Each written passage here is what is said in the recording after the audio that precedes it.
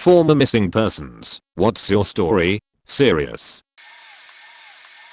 In 1975 I was a 2-year-old American child living in Iran. This was before the fall of the Shah and America was friendly with Iran. My father was an independent contractor training the Iranian military how to fly helicopters. We lived in a beautiful home in the expat part of Tehran. I was a tow-headed white toddler with blue eyes, which was a rarity in those parts.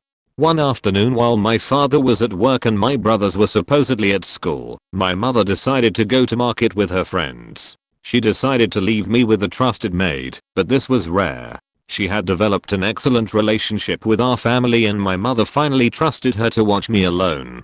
My mother returned several hours later to an empty home and went into a panic. She called my father, all the other expats, and the embassy to launch a search for me. My 2 older brothers were supposed to be in school, but had skipped to hang out at the market, smoke hash, and eat pistachios with the locals. They noticed our maid, and saw that she was carrying a child.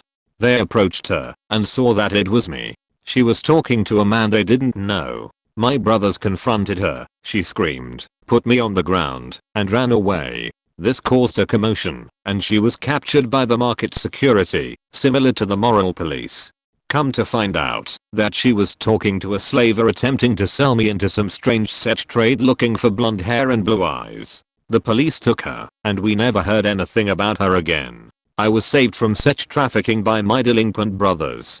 Edit. Wow, I posted this, and went to bed an hour later or so. I didn't expect it would get this many comments. A few clarifying points. I'm a man. I don't remember any of this. Because of my age, I was in my early teens before anyone told me about it, and my brothers don't give me much shit about it, but they do consider it a funny memory, probably because of the hash.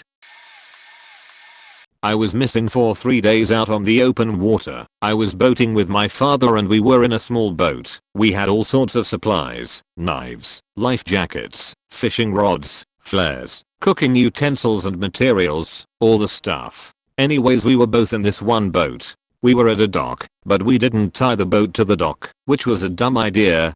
I was told to hold on to the dock so I don't flow away. I held on, but there were somewhat strong currents, and it was kind of windy. I let go. I didn't mean to. I had to. I didn't know how to swim at this time, but I started to float away. I couldn't jump out, because I would most likely drown, and I was out of sight. I panicked and just hoped for the best.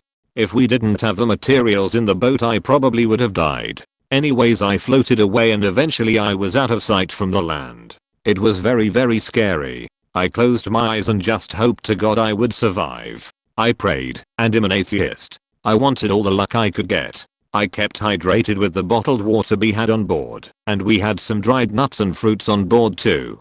I had a thermal blanket, so to go to sleep I would lay in the middle of the boat and cover myself with it. It was surprisingly warm. Anyways, I just tried to keep myself warm and make sure I didn't tip the boat for 3 days. They had boats out looking for me within 2 hours of me floating away. Eventually, they sent out helicopters. I was found after 3 days of being lost out on the open water by a helicopter. It was the scariest 3 days of my life. I apologize if this wasn't very long. I'm on mobile and it's hard to type on here. I may add on when I go on a real computer. I think there was a news report on it somewhere. I'll have to look for that. Edit 1. I should mention that the reason my dad was away from the boat is because he went to the truck to get gas, as the boat was out of gas. Hope that clears some things up. I'm going to bed now. I'll try to answer as many questions as possible tomorrow. Keep them coming. Edit 2. I'm awake now. I'm heading to school. I will start answering as many questions possible when I get home in around 7 hours. Keep the questions coming. Op will deliver.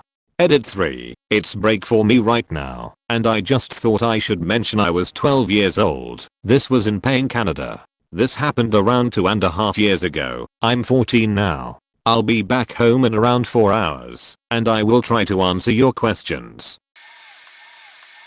TLDR, ran away at 17 because I wanted an adventure and hitchhiked from Monroe, Louisiana to Juneau, Alaska. If anyone wants to hear the story, let me know. Was gone for 2 months. Came back home when I turned 18.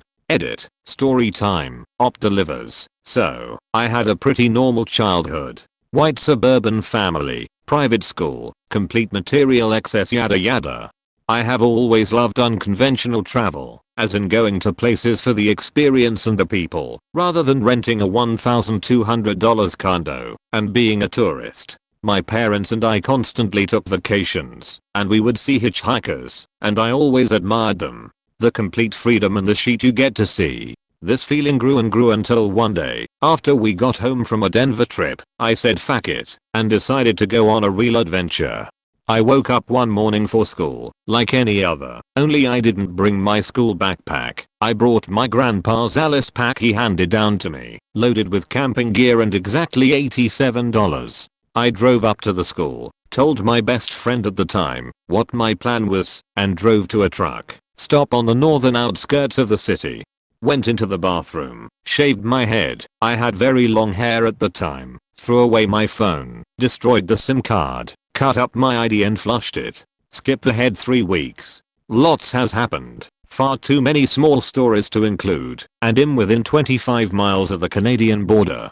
I'm not recognizable, and I've been passing off as a 22-year-old destitute, avoiding polite detection.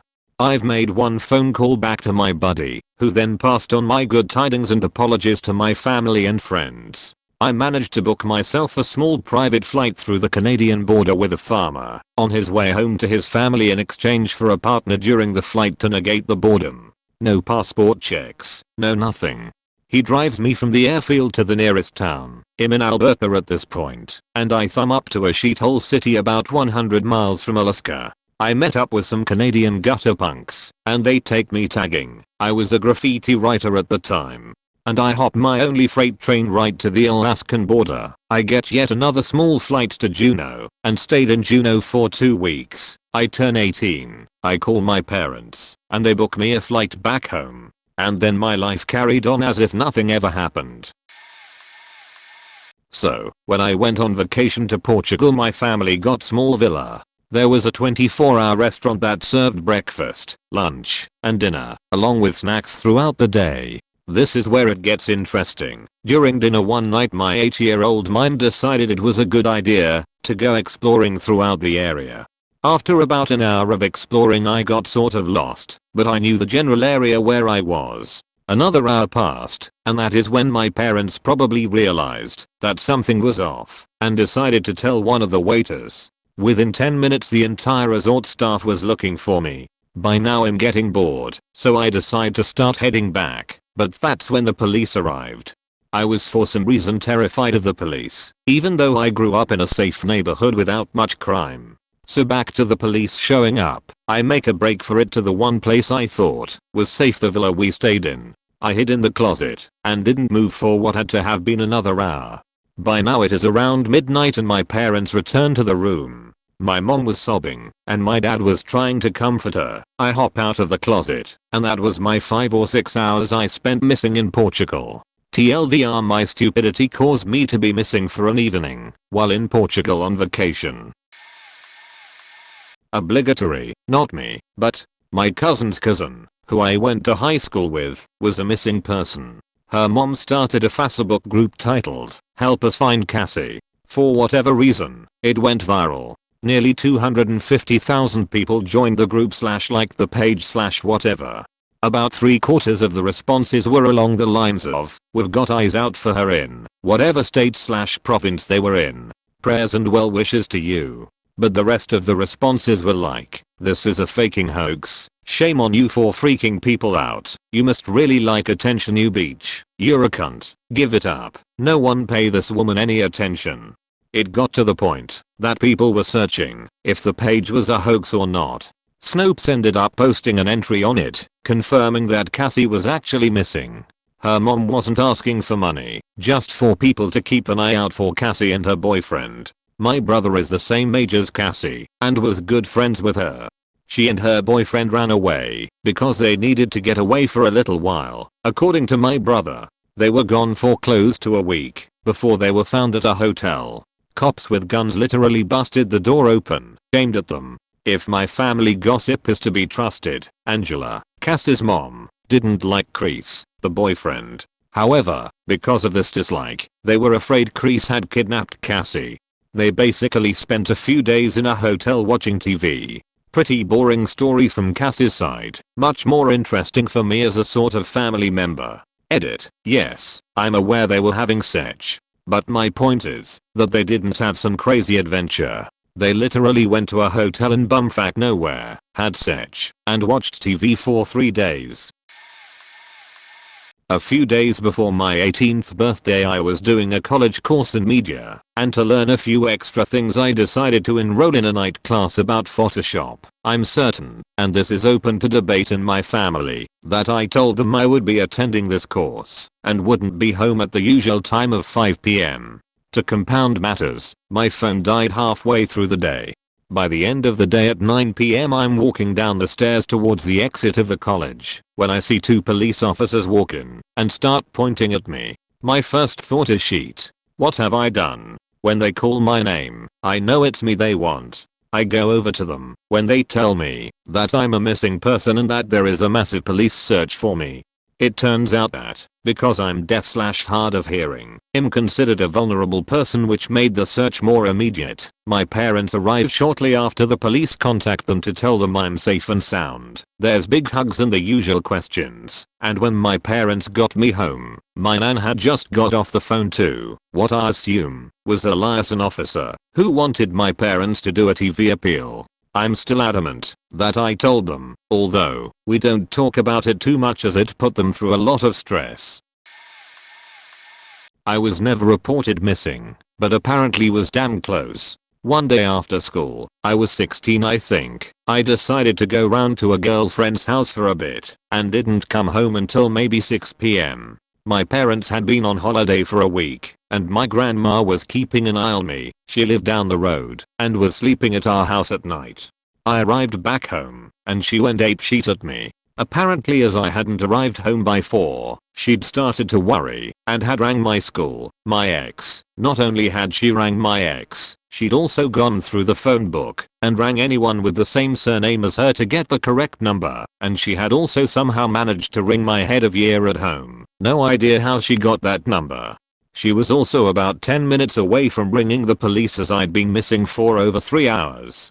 So due to this, I had to speak to my ex. Was not happy to do that, to apologize and assure her I was alive, and also go through a long chat with my head of year regarding if I was suicidal, feeling low, needed help or anything else. Apparently the answer of I was trying to get my end away wasn't accepted. What annoyed me the most was I had a mobile phone, but instead of calling me on it, I was given a 3-month-long headache of having to deal with the fallout. Ugh. My mom brings this one up all the time when she feels like making me feel bad. It hardly snows where I live, so when it does, it's kind of a big deal. I was 12 and so excited that we got about a foot of snow the past night. School was cancelled. I remember playing in it all morning, then thinking how I must try out my bright blue sled later with a friend on the hill nearby. We lived in a very quiet country neighborhood with little traffic. After calling my friend, I grabbed my trusty plastic sled to trudge out into the winter wonderland. It takes about 10 minutes to get to her house and we eagerly head to the hill. It's so awesome and we have fun for hours. After I was completely soaked through my garments and cheeks frozen, I decided to make my way home. In such a state of ecstasy from the fun I had, I hurry onward. I start walking up our drive and the snow is trashed. There are tire marks everywhere and all the ice is broken in the pool. What the heck happened while I was gone? I sure hoped everyone was okay. Well, turns out I didn't tell anyone where I was going. My parents and older brother had no idea where I had gone. They called the police and the fire department. They broke the ice in the pool thinking I had gone through the ice and died, and according to my mother they also had sent dogs trying to find me. They were pretty mad. First of all, my ex-boyfriend was a lying, abusive, conniving son of a bitch. That said, he convinced me that my father was going to kill him. Probably not true, but definitely kick him out of their house. He convinced me that the only logical thing to do was to pawn my musical instruments and hop on a Greyhound to Cleveland, of all places. He made me turn off my cell phone, lest we be tracked, and we left during the middle of the day. one overpass bus ride to Cleveland, and a night in a cheap as efficiency hotel room, and he thought we should go back. So back to court we went. He called his mom when we got close, and she met us at the bus station and brought me to my parents in a grocery store parking lot. There were cops there, as he had told her that my dad had threatened to shoot him. The cops didn't buy it, thankfully, and separated us and asked me for the whole story. I showed them the bruises and finally told them and my parents the hell I'd gone through in the past few months. I still wouldn't have him arrested for anything, kidnapping or otherwise. I swear he had me under control even then. The cops, my parents, and his, agreed not to file charges, as long as we agreed to never contact another again. My grandfather came to live with us shortly after, partially for psych help, partially for a babysitter. My mom reported me missing twice, but both times were stupid. I informed her that I would be going surfing on my birthday instead of going to school. When the school called her, she called the cops. I surfed all day long and got home about 20 minutes after the cops left, apparently. Then the same exact thing happened again the next year. That second episode landed me on a runaway list. That meant if I went missing and nobody had actually seen me get taken, the cops wouldn't file a missing person report for 72 hours. I told my mom she was an idiot and thanks for the 3 days of rap and torture. She agreed. Later when she wasn't royally pissed anymore. But my family does have an awesome story involving my grandmother, my then 8-year-old uncle, and a rabid feminist. My uncle decided one day that he had had enough, packed up his comic books, and told my grandma goodbye forever as he walked out the door. He had done that sort of thing before, but was always home before dinner, so she just told him goodbye and let him go. Dinner came and went with no sign of my uncle. My grandmother began to worry. By the time it got dark she was in full panic mode. Cops were called, neighborhoods were canvassed, phone trees were activated. Nothing. Sometime in the middle of the next morning, one of the moms of a classmate, the rabid feminist, pulls up with my uncle in the car. All she tells my grandma is that they decided to go ahead and let him do a sleepover with their son before bringing him home. My grandmother is pissed, but lets it slide. She thought maybe it was late and he was tired when they found him, so they kept him so as not to disturb anyone or something. It wasn't until the cops questioned my uncle that the truth came out. He had gone directly to play with his friend and was never anywhere else. The rabid feminist had known where he was the entire time, even when she got her call from the phone tree. Now grandma has gone next level ballistic. The cops wrote it off as a misunderstanding, and since my grandfather was active in the town's politics he convinced my grandmother to let it go. 6 months later, my grandmother is shopping in the local supermarket when she comes upon a display that says, "Support a boy. Nominate a deserving young man to win a $500 scholarship to the trade school of his choice." That night my grandmother left an anonymous note in the feminist's mailbox regarding the display. The next morning the feminist went down to the supermarket, leafleted every car in the lot, caused a major scene with the management, left, came back, and took a sledgehammer to the display. She was arrested and spent 6 months in jail and paid an insane amount of fines for contempt of court, since she decided to use her hearing as an opportunity to gain publicity for the movement. TLDR, don't fuck with my grandma. She is smarter and more devious than you, and you will not win.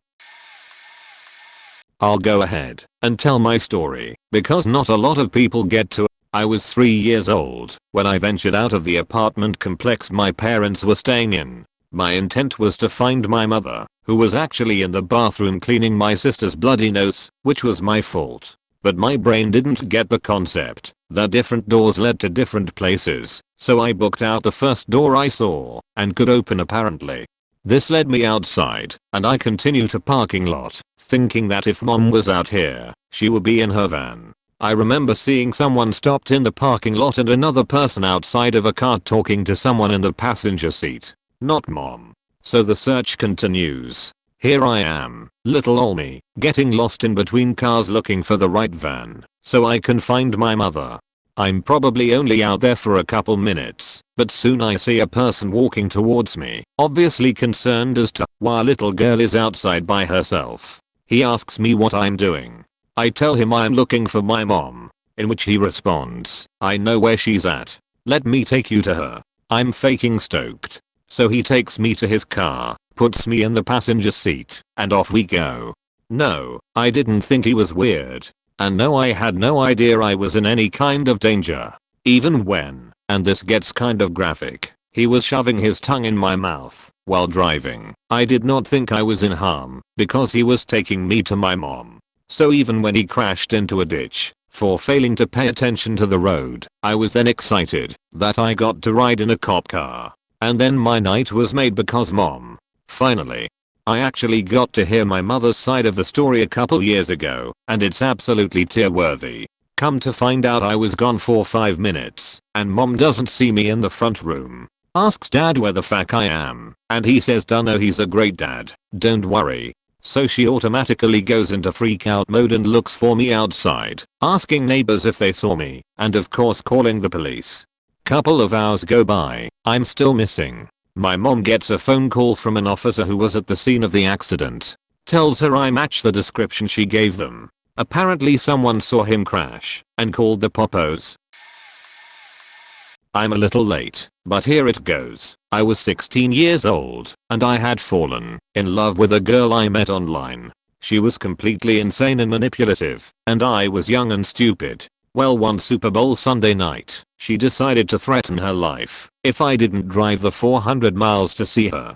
I had gotten my license roughly a month before this occurrence, so I decided I was a master of the road. My family walked over to a neighbor's house for a Super Bowl party and I started packing my bags. I was setting out to start a life with my Juliet. She lived in Mount Juliet, TN. The irony. I caught up with my family at the party so they wouldn't get suspicious, and I slipped away from the party and into the basement of the house.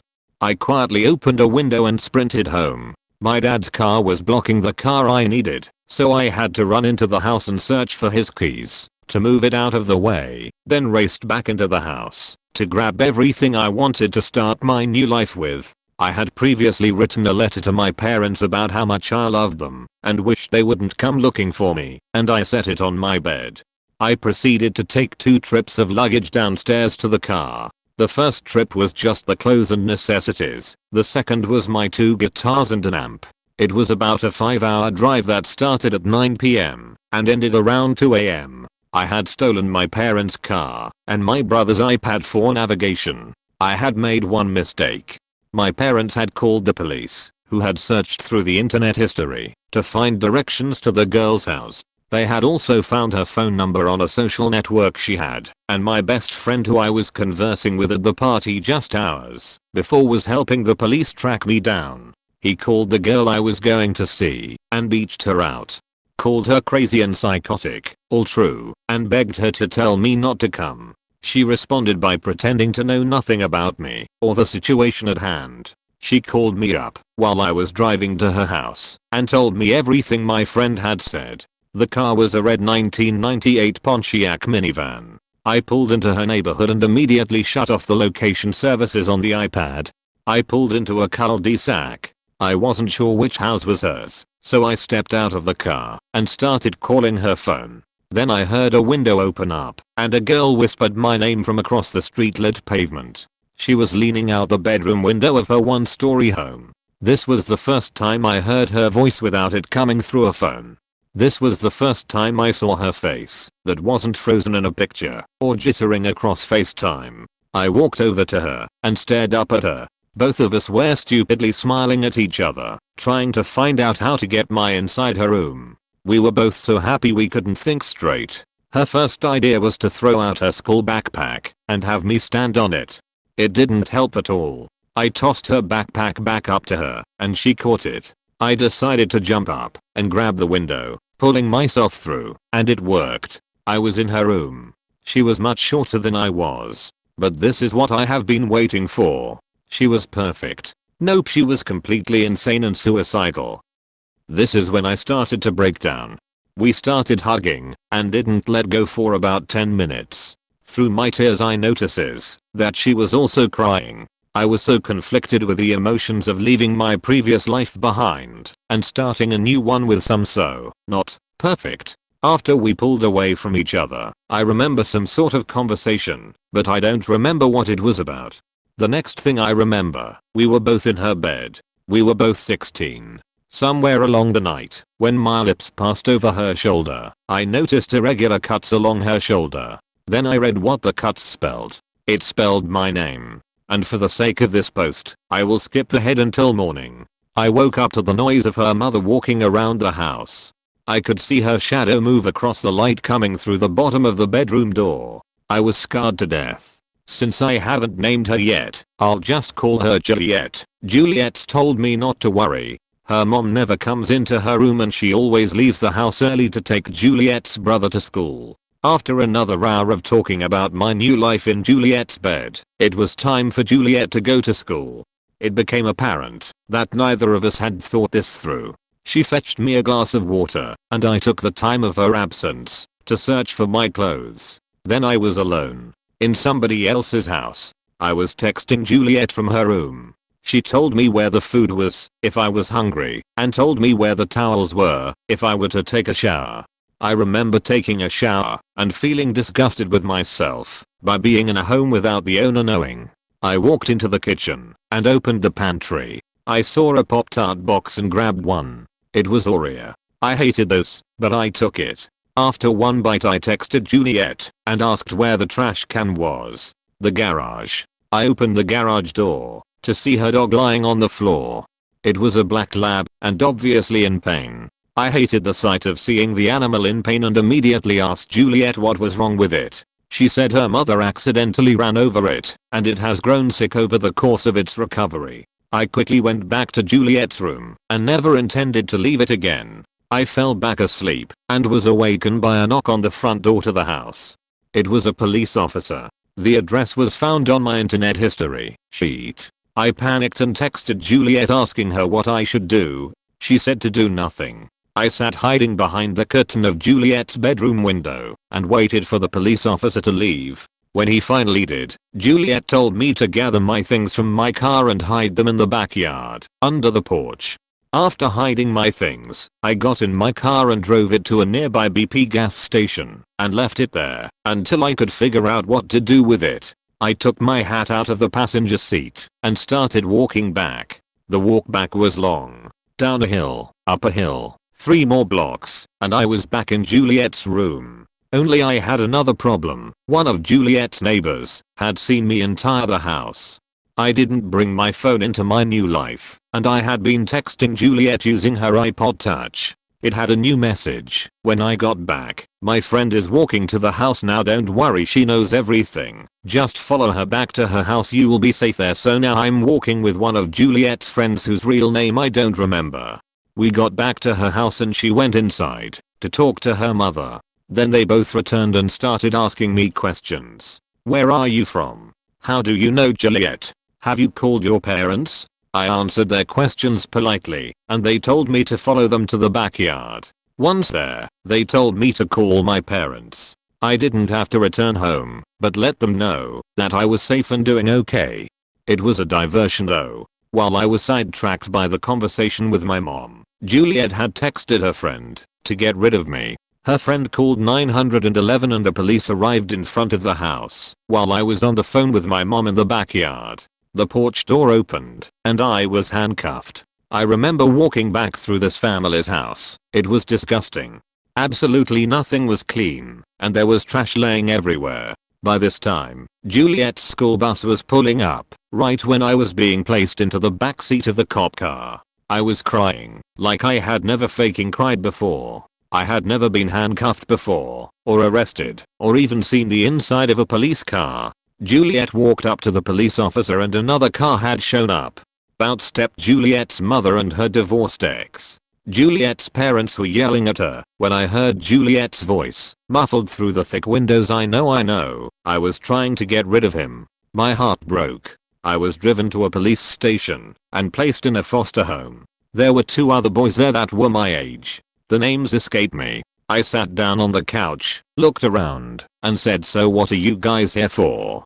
One guy was there for drug addiction. His parents abandoned him and his drug problems. The other boy I will never forget. He was 17 years old and was convicted for molesting an 8-year-old. He was hesitant to tell me why he was there, and the other boy insisted he did by saying you'll never see him again. Why not? But he sure did leave his impression. Mr. Molester was my bunkmate. I was on top. I asked the foster parents for Wi-Fi to contact Juliet, but they weren't sure what Wi-Fi was. My parents came to reclaim me the next day, as I was actually considered property of Tennessee. Until they did so, I appeared in court with more broken laws than I knew existed, but all were waived if I agreed to return home. My mom, dad, and uncle had driven up to come get me. My dad and I waited at a Taco Bell to meet Juliet's father. He was returning the stuff I had hidden in his wife's house. I told him about his daughter's suicidal tendencies and told him to please watch over her carefully. The ride home was quiet and painful with my dad. Once we were back in town, my dad had to pick up his car and once again handed me the keys to drive the current car home. On the way home I was faced with the choice of running again. That first turn to Juliet's house came and went. I got home. It was around 11 p.m. Everyone was asleep and I crawled into bed without a word from anyone. I logged onto the social network where I first met Juliet. There was a new picture of her on her profile. She was wearing my hat, the one I took from my car when I drove it to the BP. Her arm had a faded scar that read Jeff.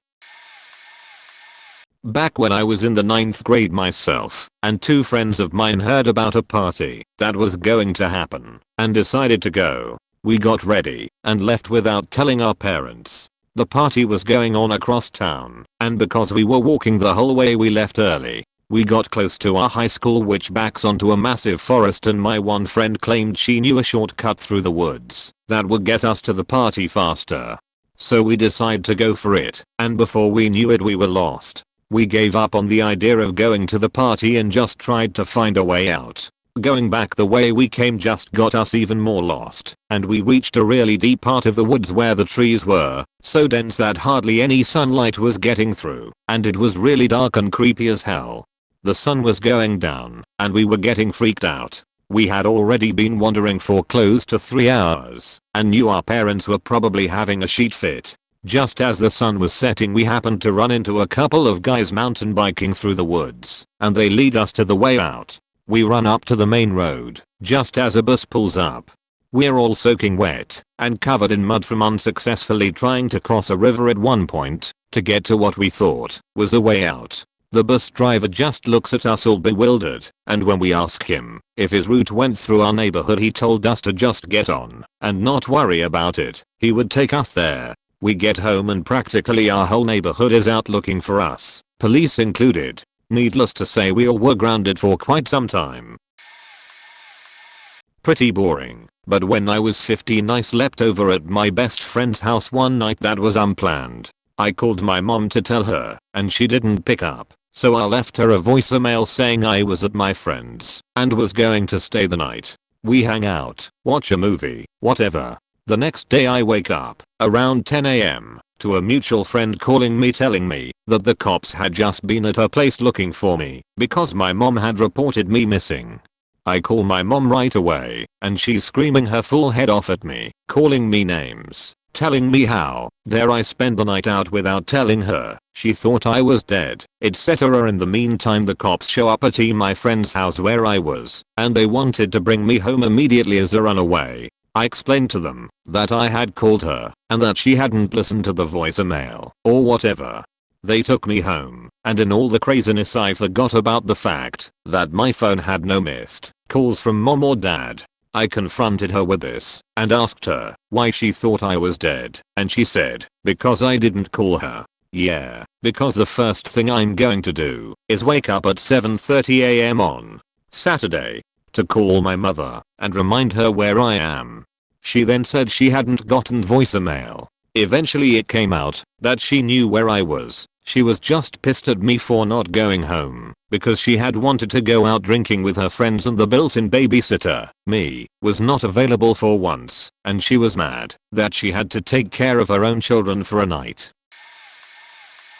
I have already posted one, but I just remembered another story. When I was 5, I caught my mom kissing her boyfriend, and at that time, I felt betrayed. I love kissing my mom. Mommy's kisses make all the pain in the world go away. Who does this faker think he is? Anyways, after feeling like I was cheated on, I packed my suitcase, which I remember contained a stuffed bear and a blanket. I left the house. It was about 10 during the winter time, so it was fairly dark outside. My mom's boyfriend then followed me out and kneeled down before me to talk about my plans for survival. After a couple of minutes, a woman drove by and stopped in front of us, asking if we were okay. I'm a small Vietnamese girl, and he is a pretty large white dude, so the sight was kind of sketchy. He calmly told her that everything is okay, and she slowly drove away. After being convinced that my idea is dumb and understanding that mommy's kisses aren't just for me, we went back into the house. About an hour or so later, a cop knocked on our door to check and see if a little Asian girl was kidnapped, and lo and behold, there was a little Asian girl in the house with this white man. Shit went down. After my mom came down and explained the situation, everything was laughed over, and I got her a small talk with the police. I didn't realize how awesome it was at the time, but I get all sappy and emotional when I think of that woman who called the cops right away and didn't give any indication that she was going to do so. If I was actually kidnapped, she might have saved my ass.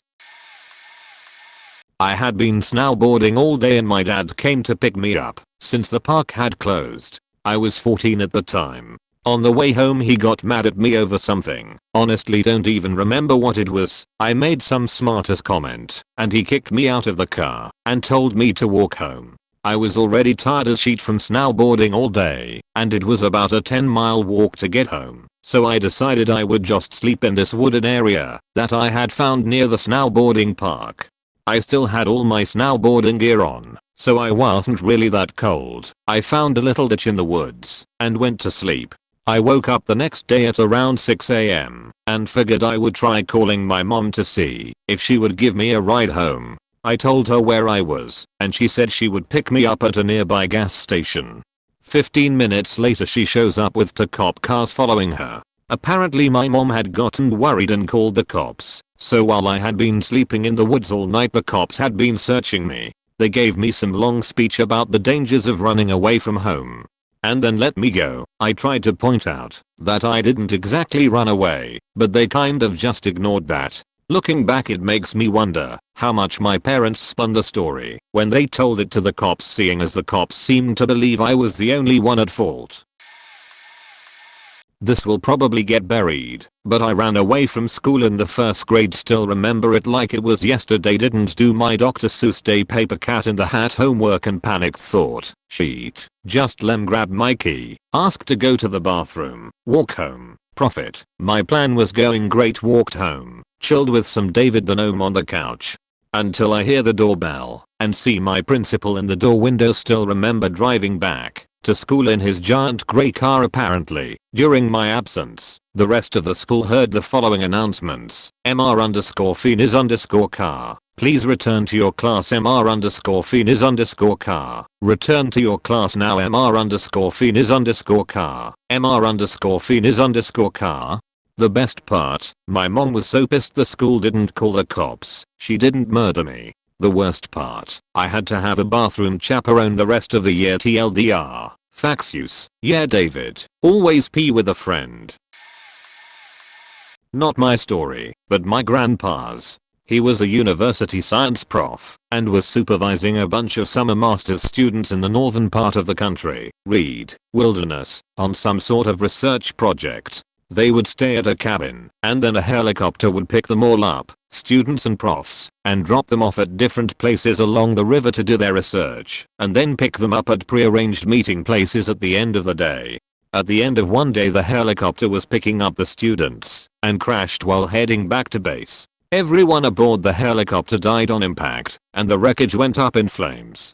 Phone calls went out, and the police were sent to inform my grandma and her 3 daughters that my grandpa had died. For some strange reason my grandpa had been missed at his pickup spot and was not aboard that helicopter. They probably would have gone back for him later that evening had they not crashed. Because this was many decades before cell phones became common, nobody other than those aboard the helicopter were aware that he was still out in the wilderness, waiting to be picked up. He waited at the prearranged spot for quite a few hours, until it became quite obvious that nobody was coming for him. He had no idea why though. At this point he started walking in the direction that he knew a logging road to be. He was quite the outdoorsy man, and was able to make his way to the road and walk along it until he eventually found someone who could give him a ride back. He arrived back at around the same point that they realized his body was not among the wreckage, but word had been sent to my grandma, who was at the time staying at their family cabin, so no phones, and was quite some ways from civilization, that he was gone. It took the police about 8 hours to find out their mistake and inform my grandma that he was in fact alive and well. This didn't happen to me, but happened to one of my good friends. One day he has a friend come into town for the weekend to visit him. His friend suggests they should try acid for the first time. They find a place they want to trip, which in this case is the old City Park golf course in New Orleans. They take the acid and start walking around, and my guess is my friend had a bad trip and decided he wanted to split up from the group. The rest of the group doesn't think anything of it and lets him go. He walks off into the darkness and goes missing. One of the guys goes to my best friend, brother of the friend that went missing, and gives him all the details. At this point my best friend knows it's serious, and we start a little search party looking everywhere we could. Spent all weekend looking for him and couldn't find him or have a single lead on where he may have disappeared to. They have a walkthrough with one of the guys he was with. They clear him and leave the investigation open. He stays missing for at least 2 weeks. One Friday, a jogger found his body in a canal. There was no foul play involved or anything. He had just fallen and couldn't swim. Single-handedly the lowest point in my life. Moral of the story: if you're going to do acid, please trip responsibly. Not exactly missing persons, but could have ended up worse if my parents hadn't gone to check on me. Tired of my father's tyrannical rule and his irrational order for no ice cream after dinner, I decided I had had enough. The time to act was now, and something had to be done. I told him I was running away. He said something like, "Don't do that, it's not safe," but he didn't take me seriously, so that was it. This was my chance. I recalled all the cartoons I had ever seen that covered what to do in this situation. It seemed the standard course of action was when someone ran away, they tied all their belongings up into a red handkerchief or long stick and carried it over their shoulder while they walked. I was well prepared in the handkerchief department. My mom had a few, and she let me play with them, so I knew where they were. I entered my parents' bedroom, acting casual, and opened the drawer where the handkerchiefs were kept. My mom, with her back to me, was folding laundry on the bed. "What are you doing?" she asked without turning around. "Getting the big red handkerchief to play with," I lied. Playtime was over. I was dead serious. "That one is in the dirty laundry. Can I go get it?" "No. Just get a different one." "Shoot." The one I wanted, the perfect one to execute my plan, was too heavily guarded. The hamper was in the closet behind us. I would have to make do with the smaller red one. No other color would do, even though the smaller red one was the smallest one. Oh well. A few less possessions wouldn't matter. I grabbed my second choice and, casually, turned to leave. "Wait," said my mother. "Oh no." Thwarted. I turned to face her, ready to be halted in my quest. "Close the drawer if you're finished." I silently relaxed. Crisis averted. I closed the drawer and slipped away before she asked any more questions. I proceeded to my room to gather belongings, but ran into a slight problem while attempting to pack. I couldn't fit the copious amounts of stuffed animals, my prized possessions, into a handkerchief, let alone the small red one. I selected my current favorite and decided to come back for the others once I had found my new home. I grabbed a pair of underwear and sneaked into the kitchen for a package of crackers. It was a tight fit, but I managed to tie it all together. Now for the stick. The stick. I had forgotten all about the stick. There weren't any large trees by the house, so there were no sticks to collect in the immediate vicinity. Crushed, I decided I would carry the handkerchief sack until I found a suitable stick to tie it to along the way. I was ready, and it was now or never, because bedtime was approaching, and if I didn't leave soon I was going to get caught and be put to bed. I calmly and casually walked down the hall to the door, being careful not to make a sound as it opened. It was around 8 p.m. in early fall, so the light of the day was mostly gone, but it was not completely dark yet. I gingerly shut the door behind me and was off. I made it down the street to the corner before my dad caught up with me and led me back to the house. He seemed worried but slightly amused, which did not ease my annoyance at being caught.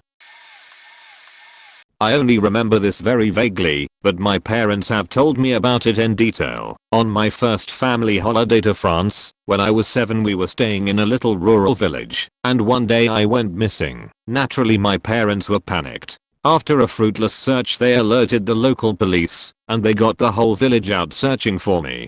After a full day's searching in the evening they found me at the bottom of a disused well, which I must have fallen into. It was dark and dank and there was no way I could have got out by myself. Here's the weird thing. Apparently, despite my minor injuries and being trapped all day, I was very cheerfully playing with the rocks and debris I'd found in the well. My parents tell this story when they want to convey to anyone what a strange child I was. She wasn't scared at all. She was 7, in a foreign country for the first time, trapped in a deep dark well, and she was absolutely fine. That's not normal. I concede it is not normal, still I'm quite proud that my lack of common sense was so thorough that I thought it was an adventure rather than anything frightening.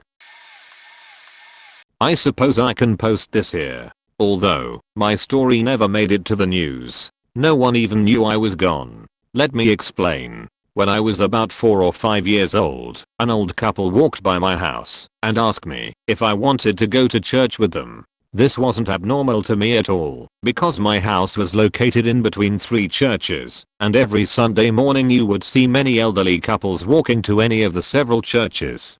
At this age, I also found it difficult to differentiate between other old people and my grandparents. So as the happy giddy child I was, I said yes. As it turns out, I was being taken to a Baptist church to be baptized. Of course, I had no idea what the hell was going on.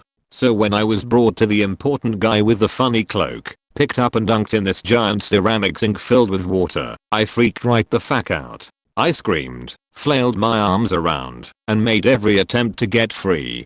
The preacher, or minister, whatever the main Baptist dude is called, gave me a look of disgust. The crowd or audience was baffled and awed. Little old women were covering their mouths. The next thing I remember is the priest dude standing there talking with the old people that took me. Then they took me home thereafter. I didn't remember this until I was about 23 years old. I asked my mother about it, and she had no idea I was even taken. That is when I realized I was freaking abducted by old people to be baptized.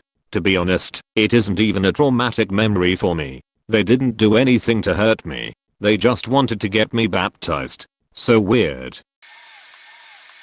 My mother purposely tried to lose me in a grocery store when I was 7. I was with my mom, my older sister and my disabled sister. When I was a child my mother would go to the store when she was bored because it was the only place she could take us. She's tried taking us into a casino, then tried leaving us in the car, but got in trouble with the law. I remember looking at the cereal boxes and reading the back of them when my mom just disappeared. I freaked out and screamed for my mom until a cashier saw my mother leaving the store and ran to my mom with me in her arms. When I hugged my mom I remember my mom giving me the nastiest look and saying, "You should have just faking stayed. I don't need you." It faking hurt knowing my mom wanted to lose me on purpose. My mother's shitty attitude and bad parenting has cost her though. I faking dislike my mother and don't want any communication with her, yet she continuously questions why all her children refuse to talk to her. We just don't need her in our life.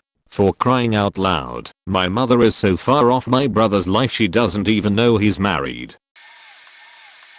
One time on a youth hunting trip, I was 11 years old. I kept falling asleep while scouting for elk, so my grandpa dropped me off at 9 AM to take a nap while he continued scouting. He left me where we were supposed to meet my dad and brother the next morning. Lunchtime rolls around and there is no sign of my grandpa. Dinner comes and goes, and yet there is still no sign of my grandpa. Around 9 PM, it starts drizzling, so I put my jacket hood up and tighten it to try to conceal my face. Keep in mind that I had no tent, no food, no anything. Just my rifle, my jacket, and the clothes on my back. At first, I thought my grandpa was just testing me to see if I could make it through the day alone. The rain eventually progressed into ping-pong-sized hail balls, so I huddled next to a tree while trying to avoid being pelted by the hail. It finally stops around 11:30 p.m. I remember that I have a box of matches and a granola bar in one of my pockets, so I start a fire and eat half of my granola bar. I finally make a bed surrounded by heated rocks from the fire and use my jacket as my blanket. It was one of the worst nights of sleep in my life. Morning finally rolls around, and I don't know what to do. Keep waiting for my family to show up, or start hoofing it to a road and try to find someone who can help me out, like a park ranger. I choose the first option for the fort couple hours. I eat the other half of my granola bar for breakfast, and then decide around 10:30 a.m. to make my getaway. I find a main road after about an hour of hiking and start walking down it with my rifle. 30 minutes of walking goes by and I hear a car around the bend in front of me. I start going over the script in my head of what had transpired when I notice that the Suburban looks vaguely familiar. It was my dad, my grandpa, and my brother. Out of everyone out there hunting, I just happened to come across them first. It turns out, when my grandpa and I were headed to the campsite, we missed a turn and ended up in a completely different area, hence why my grandpa couldn't find the right spot. TLDR, my grandpa lost me in the middle of the woods, and I spent the night huddled under my jacket surrounded by rocks, while making it through rain and hail. Hike out the next morning, and found my dad. Edit. Looking back, this was one of the first big signs of my grandpa's onset of dementia. I was 8 years old and my parents, sister, brother, grandmother, and I went to the Dominican Republic. My sister was 16 at the time and used to ride competitively. When we had arrived, we went around to different booze picking excursions. The two of us signed up for a 3-hour horseback riding / beach barbecue trip. The day of, we go meet the woman we had signed up with. It's just she and us. She says we are meeting the rest of the group at the beach. She then proceeds to take us through the shadiest side streets, complete with huge dogs scaring the fuck out of our horses. She took us through the slums to get to the beach, and I may have only been 8, but I remember thinking that these views didn't seem very vacation-y. We show up to the barbecue and it's about 6 local grown men just getting hammered. One of them was the woman's boyfriend. We don't really think anything terrible is going on. We just think we signed up for a really shitty excursion. There wasn't really any food and they keep trying to get my sister to drink with them. Finally they start getting aggressive and demand that she dance with them. The woman starts talk them down. It starts to get dark and the trip was only supposed to be 3 hours. Now this was about 15 years ago and you really weren't supposed to be outside the safety of the hotel past dark. Things got really rough at night. This had been beaten into our heads all week, so we are really starting to get anxious. It's easily been 5 hours and we were most definitely supposed to be back at the hotel by now. I don't remember much of actually being at the barbecue, but I do know when things start to get really clear for me. My sister gets all worked up as these guys are trying to dance on her, and she's yelling to the woman, "We really need to go home now." And one of the guys looks at us and says, "You're never going home again." And that's when we nope the fuck out. My 8-year-old self is lucky that my sister has balls of steel cause she saved ours that day. We said we had to go to the bathroom. They told us to go behind a shed and sent a dude to stand guard around the corner while we did so. My sister untied one of the horses from the shed, put me on, and we were off. She knew we'd never be able to get back the way we came, but our hotel was on the beach, so we just headed the way of our hotel in hopes we'd find it. We'd probably been gone for about 6 hours by now, and it's well into the night. We got about 3/4 of the way there with no issues, but we eventually ran into men patrolling the beach with machine guns, a common practice at the time, just one of the reasons you're not supposed to be out. They stop us, and it went like this: "You Americans aren't supposed to be on the beaches at night. We know, we are just trying to get back. I don't have to let you go. Please, we are just trying to get home. What can you give? We don't have anything. I want that horse. Take it, it's not ours. We dismount, give the horse over, and walk the rest of the way to our hotel. While all this is going on, my mother had gone to the front desk to see when we would be back, because it had been longer than 3 hours. "Hi, just checking when the horseback riding excursion will be back." "Ma'am, we don't have a horseback riding excursion." Needless to say, my mother freaked the fuck out. By the time we walked into the lobby several hours later, my mother had contacted the US Embassy. She was talking to local authorities, and my grandmother was praying the rosary. My brother was convinced we would be fine, and was getting drunk in the hotel club. Turns out, this woman and her boyfriend were scam artists who had escalated to some more serious offenses. I know they were arrested, but being 8 I don't really know what their exact story was, and my mother really doesn't like to talk about it. TLDR, got scammed into a shady excursion in the Dominican Republic, was told we were never going home, stole a horse to escape, bartered a horse with a man carrying a machine gun, made it back to the hotel after the US Embassy was informed of its missing citizens. People got arrested. This is going to go unnoticed, but, oh well, I want to tell it anyway. My family had just moved, and honestly, it wasn't a good area. The neighborhood is bad, and is barely lit at night. I wanted to finish up high school in my original hometown, as well as continue working my part-time job, so I was willing to commute an hour with the bus system to get there. Of course, on the first day of me riding back home I got lost. It was evening by the time I had departed for home, and it was incredibly difficult to see where my stop was. I had forgotten the street name and the stop number, and I had been solely relying on my side memory to guide me. Well, the bus I was on did its rounds once, twice, thrice, and then finally, pulled over on a dark road, smack dab in the middle of a forest. I had no idea where I was, but the bus driver told me I had to get off, since the bus was no longer running, and it was time for him to go home. I hadn't a choice, and wandered in the general direction of where I thought home was. I don't remember how long I walked. All I remember was feeling scared and overly attentive to my surroundings. Every shadow felt like danger, and I jumped at the slightest suspicious sound. And that's when I saw a police car. I don't think I had felt more happy in my life to see those red and blue lights signaling me down. "Good evening, would you happen to be Chinkerhill?" I was surprised he knew my name, and that's when it dawned on me. My mom had reported me missing. I don't think I could have been happier to be found. She had driven around the whole neighborhood, frantically looking for me, and fearing the worst. When she had found no trace of my whereabouts, she called the police to report me missing. Turns out I had been walking and searching for home till 2 AM. Now I always triple check my travel plans before I travel around anywhere new. Least I have the same thing happen to me twice. I had just moved from a small village in India to the US when I was 5 and didn't know a word of English except for Santa Claus, and I guess that doesn't even count since it's a name. I only knew Santa because it was Christmas time and his face was everywhere. Anyways, I was at the mall with my mom and aunt, and little me had never been inside of a mall before. I remembered being fascinated with everything in sight. One thing that caught my eye was a suitcase with wheels. No idea why, but I had never seen anything like it, and I just had to get a closer look. And so I ran away from my mom and aunt and went to the rolling suitcases. I was in awe. So much so that I just had to show it to my mom, but I couldn't find her in the store.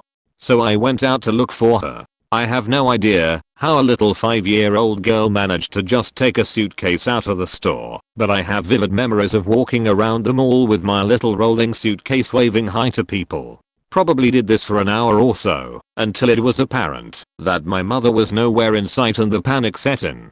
I started crying while walking aimlessly with my little suitcase. People noticed, notified security, and they started asking my questions. I have no idea what they said, since I didn't speak English at the time, but all I kept blurting out was Santa Claus, since that was the only English I knew back then. They brought me a little statue of Santa Claus in hopes of comforting me. Anyways, I eventually found my aunt through looking at the videos of the security cameras. I was never reported missing. My mom thought I had gone with my aunt and my aunt thought I had gone with my mom. To preface, I'm mixed. My father is black, and my mother and sister are white. My parents got married when I was 3 years old and my sister was 5. My father raised my sister as if she were his own daughter. He was in the military and had to go to South Korea without us for a year. My mom started cheating on him at this time. When he returned to Texas, where we were living, he got assigned to a position in California. My sister, who was never formally adopted by my father by her own wishes at the time, and I went to live with my dad in California, while my mother stayed in Texas. When we went to visit my mom during the summer, when I was 9, she kept us and sent us to our grandmothers, who lived in Las Vegas. I was really young at the time, so I didn't know that my dad didn't know where we were. He would call my grandmother and ask her if she had seen us, and she'd lie and say she hadn't. When we were in the next room over, my grandmother told my sister, who is 2.5 years older than me, that she should write our family members letters just to say hello, or to let them know that we weren't dead. Take your pick. Unbeknownst to my grandmother, my sister wrote a letter to my dad with a return address on it. He showed up with the cops the day after he received the letter. He got on the fastest plane available. I remember being fascinated because he told me it was a cargo plane full of soldiers. At this point, we had been in Las Vegas for so long that we were enrolled in school and I was just about to sign up for Girl Scouts. Can you imagine the anguish a parent must feel at not knowing where his or her children are, or if they are even alive? It makes me so sad to look back and see how naive I was to the whole situation. I went back to California with my dad, but my sister had to stay in Las Vegas with my grandma and mom, who had just moved there. Believe it or not, my parents tried to work it out after all of this, and for a while they seemed like they were going to make it. My dad, being the easygoing guy that he is still friends with my mom and is on good terms with my grandma.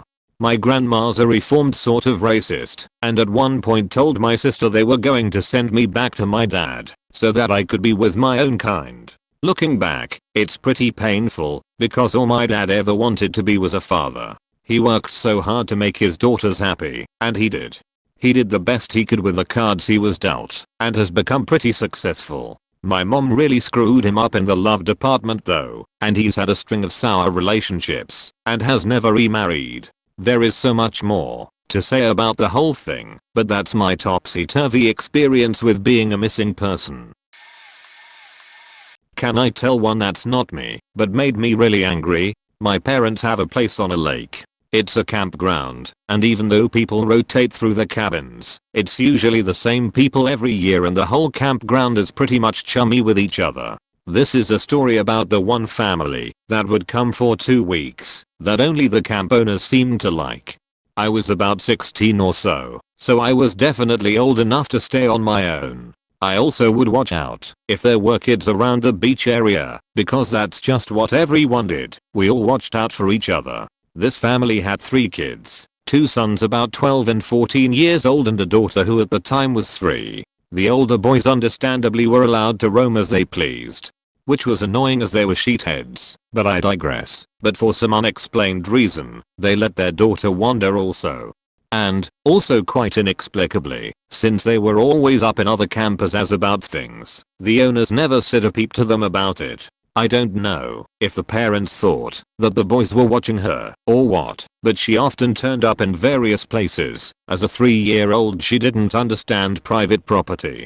On this particular day, it's unclear exactly how long the girl was missing for total. All I can remember is lounging around reading, or whatever 16-year-old me was up to until I was suddenly interrupted by pleas for help. Since we all help each other there, I and everyone else around quickly went to see what was wrong. The mother was freaking out because no one had any idea where her daughter was, nor could anyone recall seeing her in recent hours.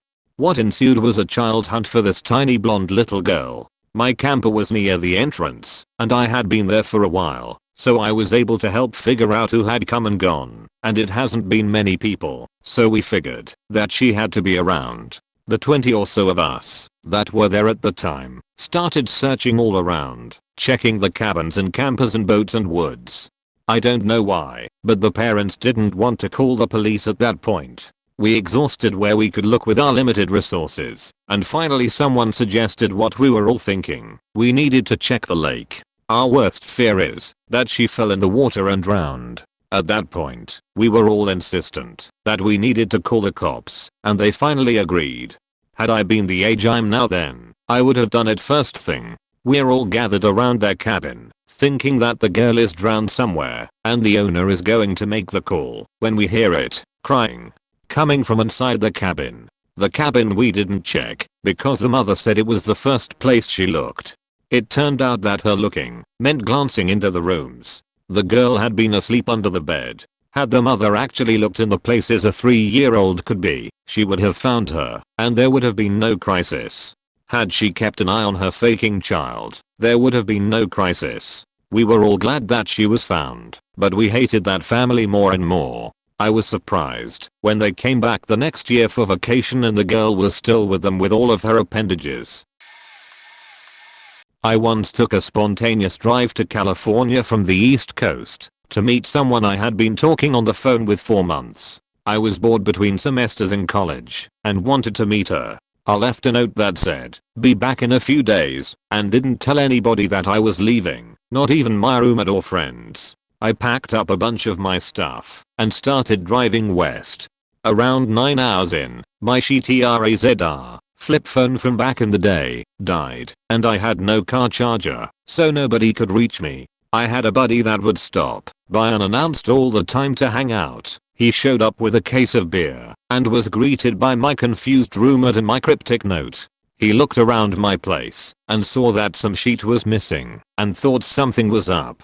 Not knowing if I had gone home, he called my parents, who had no idea where I went. They panicked and filed a missing persons report. By then I was halfway across the country. I had a credit card that my parents didn't know that I had, which have me lots of points for gas, so I used that card almost exclusively during the trip. For some reason it didn't work at one gas station in Ohio, so I used my debit card there, which my parents knew about. My parents had the cops check my card history and they saw that I used my debit card in Ohio. I have an estranged family member that lives there. They thought I visited him. They called him in a panic and he didn't have any idea where I was either.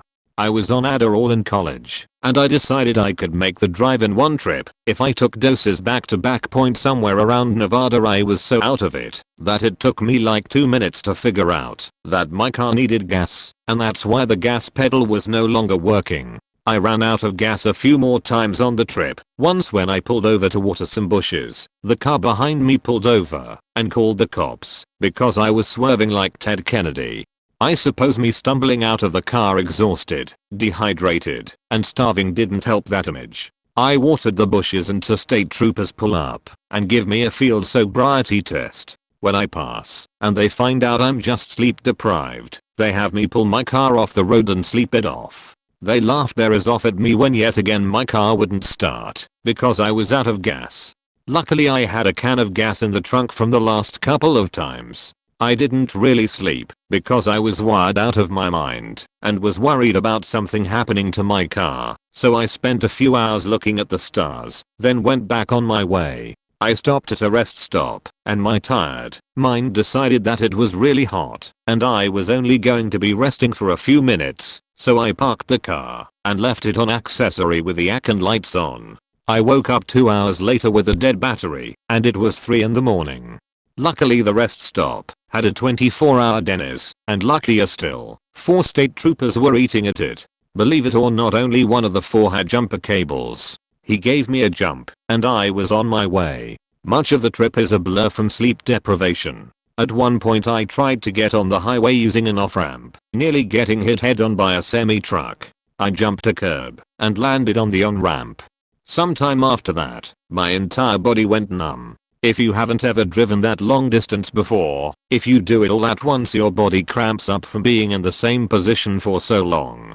The lack of pain, combined with the exhaustion and amphetamine psychosis, Adderall is still half in your system when the effect wears off. So chaining doses means each new dose was like 1.5 doses, and when you take too much you start to go crazy. Caused me to hallucinate that I was not in my body anymore. For a few minutes it felt like I was floating above myself, in control but from a distance, like playing a video game, almost. At one point in my hallucination, the yellow lights on the sides of the front end of my car, combined with morning fog, looked like fire and smoke, and I thought my car was on fire. I was only dissuaded from this when I looked at my temp gauge and that looked normal. A few hours later, I get to my destination. It ends up being a trailer in a trailer park. The lot is full of trash, no grass, lots of dead appliances. There is a dead van in the front yard, with an extension cord running from the trailer to the van. Turns out that was where her neighbors lived. The trailer had no windows, just holes in the walls with blankets draped over them.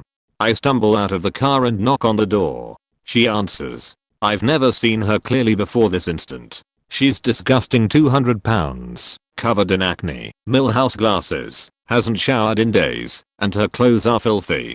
I waited until she went inside to gather her things, and then I ran faster than I ever have in my life to my car, and burned rubber getting out of there. TLDR, drove across country without telling anyone to meet a hill troll, and left after less than 10 minutes. I dodged a bullet. It turns out she was a con artist that catfished a bunch of people. I was saved by my vanity. I had no idea I was lost for what it's worth. I was 12-ish, and it was my first flight alone. It was a really short leg, San Jose to Seattle, and I was just meeting my dad to then take a flight to the East Coast. Inaho, the airline, who shall remain nameless, because I don't remember, failed to scan my ticket as I got on the plane, so when my dad called the airline to confirm, they had no record of me being on the plane. He called my mom, who said she was positive I went through security. She didn't have a ticket, so she couldn't go past security. I think this was in 2002. So as far as my family knew, I had been kidnapped by someone between security and the plane, which if memory serves me right was all of like 300 feet. Small airport. As soon as the plane docked, some guys boarded the plane, calling for me. They were in a uniform of sorts, security probably. They escorted me to my dad, and we then took one of those cool little carts that have the flashing light on it, and I got to ride it clear to the other side of the airport, where I caught my connecting flight to Baltimore. I'm pretty sure an internal memo got sent out because of me, and I think we got a free ticket too. Good times. TLDR got onto plane, escorted off said plane by security officers, and rode in one of those golf cart sort of things. My family had just immigrated to the US in 1980 and managed to find an apartment in a bad part of town. I had not yet been born at the time when this happened. My two older sisters, 4 and 2 at the time, were racing each other to the car while my parents were packing up my newborn sister. The oldest, we'll call her Judy, had reached the car first with my other sister trailing behind. All of a sudden, an older man pulls up and grabs Judy into his car and speeds off. My other sister immediately runs to my parents walking down the stairs and tells them Judy's been taken. My mom goes ballistic. She starts sprinting down the street as my dad packs everyone else in the car. He races to my mom, who's already gotten a few blocks down, and tells her to hop in. They furiously drive around looking for the man's car. After scouting the blocks without luck, my parents decide to drive to a gas station to have them call the police. By now, my parents are crazy, both yelling and crying. My parents didn't know a lick of English at the time and had trouble getting through to the gas station attendant. Luckily, a woman nearby was listening to the conversation and was able to translate between Vietnamese and English. They called the police and a massive search party was sent out to look for my sister. About 12 hours later, they locate my sister at another gas station 2 cities away. According to Judy, she didn't remember much about the man other than how he immediately sat on her when he grabbed her into the car, probably to prevent her from fighting back. He later moved her to the passenger seat while driving. My sister is naturally talkative, so she started chatting up the man, while not entirely realizing the situation. She said after driving for a long time, he dropped her off at the gas station and sped off. I'm guessing her conversations humanized her, which started eating at his conscience. After that, she says she remembers crying for my parents at the gas station. The attendant found her and called the police. He also let her have all the candy she wanted while they waited for the police to come, which was apparently a dream come true for her at the time. Luckily, she was reunited with my family without even a scratch. TLDR, my sister gets kidnapped, returned, and free candy. My dad was a missing person for about 6 months, starting in late 1989, so I was 3 or so at the start of it. He has bipolar disorder, but he was doing well, working his job at a military base when his bipolar meds inadvertently got sweated out of his system after a few days of working outside on an airstrip in the sun. As his med levels began to taper and his bipolar symptoms came into play, my mom began to notice gradual changes in him. Basically, he cycled through depression and mania, and ultimately began having paranoid thoughts, many of which we didn't know about at the time. One example I remember well is that he came home from work to find me in the living room watching Lassie and yelled at me for watching such filth. My mom, looking back, said the only signs she noticed were that he quoted religious ideas more often than normal and bought himself a lot of dress shirts. All of this is just to say that over the period of a few weeks, these things seemed innocent enough, though a bit odd. So here's the start of him becoming a missing person. It was the weekend, and he told us he was going to run up to the gas station for a second. Well, that second turned into an hour, and so on. After it became apparent that something was wrong, my mom drove his route to the gas station, spoke to clerks, and once the police would open a case, she gave them all his details. A search ensued, but he wasn't using his credit cards or calling anyone he knew, so there wasn't much to go on. My mom drove our whole state several times over with me in tow whenever she could, searching for him or his truck. About 8 weeks since he went missing, some of his family from out of state who had also been keeping watch in case he tried to go to them ended up finding his truck in a swamp. The truck had been damaged as it crashed into the swamp, and with no sign of him, my mom feared the worst. About 4 to 5 months later, we were contacted by our local police saying they were looking into a John Doe who was found wandering across the interstate in North Carolina, states away from us, and the abandoned truck. A good Samaritan picked him up and took him to the police station. My dad wasn't forthcoming with his details, but the NC police went back to where he was found and located his wallet and jacket folded and placed on an interstate divider. My dad was monitored closely in a mental health institution for an additional few months, while his medication levels were regulated. He came home to us, and since then, he has been largely incident-free. A few medication readjustments have been needed over the years, but all were done via inpatient monitoring. Honestly, I can't be more proud of my dad and my mom for being super vigilant regarding his meds and overall health. To be sure, him going missing was super fucking traumatic for all of us. 4x, after he returned home, I'd throw a tantrum and physically wrap myself around his leg anytime he headed for the door. But it is hard these days to feel super sorry for our situation, because our outcome is a textbook best case scenario. Especially considering his job provided good mental health insurance coverage at the end of the very decade that has become a notorious for the decline of mental health services. Oh, and my dad is still not very clear on what happened to him, or what he did during those months that he was missing. Either that or he's just not telling. I sometimes wonder where my half-siblings are. Oh, I have such a good one, and it's so late to the party. I thought my wife was missing in Belize. We had arrived after a red-eye flight, through connections, in about 17 hours. We got to the small K, Ambergris K, if you're interested, and checked into our hotel. It was paradise, the best hotel and experience I've ever had. We were introduced to the staff, given some drinks, escorted to our wonderful room, where we found a bottle of the local rum. Being the smart people we were, we decided we'd have some drinks with this newfangled rum. We ended up downing the bottle. I ended up passing out. My wife was laying out in the front patio soaking up some sun. I wake up around 3 hours later and it's dark. I call out to my wife, no answer. That's normal, she is a heavy sleeper.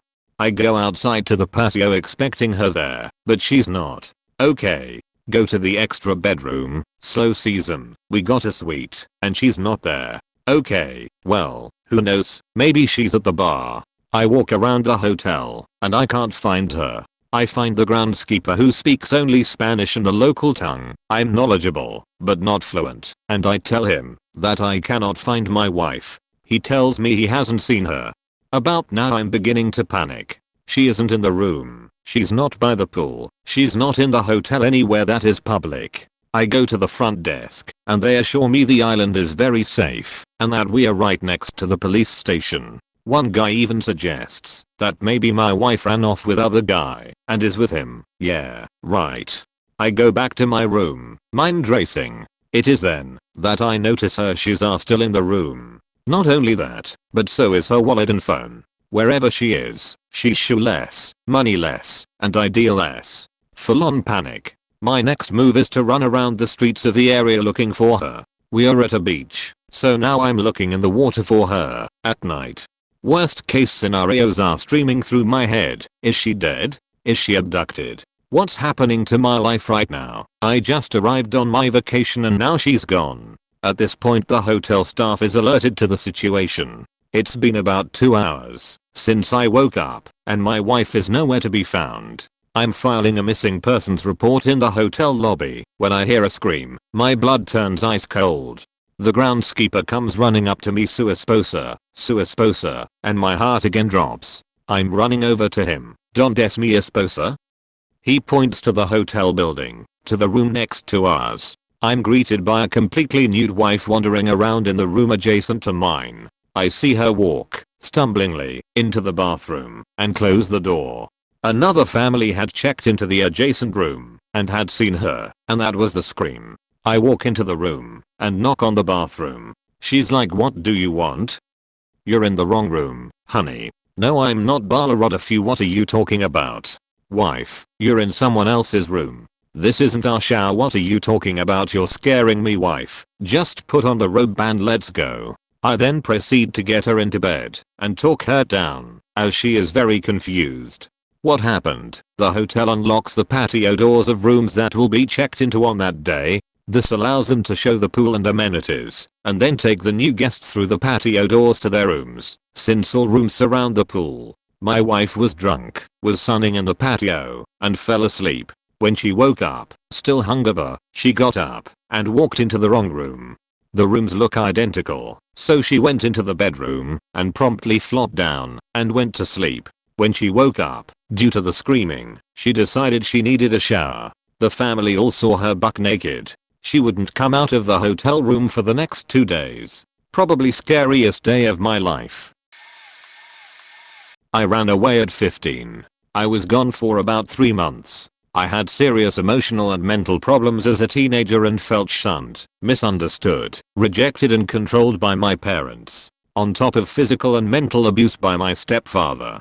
I literally up and left one day. I arranged to stay with a friend for a bit, but she couldn't let me stay there at her house forever. She lived with her grandma and had a newborn baby.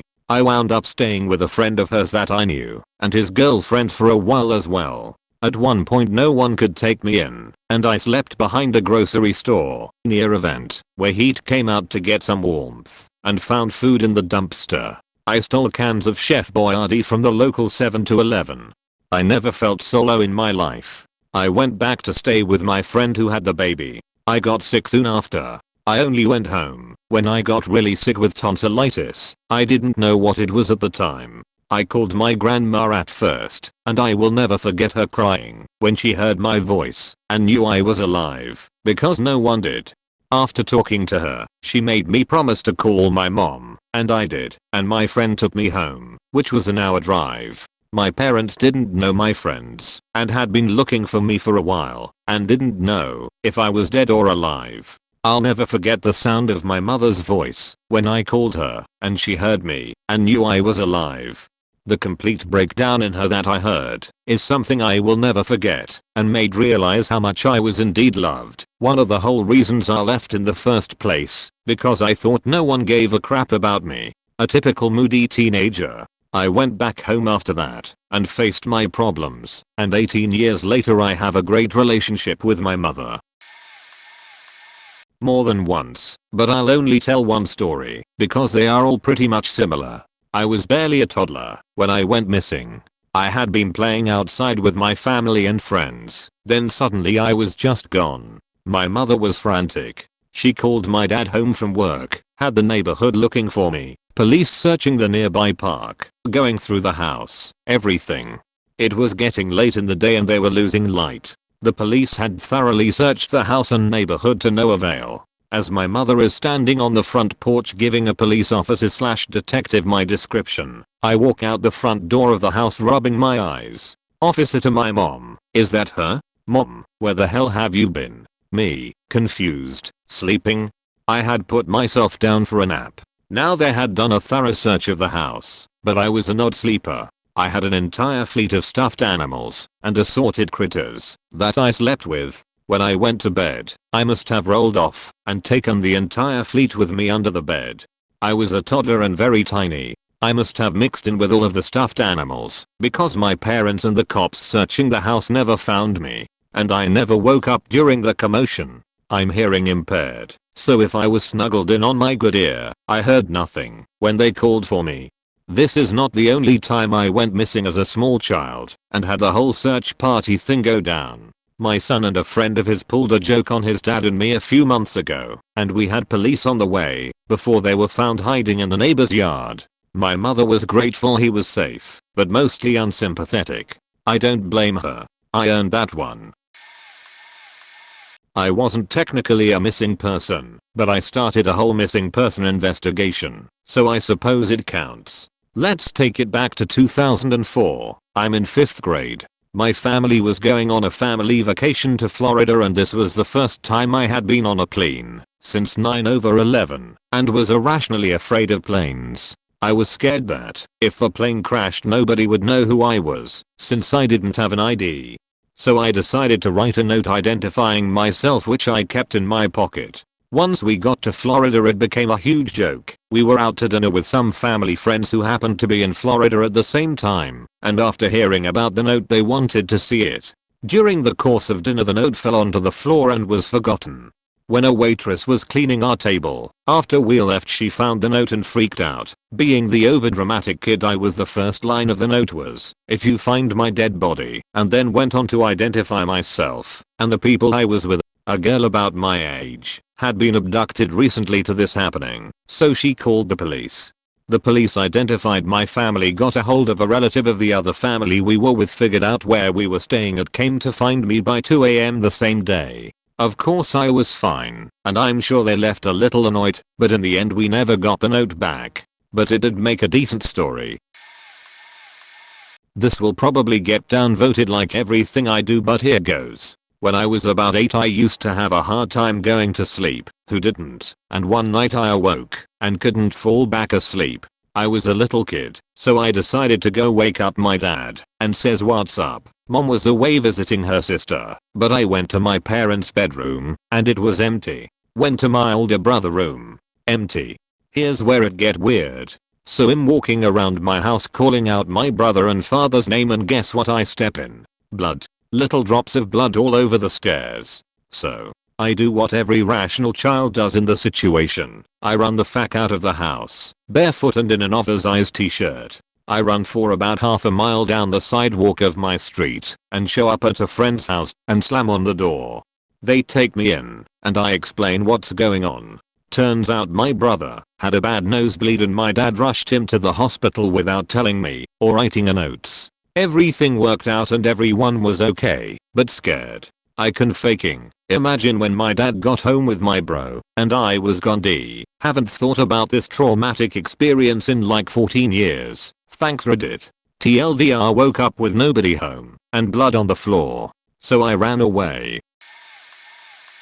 When my mom was 16, 1986-ish, she used to babysit her neighbor's 5-year-old daughter and 2-year-old son on the weekends. My grandparents and her neighbors were good friends and would go out on the weekends to drink and socialize regularly. One Saturday night, while routinely babysitting both children, my mom heard a knock on the door around 12 AM. Roughly. She opened the door to see a man walking away down the street. She yelled, "Did you knock?" He looked over but never replied and continued walking. Thinking that was odd, but leaving it at that, she just went back inside and locked the door. My grandparents and the children's parents came home shortly after, exchanging goodnights, took their children and went home. The next morning police were at the door. They informed her that the 5-year-old daughter she had been babysitting the night prior had disappeared in the middle of the night and hadn't been located. My mom, knowing nothing about what happened after they were picked up, told them what she knew. She unintentionally forgot to mention the strange knock at the door, totally out of complete ignorance and forgetfulness. About a week later, the body of the little girl was found in an abandoned house about 20 yards up the street. She had been wrapped and beaten to death. My mom eventually told police about the strange man she'd seen walking away from the house, but had no clear description other than what he was wearing and race. He had climbed through the children's open window that same night while the parents were sleeping, probably drunk, took the girl out of her bed, climbed back out the window, and carried her to the abandoned house. He was never identified or charged until last year. He's still awaiting trial. This was in Las Vegas, Nevada, in case anyone was wondering. Sorry if I'm super late to this party, but one day I got out of work and decided I wanted to drink some wine when I got home. So after work around 8 p.m, I stopped by the grocery store and got me a mallet. Now a few details I want to add before I continue. I live 2 hours from my family and I live alone. I don't really drink much. And prior to this, it had been more than 7 months since I last consumed any alcohol. I stand about 5 feet 6, and I don't weigh much. AKA, I'm a lightweight. Oh, and I didn't sleep the night before, so I was very exhausted. I arrive to my complex and see someone parked in my private parking spot. I'm furious but far too tired to call anyone about it, so I park super far from my apartment. I finally get inside, and instead of just drinking a bit then going to bed, I decide to go on and drink the whole bottle and play some League. Anyways, what's the worst thing that could happen?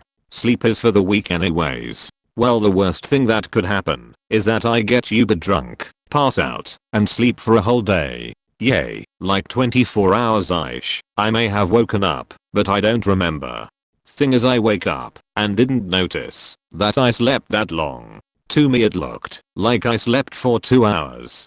But I have all this energy now, so I decide to play League until I get sleepy again. Well, it doesn't take too long, and I go back to bed. This time I don't sleep as long, but I slept enough to sleep for all of daylight again. Now I'm confused and a little scared. I feel lost because my body and mind are out of whack, because I'm apparently partaking in the longest night of my life. I look for my cell phone and it's dead, so I set it to charge. I start freaking out a little and decide I need to do something. I don't feel like playing video games, so I just decide to watch some TV shows. After a while I hear a lot beeps and noises.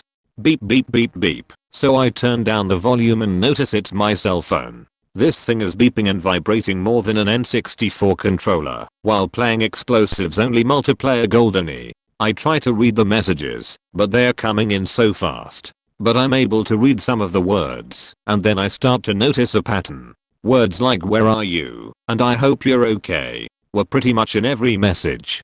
When the messages stopped, I noticed the date on my computer and the dates on the messages. The biggest oh shit moment of my life happened that moment. So begin fact that I couldn't say the words oh shit. Just my idiot self looking at my phone in silence. I had been missing for 2 days. I had missed work, and so when the punctual kid no called no showed, they called my emergency contacts, my parents and my parents' neighbor.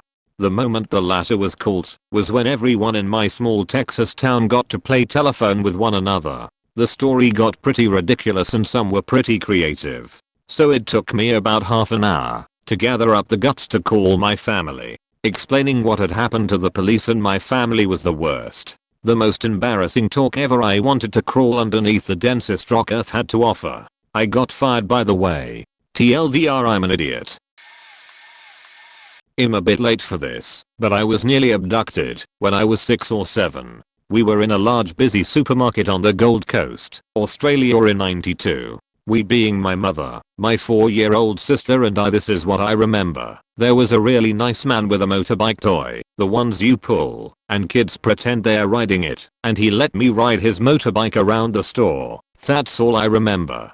My mother remembers my sister having a fit about something and trying to calm her down and turns to find me gone. Ignoring my sister's fit, she sets off calling my name and searching for me, but to no avail. She rushes to the customer service desk and frantically gets them to call for me over the PA system, but also to no avail. Bear in mind at least 5 to 8 minutes have passed at this time. At this stage my mother is hysterical, telling them to shut down the supermarket. The customer service officer was trying to tell her that she needed to calm down, etc. Mum goes ballistic. So much so other shoppers are becoming concerned with her behavior, but after finding out what's happening, a couple of shoppers got behind my mother and they shut the doors on both sides of the supermarket. Police were called. I was found at the other side of the building, right at the shut door, still on the motorbike by myself. The man had gone. TLDR, I wandered around town once when my piano lesson was cancelled. Apparently I wasn't supposed to do that. Starting when I was about 5, I had weekly piano lessons that were in a part of town that I didn't know very well. All I knew was that during my piano lesson, my dad would always go to Walmart and get groceries, since it was nearby. One day I showed up for my lesson and the teacher's door was locked. It was just her house. I instantly remembered her telling me that she would be out of town. My dad had already left, so I decided that I was going to show him how smart and independent I was by meeting him at Walmart before he even had the chance to pick me up. Problem was, I had no idea which way Walmart was, so I just picked a direction and started walking. After a while, I started to wonder if my lesson time was over, but I didn't worry too much. My dad was usually late anyway. After a few hours, the lesson was supposed to be 30 minutes. I started to worry. I had no idea where I was. I walked into a gas station and asked if I could use the phone, but the worker told me the phone was for employees only and directed me to the payphone. A taxi driver gave me some coins to use the payphone, but I was too embarrassed to ask how to use it. I put the coins in, picked up the receiver, and tried to dial my parents' house, but when it didn't work, I gave up. I walked a little further and saw an auto shop that I recognized. I walked in and asked if I could use their phone, and they said I could.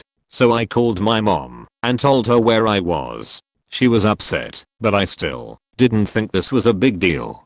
Until a police officer showed up to pick me up instead of one of my parents. They took me to the police station and took my fingerprints. I assume they did this just in case I got lost again. I still don't really know, and then brought me home. By then it was dark, and my piano lesson had been right after school, maybe 4 PM. Other than the officers being kinda callous and insensitive, it wasn't really a traumatic experience for me. My family loves to tell stories about how adventurous and unafraid I was as a kid, and still am today. But I think it scarred my mother, to the point where my dad wasn't allowed to leave during my lessons anymore. He still did, we just didn't tell her. When I was 6, I went on a trip to southwestern Mexico. I'm Mexican. And we were traveling in a pretty large group, I think 50 people. So one of my uncles, who was also traveling with us, told me if I wanted to go and eat with him in the local market and then do a little tour of the city. I told him yes, and told him that I'd also told my parents. From what I can remember I truly did ask them, but turns out I didn't. We stayed the whole day out, and by the time I came to the hotel there were police all around, and my mom came and hugged me crying. I was missing for about 12 hours. There was also that time when I got lost in Disneyland when I was 5 at the place where the fountain of Snow White is next to the Cinderella castle. I don't even remember anything, but my parents always tell me that they freaked out. Every time I go to Disneyland I go back to that place. The last one I got lost an entire night when my family was staying in a beach hotel when I was 13. I was extremely bored, so I took a walk in the beach at night. Then I went to a couch in the hotel lobby, but no one was there in the night. It was extremely comfy, so I fell asleep as a matter of minutes, and before I noticed, I got woken up by a drunk man at 6 AM. My family thought I went to the beach and drowned, and there were people all over the beach searching for me. There were even people who testified seeing me walking in the beach and going in the ocean and not coming back. Needless to say, that I'm a person who got lost in my childhood very often. My little brother sent his elementary school into lockdown twice, both through his own absent-mindedness. Does that count? The first time was when he was in like first grade. He had a substitute teacher who wouldn't let him go to the bathroom, so he just walked out and went anyways. She didn't see him leave, but noticed that he was gone. She freaked out and had the principal lock the school down. He strolled back into the classroom like 10 minutes later, completely unaware of the panic he had caused. The second time was actually after school, when he was in 4th or 5th grade. The students had just been released and were all being picked up. My little brother was nowhere to be found. After 5 or 10 minutes of waiting in the usual pickup spot, my stepdad walked over and asked the teacher where he was. They couldn't find him anywhere, so the teacher freaked out and started locking down the school, thinking he had been abducted. In the meantime, my stepdad started calling parents, relatives, etc. to see if they had picked him up. After around 10 minutes, my brother's friend's dad said that he had asked for a ride. My brother was sitting on the front porch when my stepdad got back home because he forgot his house key, which still happens a majority of the time. When I was 7, my dad often brought me to a family friend's house that was several turns and about a 30-minute walk away. One time, I fell asleep with my dad, woke up at about 9 p.m, and I wanted to know where my dad went. I'm not entirely sure why I thought he ran away, but I proceeded to get dressed and walk/run to that family friend's house crying the whole way there. I got caught in the run by a pair of cops halfway through. They were quite confused about why a 7-year-old Chinese child is out by himself, crying in a mildly ghetto area. At this point, I'm scared as balls, so they try to get me into the cruiser, which I immediately grabbed a light post and didn't let go for a bit. Eventually the struggle ends, and they are trying to figure out where I live, so they can get me back home.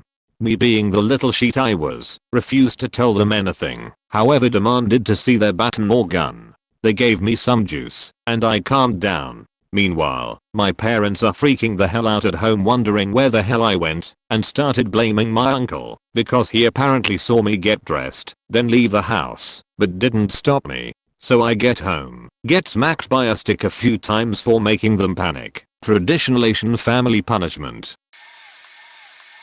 I was a custodial kidnapping victim as well. My mother had a bipolar episode when I was about 8 years old and became convinced that my father was evil and trying to kill us. She told my sister and I that we were going to get a board game to play on Mother's Day, but once we got on the freeway she told us that she had to take us away from our evil dad.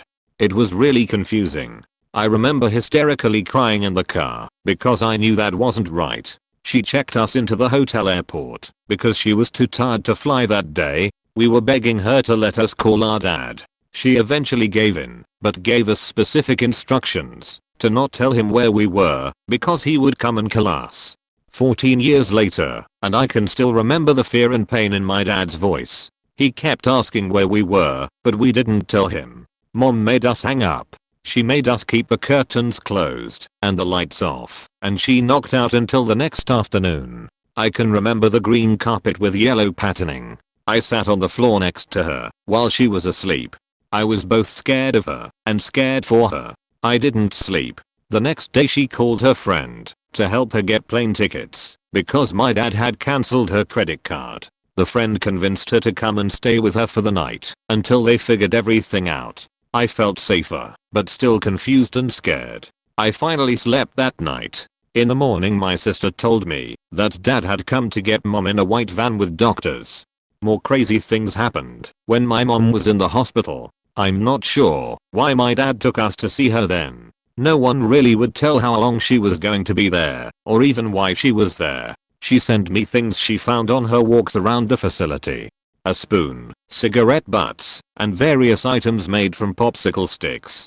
My family has still not talked about this. My mom has gotten manic since then, but not psychotic like this. My sister was diagnosed bipolar her first year of college. Mental illness sucks.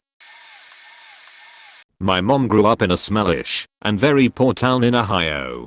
By the time she'd escaped to the south, where she later met my dad and had me, this once bustling sector of America was in shambles. Think of Detroit, Michigan, Dayton, Ohio, Gary, Indiana in the early 80s. Anyhow, she left in the late 60s. I'm born 10 years later in the south, and she's the only one of her 3 siblings that actually got out. Her sister, my aunt, was in the slow process of losing her mind, and my uncle was an angry biker badass who gave no fucks about anything in the world, and would eventually go on to show the world just how much he really needed them. More on that in a moment. So one day we are up in the Midwest visiting my grandmother. Granddad had passed a few years before, and I walk into my grandmother's shack house for the first time in memory.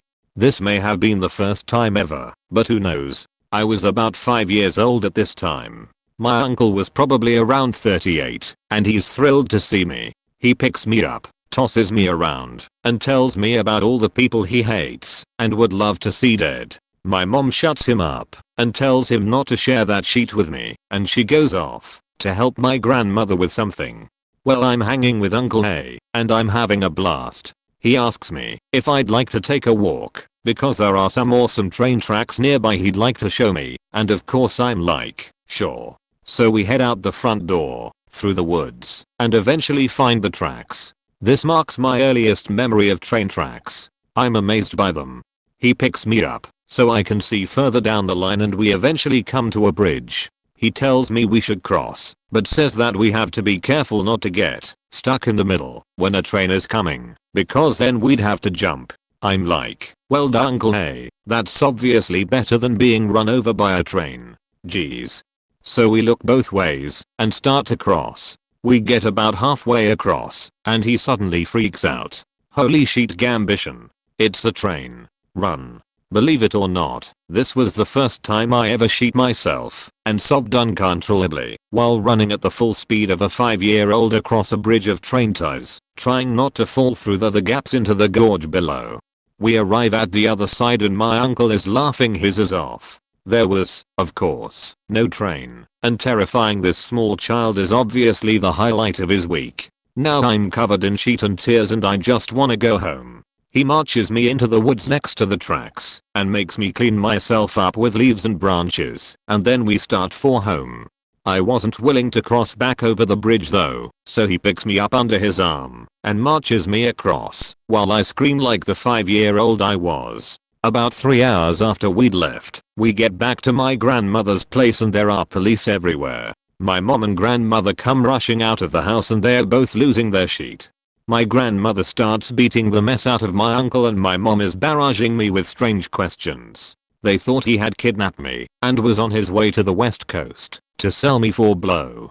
Police were dispatched to the state lines to stop anyone looking like my uncle. Of course I had no idea what was happening. My uncle seemed genuinely repentant for worrying them and downright offended that they'd accuse him of stealing his nephew. It seemed he had a bit of a history with theft. So much so, they wouldn't have put it past him to steal a child. And that was the time I went missing in the woods near my grandmother's house. It was also the last time I was ever left alone with my uncle. About 10 years later Uncle A got into a gunfight with the police and lost. I sort of imagine that's exactly how he'd have wanted it. R.I.P. Uncle A.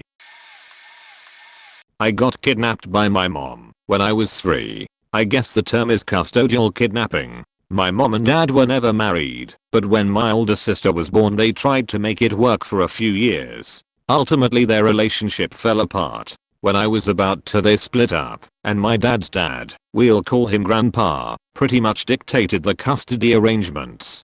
Grandpa had my parents move closer to him so he could watch over all of us, which meant my mom had to drop everything, leave her job and her friends and family, and try to start over in a location where she literally didn't know anyone except my dad.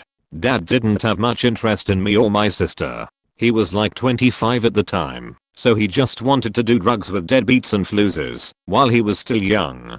I remember mom sitting us down one day. She was about at her wit's end, and she asked us if we wanted to leave with her. My sister and I both said yes, so that very night she had our clothes packed, and we ran away back to the East Coast where her family lived. If I had to describe it, I'd say those months were the happiest I've ever been in my life.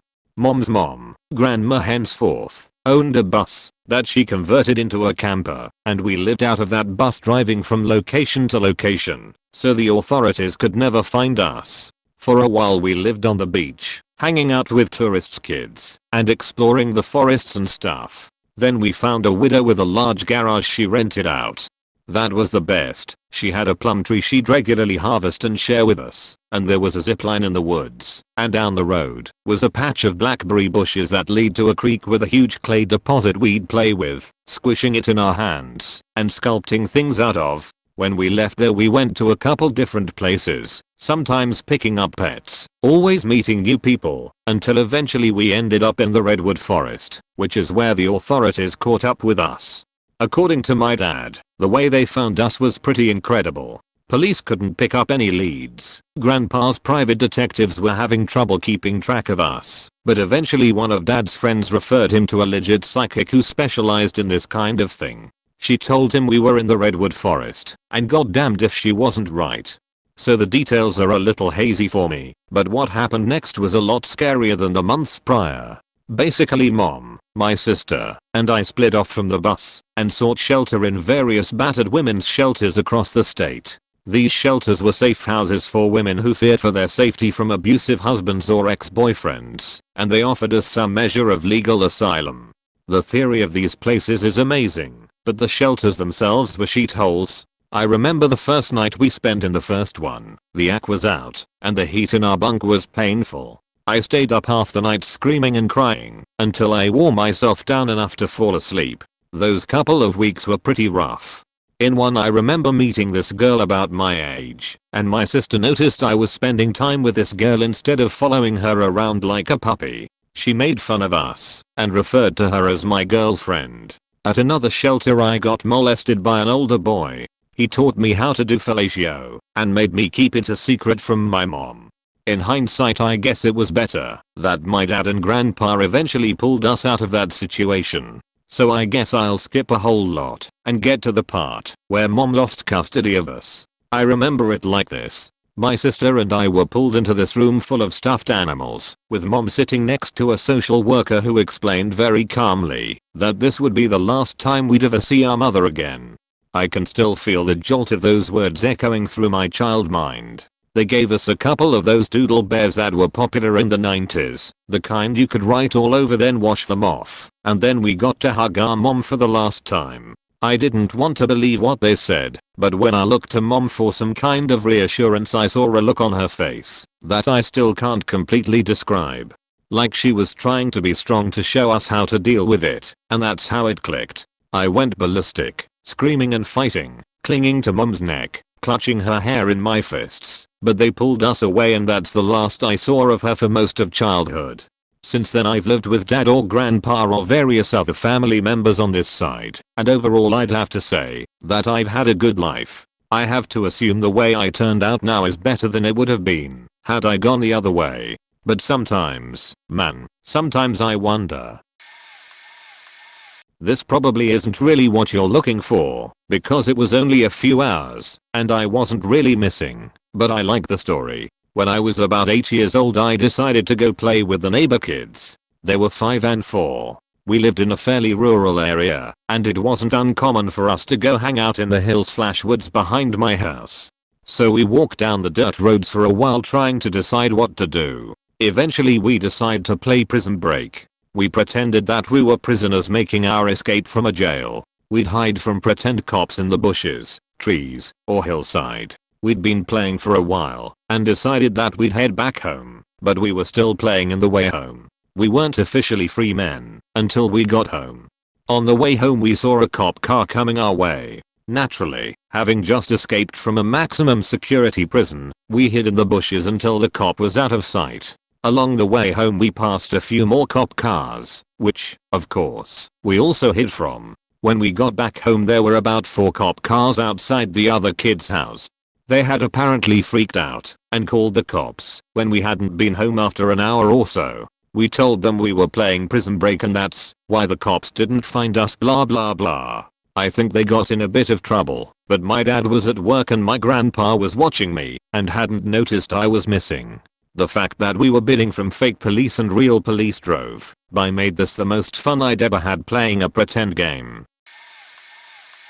When I was 16, my family and I took a trip to Italy in the summer. We rented a small flat in Rome near the Colosseum for a few days during that time. One day my mom, my younger brother and sister, and I went to go see the Vatican, but misread the signs on the metro and ended up somewhere completely random.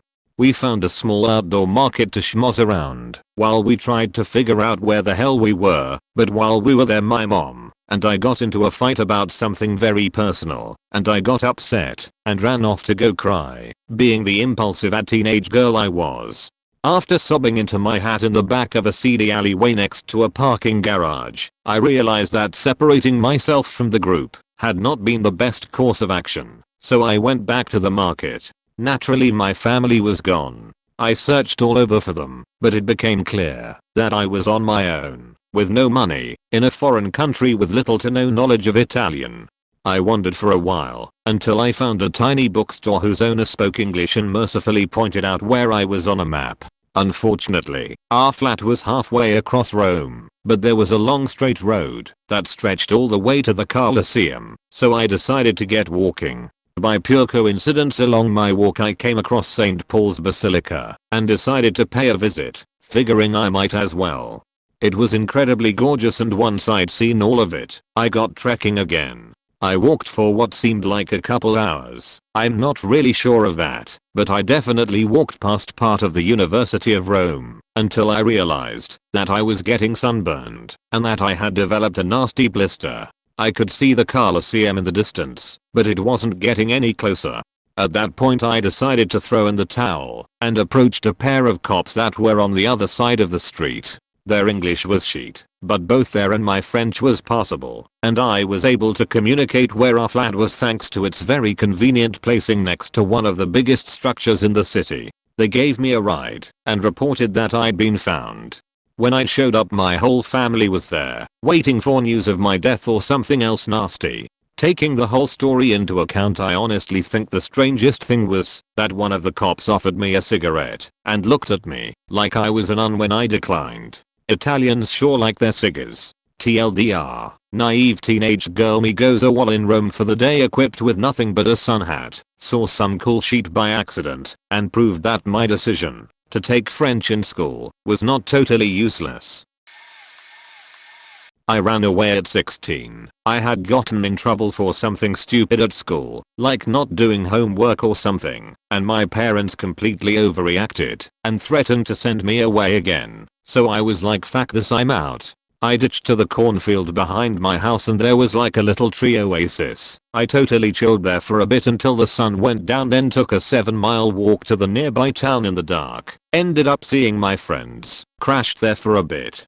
Summer's hole. Tipped my parents off, and they went there to look for me. I ditched there and spent the night in the dugout at my school. I eventually went back when the assholes decided to threaten to have some of my over 18 friends arrested for helping me run away, which they didn't. Got back to my house. Police were waiting for me. I realized they were going to try to have me arrested, so I pulled the suicide bit, realizing immediately that my choice was a psych ward or jail. I've played the game enough with these assholes that I had to check them into a corner. Got the fuck out when I was 18, haven't gone back since. Fuck parents that send their kids away to boot camps. For those of you who are parents with other troubled teens, and by troubled teens I mean ones you faked up and didn't raise right, sending them away is not the faking answer. It faked me up pretty good. I have no intention of communicating with my mother or stepfather ever again. This isn't that great of a story, but one time I managed to get my little brother hunted by police. I would like to stress that I'm now well aware of how stupid I was being, and that we are still good friends, and that every time he brings this story up, he laughs and I'm the one apologizing profusely. I was 7, and he was 5, and we were walking home from school. My parents both worked very long shifts, and my father only returned home on the weekends. So we had this arrangement where we would walk to our grandmother's house, actually a nursing home, as I later found out, and stay there until our mother would pick us up and drive us home, about 3 miles away. Anyway, as we were walking, my brother started complaining that his feet hurt and that he wanted to stop and rest for a while. I'm not sure quite what I was thinking. Perhaps I was trying to prove that I earned the fact I was born 2 years later, damn it, and I didn't earn it by whining, but I left him sitting by the side of the road as I marched on, assuming that he would follow me. Only when I got to the house did I realize that he hadn't been following me at all, and my grandmother started to freak out. First I tried lying, saying that he was off sick today, then claiming he was buying a newspaper, never mind that he couldn't yet read books without pictures in them, and once the other residents got involved, I resorted to outright begging them not to call the police. Of course, that was exactly what happened, and pretty soon my mother was there interrogating me for information about where I last saw him. My father was speeding home from Manchester, 200 miles away, and what seemed like the entire British police force were combing the tiny village looking for him. I was repeatedly led up and down the route we walked to get there, first by my mother, then by the police, looking for anything I might recognize as belonging to him, at one point getting 5 or 6 cops performing what seemed to be a full forensic analysis on a pink shoe left in a bush, and the entire time changing my story faster than a children's book writer with short-term memory loss. About 3 hours or so after my brother's vanishing act, one of the officers got a call on his radio. Apparently, a few of them had decided to search our house a few hours ago and decided to hang around outside for a while. After going into his room for what must have been the 50th time at that point, they found him sitting on the floor playing with his Action Men toys.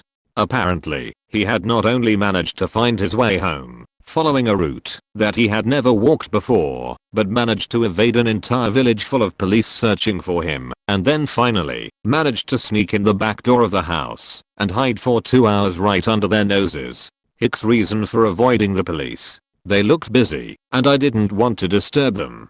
After this, I don't think my parents ever stopped telling him how proud of him they were for the next 3 months, and quite rightly, too. I don't remember that much about what happened to me, but I don't remember leaving my room for a very long time. My twin brother and sister were abducted by our mother around age 2 when she moved out of my father's apartment to be with her new boyfriend. After staking out her new apartment, my dad was able to retrieve us through the car window while she was inside the home. After convincing my dad and grandmother that she, my 18-year-old mom, could be trusted with visitation, she left my twin bro at the babysitter and fled with me to Texas/Mexico from Northeast US. She's Hispanic, so her family was probably there, following several months away from my twin bro and dad. My dad's mom, a transcontinental truck driver, was able to coerce my young mom into letting me ride with her on her 18-wheeler for a month or so after locating me in Texas. Once my mom agreed, my grandma took me and never looked back. I was reunited with my twin brother and dad. We had a good time growing up with our hippie father. My phone cut off the ending. My mother found me on MySpace when I was 16. She left a lot of details out, but didn't come after my dad or grandma. We have a long distance relationship now, but I don't feel like I missed opportunities or anything by not having her raise me. Twin brother also may have PTSD from her leaving him. He always had a harder time with authority than I did, mostly women. When I was 7 months old, my mother took me to the hospital for a fever. A child protective service worker removed me from my mother's care in the hospital, told her to call the next day and get information on when she would need to go to court and what the full list of charges were. My mother called and was told that there was no record of the woman that took me or me. I had simply vanished. My mother contacted police. I was listed as a missing/abducted child, and according to her, they didn't do much. She ended up hiring a private investigator by the name of J. Arms. Yes, the guy with no arms.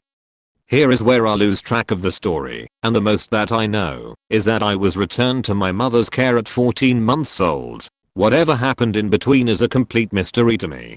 I did not believe this story, even though I heard it repeatedly growing up. My mother is not the most sane/stable/trustworthy person, and I had no reason to believe it. When my husband and I got married, I told him that there was this story, but I had no idea whether to believe it or not. There was no one to confirm or deny it. He encouraged me to get in touch with the PI, which I did, and he confirmed every word of my mother's story, which was surprising to say the least. So yeah, I guess I was kidnapped.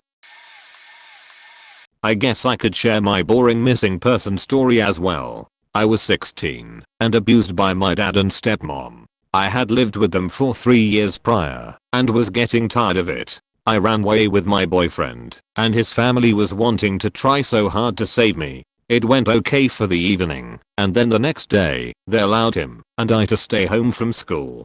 They were worried about me getting back into the clutches of my stepmom. A few hours go by and then we hear a commotion outside after his parents went to work. It was the police. I knew they would give me back to my dad and I would be stuck again, so I did the only thing logical. Hid in the basement storage closet, haha.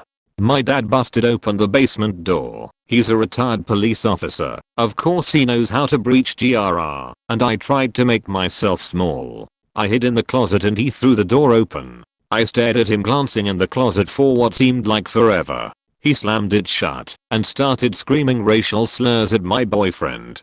My boyfriend's parents were called from work and asked to tell where I went. His mother came in and sweetly called for me with the saddest sound to her voice. I didn't want them to be in trouble, so I gave in and rode to the station in the back of the police car, separate from my parents. The officer berated me and my decision to leave home, never once asking why. I sat silently in the back and at the station was turned back over to my dad. A few days later, I was sent off to a boarding school where surprisingly I was able to enjoy life and was more free there than I was with my dad. While with my dad, I was in a room in the garage where cars were parked still. In boarding school, I had a bed and roommates and a window. I got to make friends and enjoyed school. I went back home over the summer and made the mistake of telling my dad I enjoyed it and wanted to go back. He pulled me out and back to the garage I went.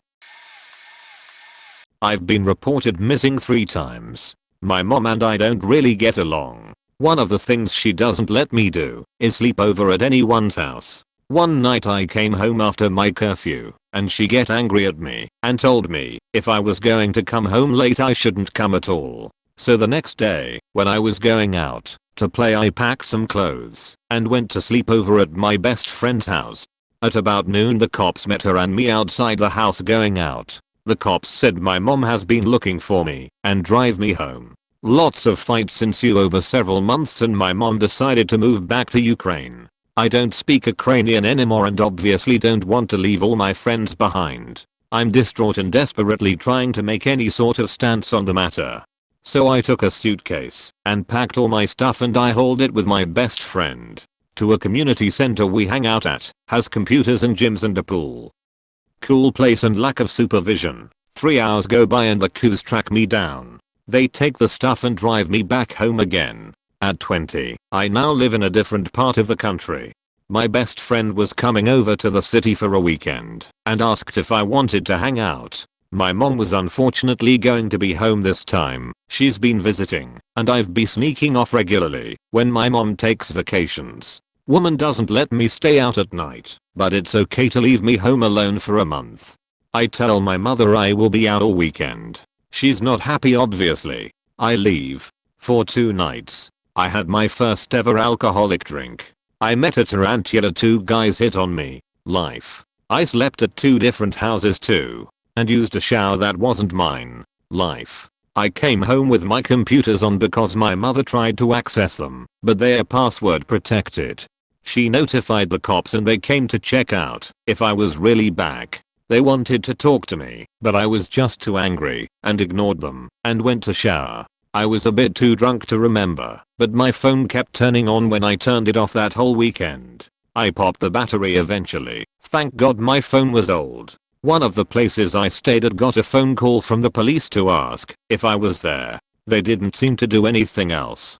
Tips for future parents. Don't suffocate your kids, not even for protection reasons. I got my first ever job this week, at 22. I have ridiculous social anxiety and non-existent social skills. Once I pay off this 8k debt I'm going to disappear and never talk to this parent. I've learned nothing but how to criticize from her. I really don't want to be like her. Me, my mom and two sisters were vacationing in Barcelona. Our hotel reservations got mixed up, and the bellhop walked us a couple blocks to the new hotel we were staying at. On the way out I noticed a computer in the lobby, and I had just met a lady friend traveler a few days earlier. After unpacking I walked down to the other hotel to use the computer to see if she wanted to meet up, and forgot to mention it to anyone. So my family got to freaking the fuck out and panicked when they couldn't find me, and in broken Spanish my sister was talking to this little old Spanish lady and telling her I was missing.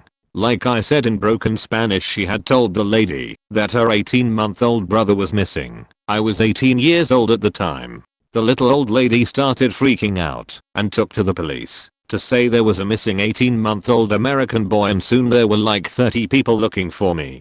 Then to add to the tension with my mom and sisters, there had just happened to be a protest by the firefighters in the city arguing for higher wages, so in their protest they were lighting off fireworks which my mom and sisters thought were bombs, thus rashly jumping to conclusion that I was kidnapped by some terrorist cell in a raid or something.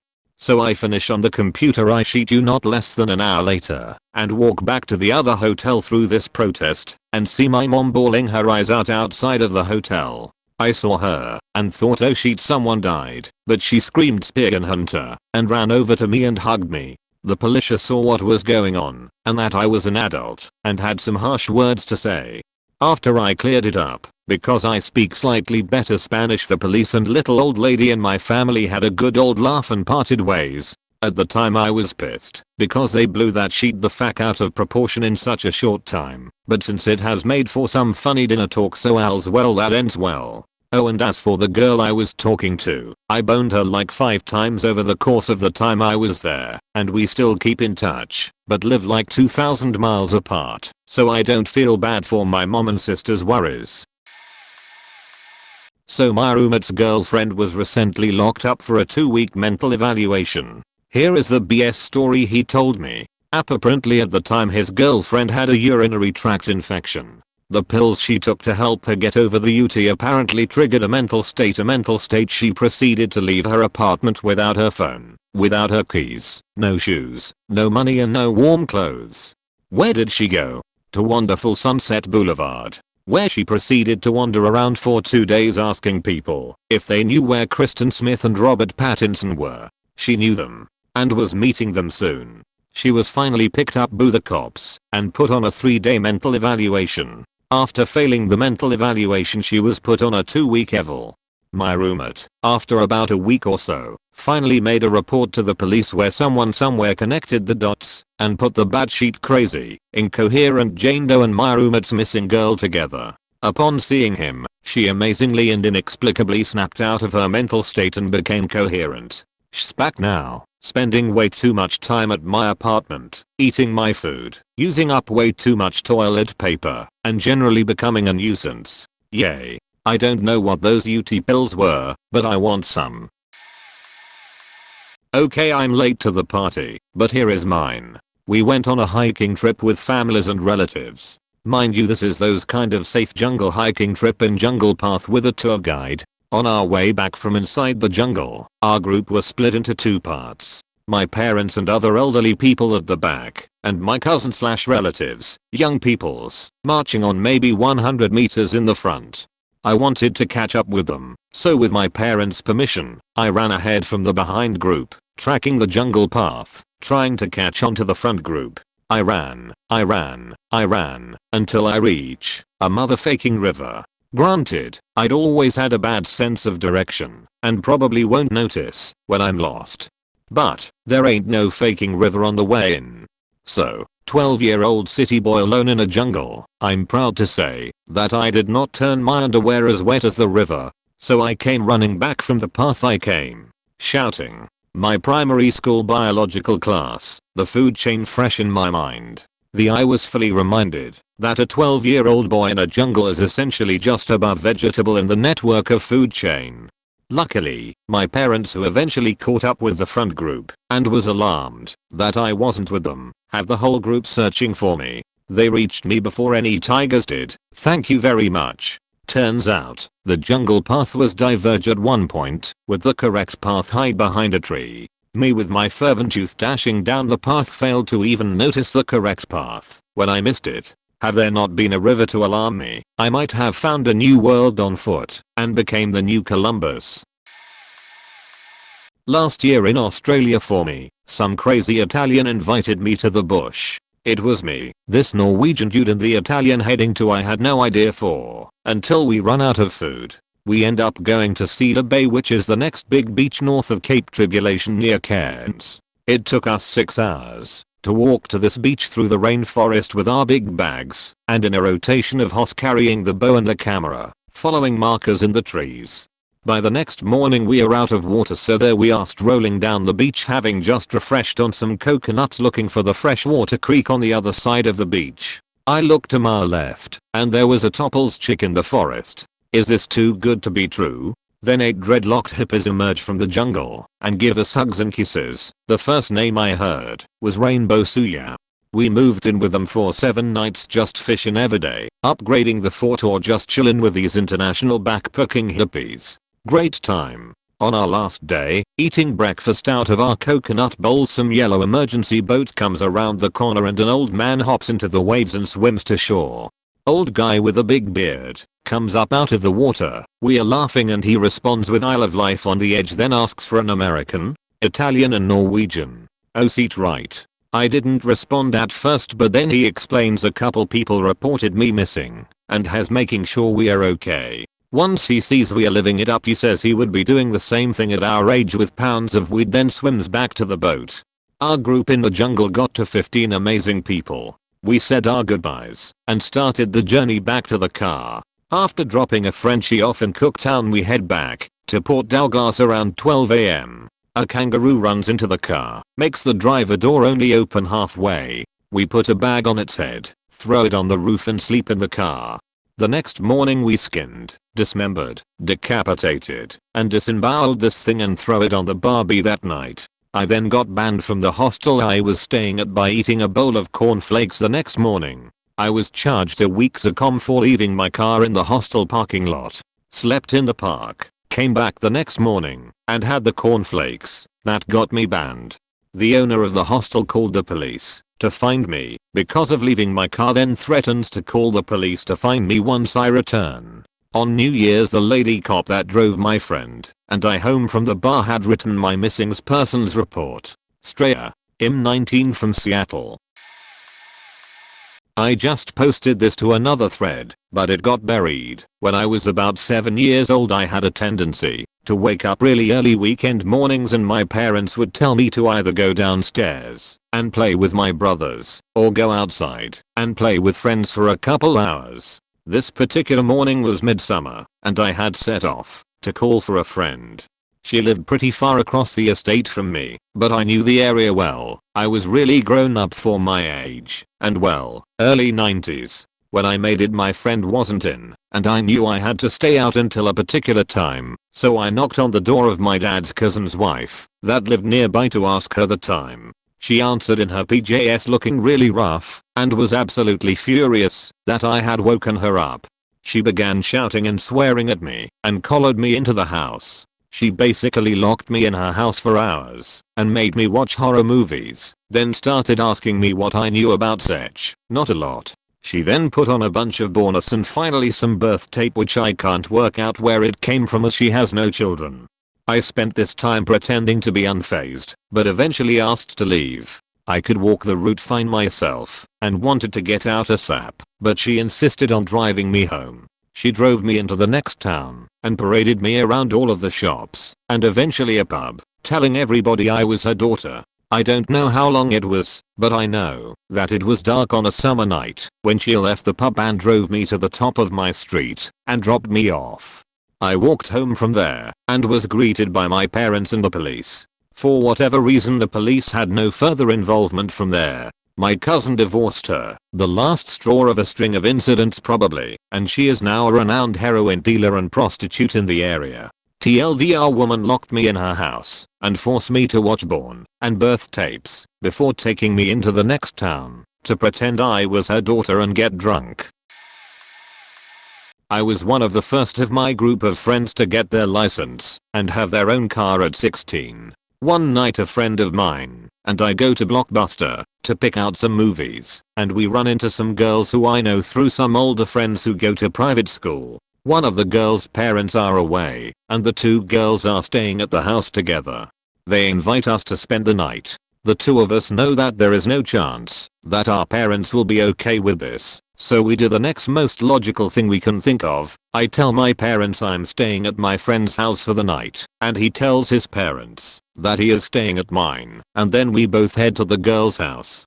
This all would have gone fine, except my parents were selling their house at the time and got a call from the real estate agent saying someone wanted to see the house that morning. My parents called my friend's house to ask me to come home and clean my room. This was before cell phones. My friend's parents are like, "What are you talking about? I thought they spent the night at your house." About 2 hours later I dropped my friend off at home, and his parents had steam coming out of their ears. I knew we were in trouble, and his parents said I better get home right away. My mother and stepfather were pretty mad, but actually let it blow over pretty quickly with little repercussion. My father thought it was hysterical and said he pulled the same things when he was my age. My dad is a former social worker that worked mostly with teens. He was telling me one time, when he first started his first social work job, there was a girl at the place he worked at, sort of like a halfway home for teens. It was a place where kids would serve some of their time, but it wasn't in the remand center. It had a bit more freedom to it, who was known to run away. She was also known to be suicidal.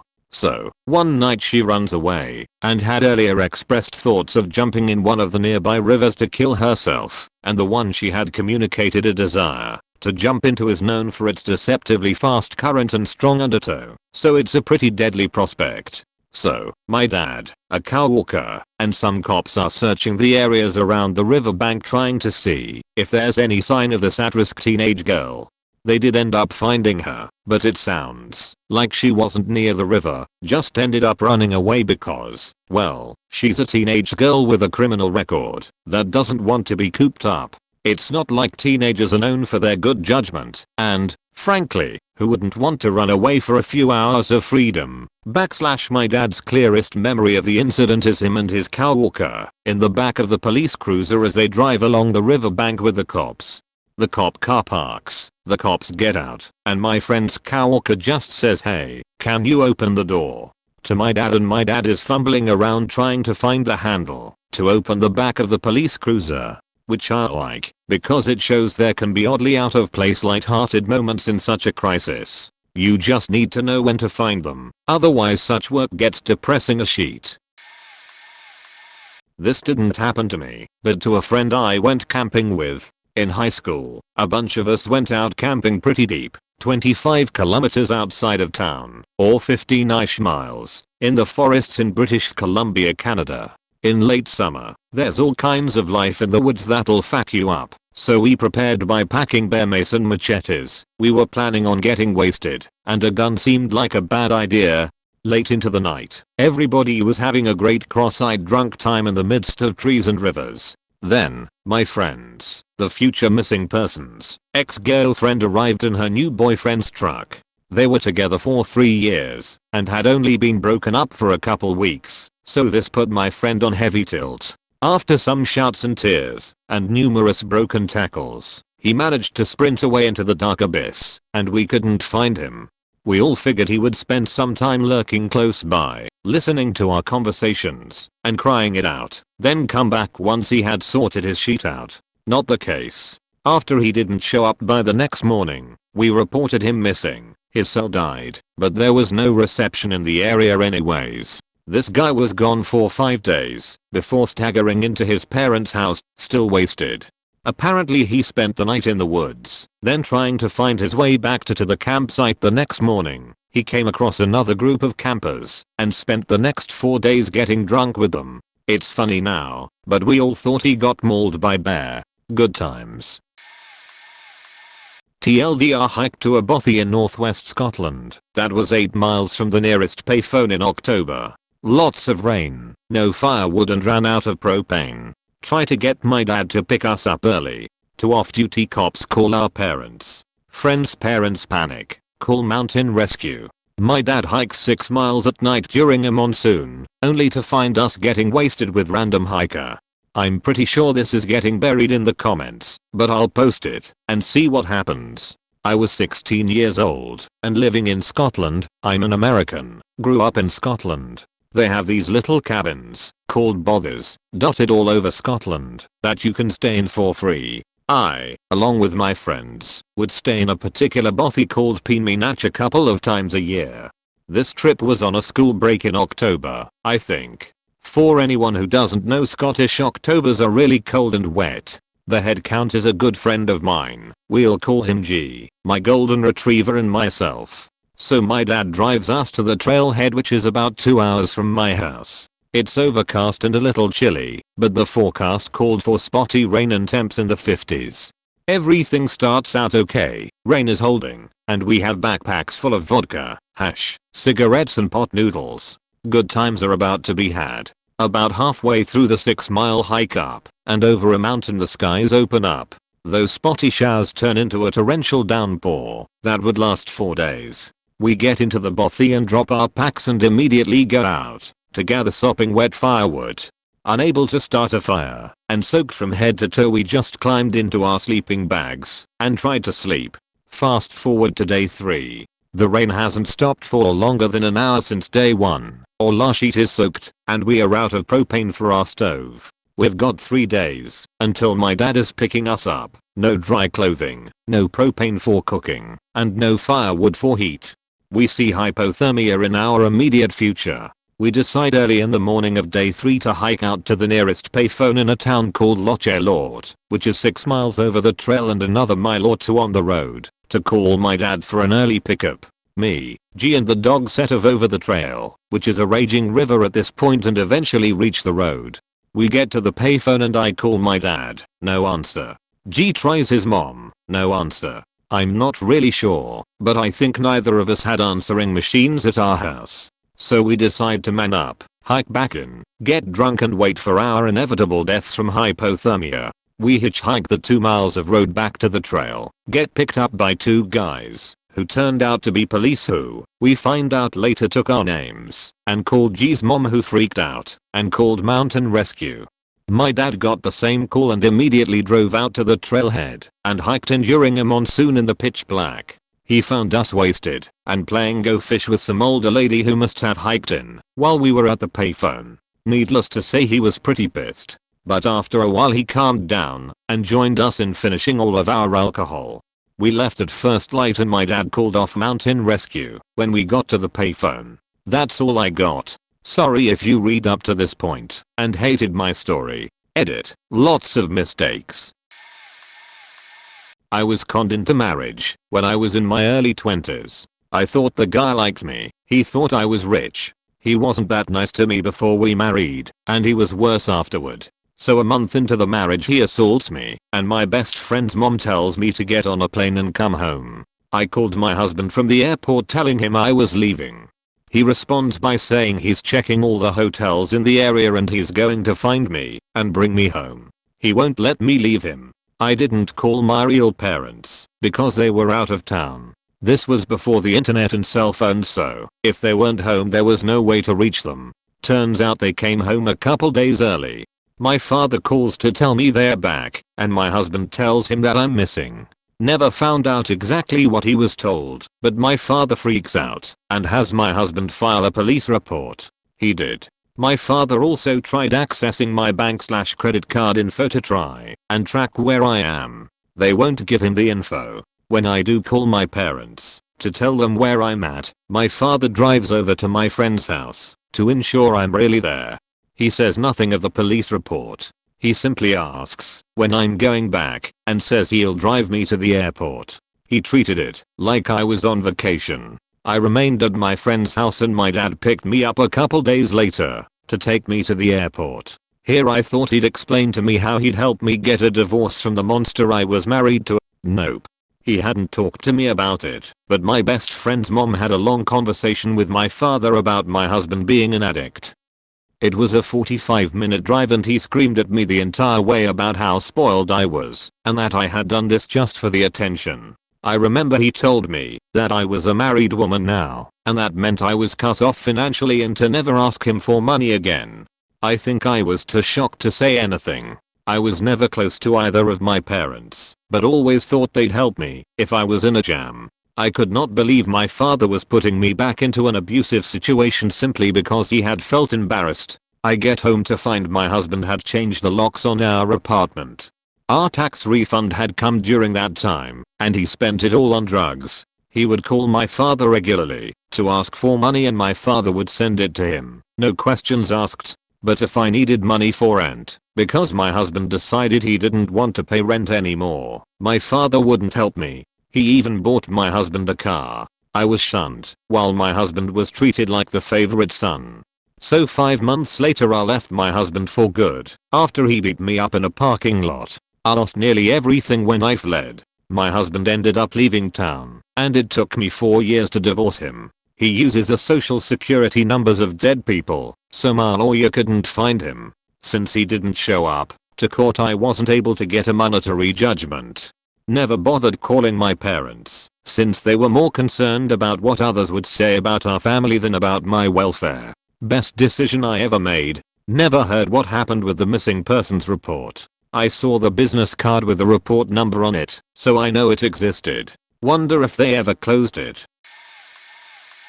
When I was about 11, my sister and I decided we'd rather live with our dad than our mom and abusive alcoholic stepfather, so we talked to our dad, and he said he'd take us to California with him, his wife, and some of her kids. We left, went first to Seattle for a while, then traveled down to California. Eventually, the police pulled over Dad's car, but instead of arresting him, they arrested his wife for kidnapping one of her daughters. Her ex had legal custody of the daughter, but had agreed she could keep her, then decided he didn't like that arrangement after all, so had her arrested. They never questioned my dad about me and my sister. They never even really asked him any questions. We sat in the car with my stepmom's kids, while dad was trying to get her released from jail. She was eventually released. Her daughter went back to live with her dad until he decided he didn't want her and stuck her in foster care without telling my stepmom. So anyway, back to the story of me and my sister. Our dad realized he couldn't afford to keep both his wife's kids and his own kids, so he decided to take us back to our abusive alcoholic stepfather and our enabling mom. He scraped up some money for the drive and took us to a city about 20 miles from where my mom lived. He dropped us off at a Kmart and told us to call our mom collect to come get us. We called her and she sent a taxi to get us and drive us to her city. Dad was never arrested. I remember playing hide and seek with my 2 sisters when our family were holidaying on a houseboat. I thought I was a genius by crawling into the bottom section of the cupboard where some blankets were and closing the door. Despite being a relatively small kid, it was still a pretty tight squeeze. I didn't know at the time, but my mother had come along and pushed the door fully closed. It had one of those push-close mechanisms that kitchen cupboards have. I also later found out the game of hide and seek had quickly died as my sisters had become preoccupied with the TV. I remained completely silent in my hiding spot for a good half hour before I thought to myself, okay, it's long enough now. You've won. Time to come out. Tried and tried again, but I just couldn't get any leverage on the door. I screamed over and over again for someone to help me, but no one could hear me. My mum and dad were outside on the deck fishing, and my sisters were watching TV. After about an hour of screaming almost non-stop, I gave up. I became increasingly agitated as the time went on without anyone finding me. Every now and then I'd let out a big scream, but still nothing. After another few hours had passed, I heard my mum asking my sisters where I was. They informed her of the hide and seek game and that they hadn't found me. I started screaming again, but my voice was pretty weak at this point and I don't think I could be heard over the TV. I noticed my mum come right up to the cupboard and still she couldn't hear me. Panic ensued as my mum realized I was nowhere to be found anywhere on the boat. She alerted my dad and all hell broke loose. Everyone was screaming for me. I was at that stage, and still am, a horrible swimmer, so they had immediately feared the worst. They concluded after a while that I must have fallen overboard somehow and drowned. By this stage my dad had gotten in the tinny and was trawling up and down the river banks for any sign of me. My mother was on the phone to the authorities when she opened the cupboard to get some more tissues. She was hysterically crying at this point. It was at this point that I fell out of the bottom compartment, much to the surprise and relief of my family. Strangely enough, I was greeted with love for about 15 seconds, followed by severe anger and punishment for not telling them I was in the cupboard. Anyway, this story is still brought up at family gatherings to embarrass the hell out of me and will probably forever haunt me. TLDR, the ultimate hide and seek spot nearly becomes the child's tomb. Once, we lost my brother in Times Square, New York the day before New Year's, but the millennium. It was an incredibly busy night, and as I remember correctly, Kenny G was doing some saxophone jazz business in the center. My mum wasn't with us as we were with my dad's best friend for the day. Forgot to mention, we were on holiday from the UK during this. My dad's best friend was / is an absolute legend. He took us all around New York City, eating candy and playing video games at various arcades. Went to Feo Schwartz, just giving us a children's dream day. Anyway, we were walking through Times Square. He was holding my hand, I was holding my sister's, and she was holding my brother's. Not sure exactly what happened, but next thing I know, my sister is shouting at us to stop. We lost my bro. My dad's best friend starts frantically looking around, telling me and my C's to stay put. He ran off, and I could literally sense his stress levels explode. Imagine losing your best friend's kid, the one day you need to look after them.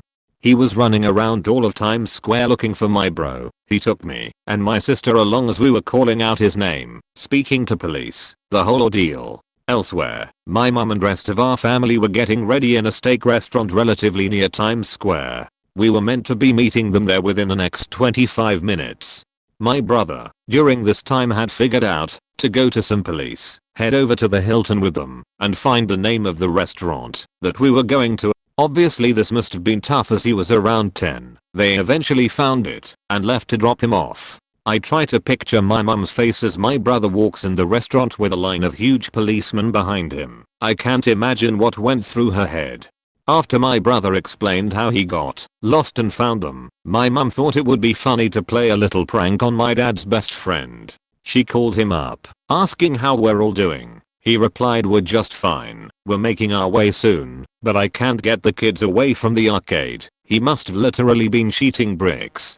My mum just let him relax and told him that my bro was with her and that he doesn't need to worry anymore. I've never seen his face turn so pale white and sweaty before. He looked like he just witnessed a murder. All in all, it was all good. I can mainly remember having awesome steak afterwards. Good times.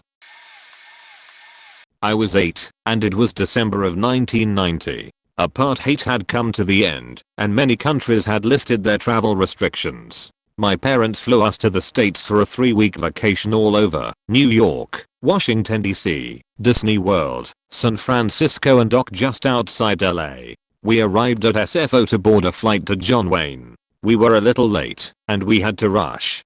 Through the trip, the 5 of us, including my 2 older brothers, had only a few pieces of luggage. One item was an overpacked, heavy, for an 8-year-old, vanity case that held all of our toiletries. We took turns carrying it, and SFO was my turn. We ran through the airport, with me struggling to keep up. This bloody vanity bag cut right through my fingers, but I didn't complain to the family, because we had made a deal.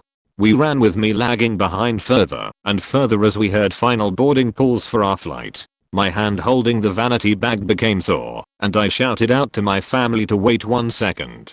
I stopped, swapped hands, looked up, and saw at the backs of a sea of people, none of whom were my family. I knew I was in trouble.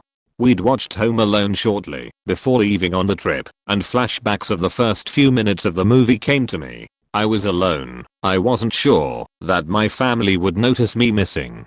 I knew that I couldn't lose it, so I pulled myself together and figured out a plan. I was under the impression that we were flying to Los Angeles. Meanwhile, our flight was to a different airport.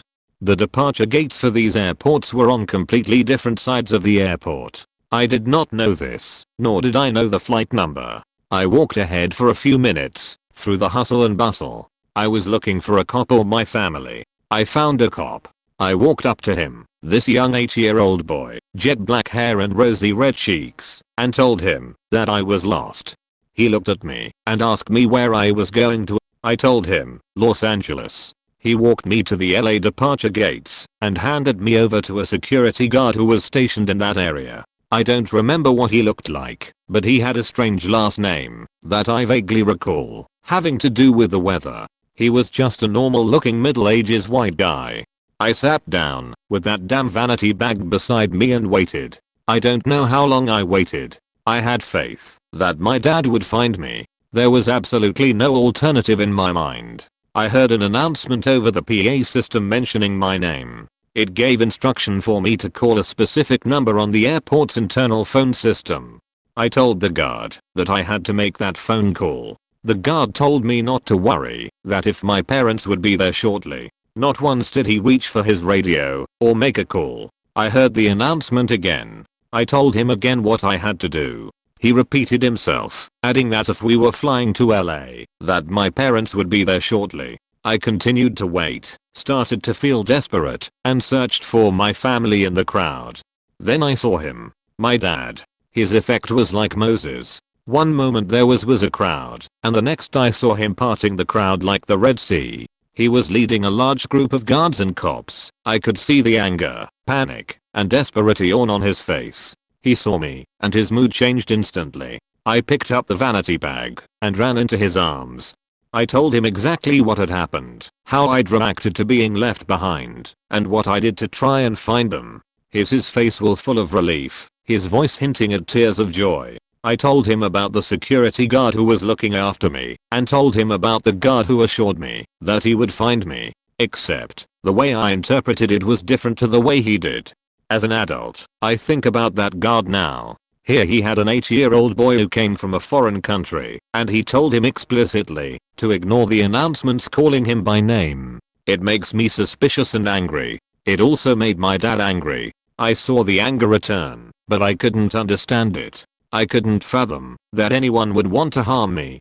Added to this was a wall of photographs of missing children and the security guard's office that he had spent a desperate time in, explaining that he had lost his son. My dad confronted the guard. An argument started. The argument heated up. The argument ended when my dad tackled this guard to the ground. As he fell, the guard hit his arm on something and severed it clean off.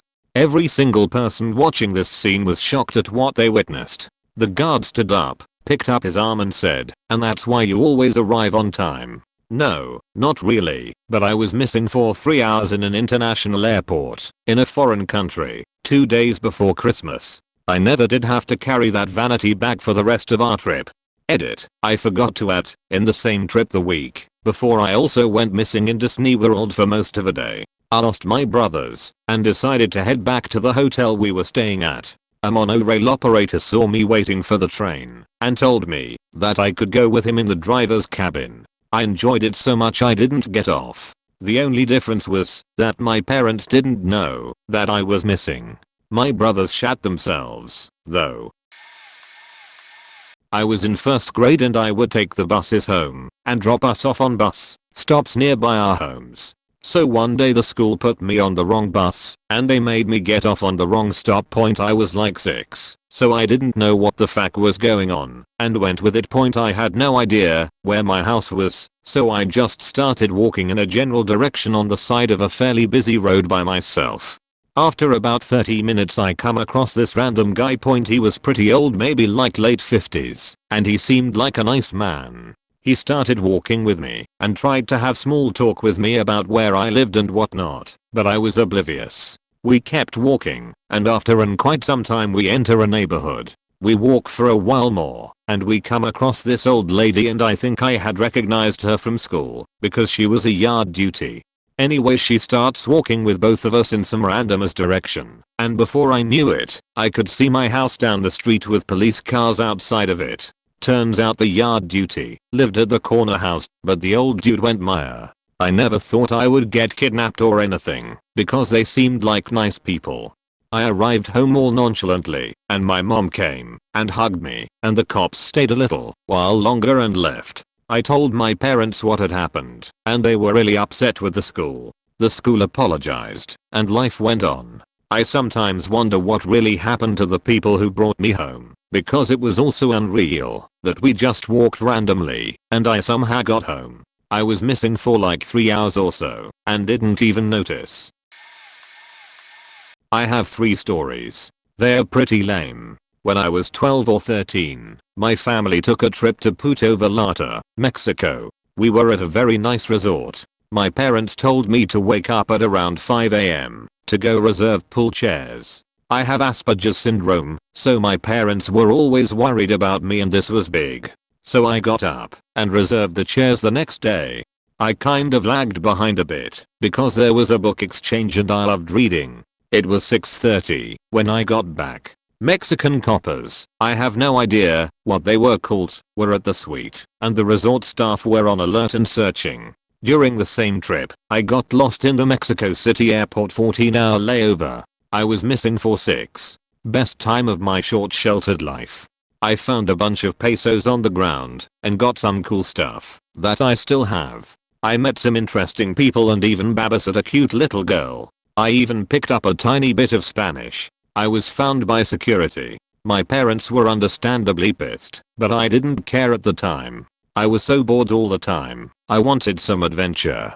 A few weeks ago, I went missing at my school. I got into a fight over a group project. I asked my next teacher if I could go to the counselor's office. I got a pass and went. My counselor was busy, and I didn't know any of the others, so I left. I was about to break down and cry. The engineering teacher is very cool and taught in a separate building, so it's always quiet when there's an off period. I went there and vented a bit. My counselor heard that I stopped by, so she sent a pass to my class for me. I wasn't there, so that teacher knew I wasn't where I was supposed to be, and my counselor knew it too. They checked my last class. Nope. People were alerted and the search began. The rules for me are treated different because of my autism. I hate that. Anyone else would have been assumed as skipping. The campus is very big for a high school. An hour later, the engineering teacher got a call. Why yes, she is here. And a minute later the out-of-breath counselor got me from the engineering building and took me to her office. While we talked, she sent out a bunch of emails, called some people, and walkie-talkied. Something along the lines of "we found her." It warms my heart that so many people care about me, but at the time I was angry. I'm more than my diagnosis. Well, this happened when I was in Thailand, in my elementary school. At the year this happened, it seemed so perfect that there was an outbreak of pox, or some sort of flu. My school had numerous branches. ESL and the regular English branches were the 2 main ones, and the elementary school and the regular English branch had to close down for a few days for the outbreak. My part of the school still stayed open, though I was in grade 4/5 at the time. So on that day I was marked missing. I had been playing with a plant that looked like a broom. And little did I know, it seemed like I was allergic to it, or the plant was just built to itch the hell out of anyone who touched it. And there I was, covered in rashes around the arms, bits on my face, and my legs. It was a mistake to play tag with those. This happened after first recess, and my teachers saw this and got a little concerned, so I think they notified the office. Now comes in the part of something I do whenever it's lunchtime. I always walk to the regular English part of school at lunch, because there is better food there. So I sneak out of class 10 minutes early, walk to the RE branch, and order some food, and start eating at the cafeteria. I look around, and for some reason there were a few teachers, including my teacher, that notified the office and the vice principal, crowded around the entrance of the cafeteria talking about something. I take no notice. I just eat my sandwich and roti, and get ready to leave when I'm finished. So this all happens in about a duration of 30 minutes. And while I was walking back to the ESL branch, I hear someone shout my name over and over again. I look back, then I see my vice principal. I was wondering what was up, so I stopped dead in my tracks, and he comes to me and notifies me I need to go back to the office, and pronto. He just told me I had to stay in one room for the rest of the day, and told me to see a doctor after school. So I go back home, and let my aunt's family know about this. I was living with them at the time, and turns out, they've contacted my mother and my father already, saying something like I was missing from containment in the school office, when I was really not even contained in the first place. I still sometimes have a good laugh about it, just to think that I was some dangerous creature to them walking about. In all seriousness, since the rashes broke out in second block, I don't get why they literally flipped out about them when I came to school, completely clean, free of rashes. A flu symptom can't just appear in a duration of 20 minutes, right? I wasn't missing for all that long, but this might qualify. When I was 4, my family went to Alton Towers. For non-UK people, it's a huge theme park, like Six Flags I guess. While I was too young for most of the rides, I was that kind of kid. I wanted to go on everything and nobody would stop me. I can remember wanting to play one of those claw machine toys my family was standing near. They started walking away. I think I did too, but suddenly decided that I want to go to this claw machine. I can remember being worried, but I can also remember being excited as because there was a ride right there I wanted to go on. It was a fucking train ride, and I can remember looking at it like I'm gonna go on that. Obviously trying to remember this sheet from when I was young is fuzzy now, but I can remember ducking under ropes and looking up at the adults trying to get on this ride. Sadly I did not get on the fucking ride. Disappointed much, but my dad found me. I can remember my mum crying while she was hugging me. Both of them were in hysterics. I was just mad I didn't get to go on the ride or get a toy from the claw machine. But apparently I was missing for a good 30 minutes, and they thought I had been kidnapped. I'm a girl. I went back to Alton Towers a few years back for the first time, and when I got to the area I found the area I went missing. And yes, I went on that ride 3 times.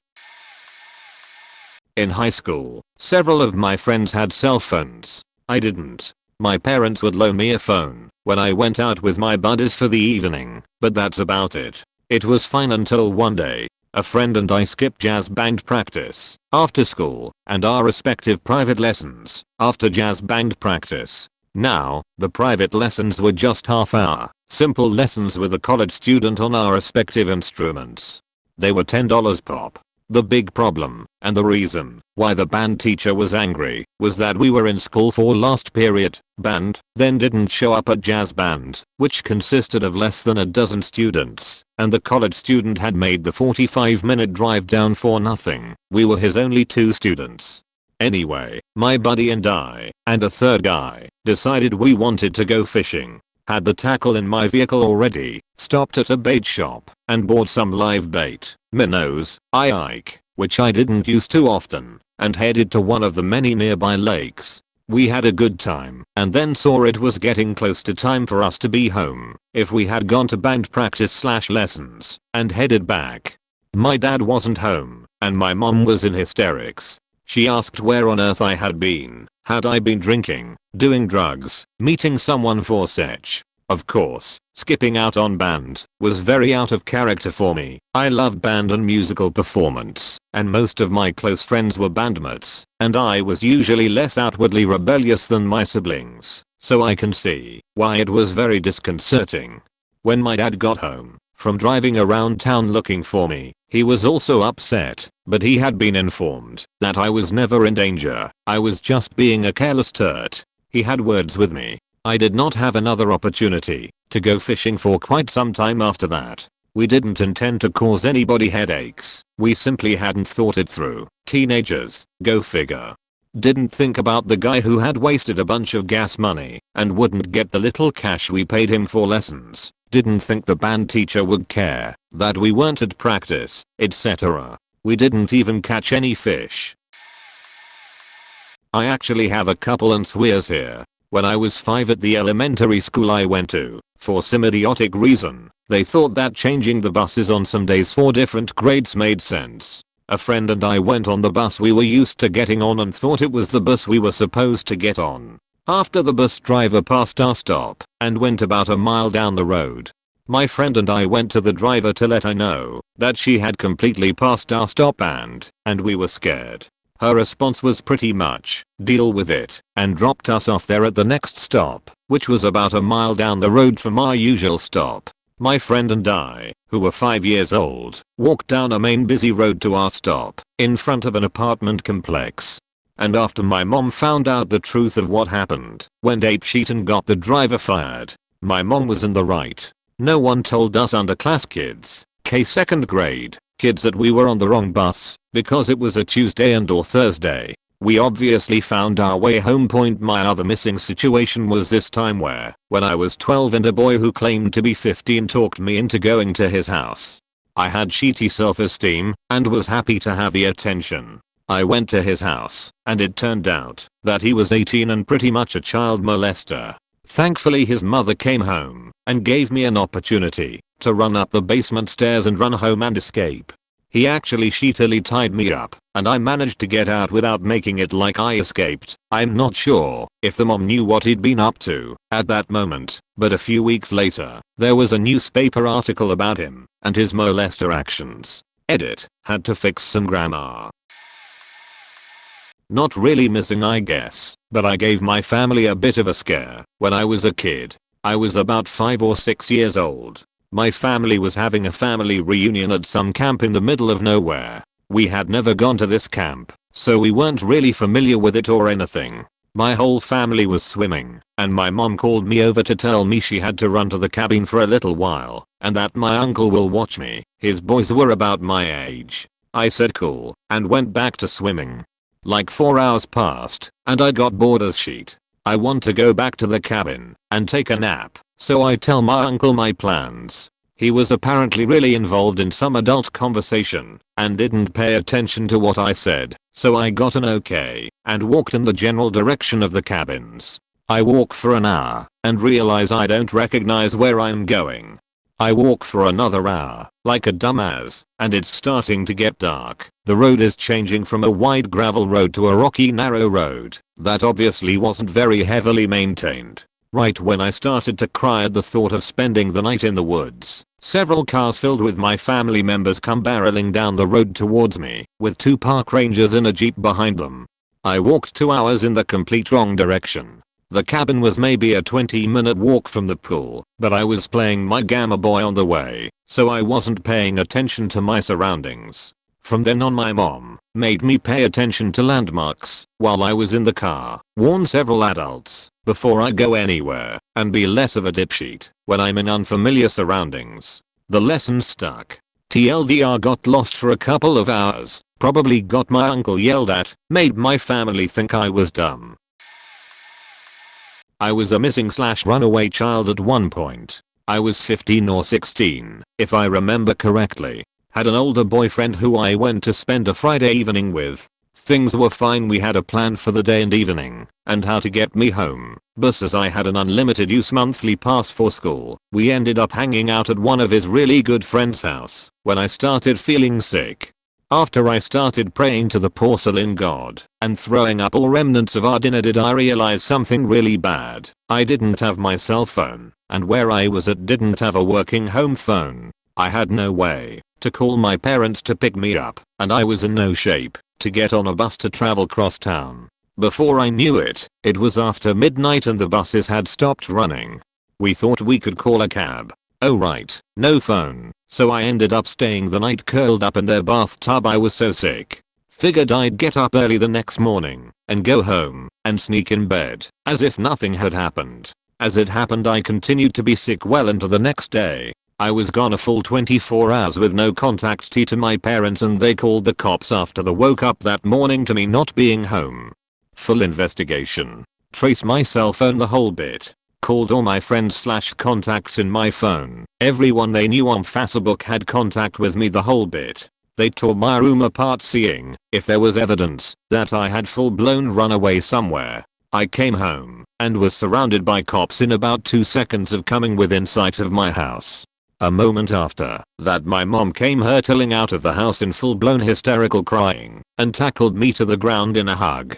Cue 4 hours of interrogation from my parents, aunts, uncles, grandparents, and one complete cunt of a policewoman. I know she was doing her job, but seriously, she was a total beach.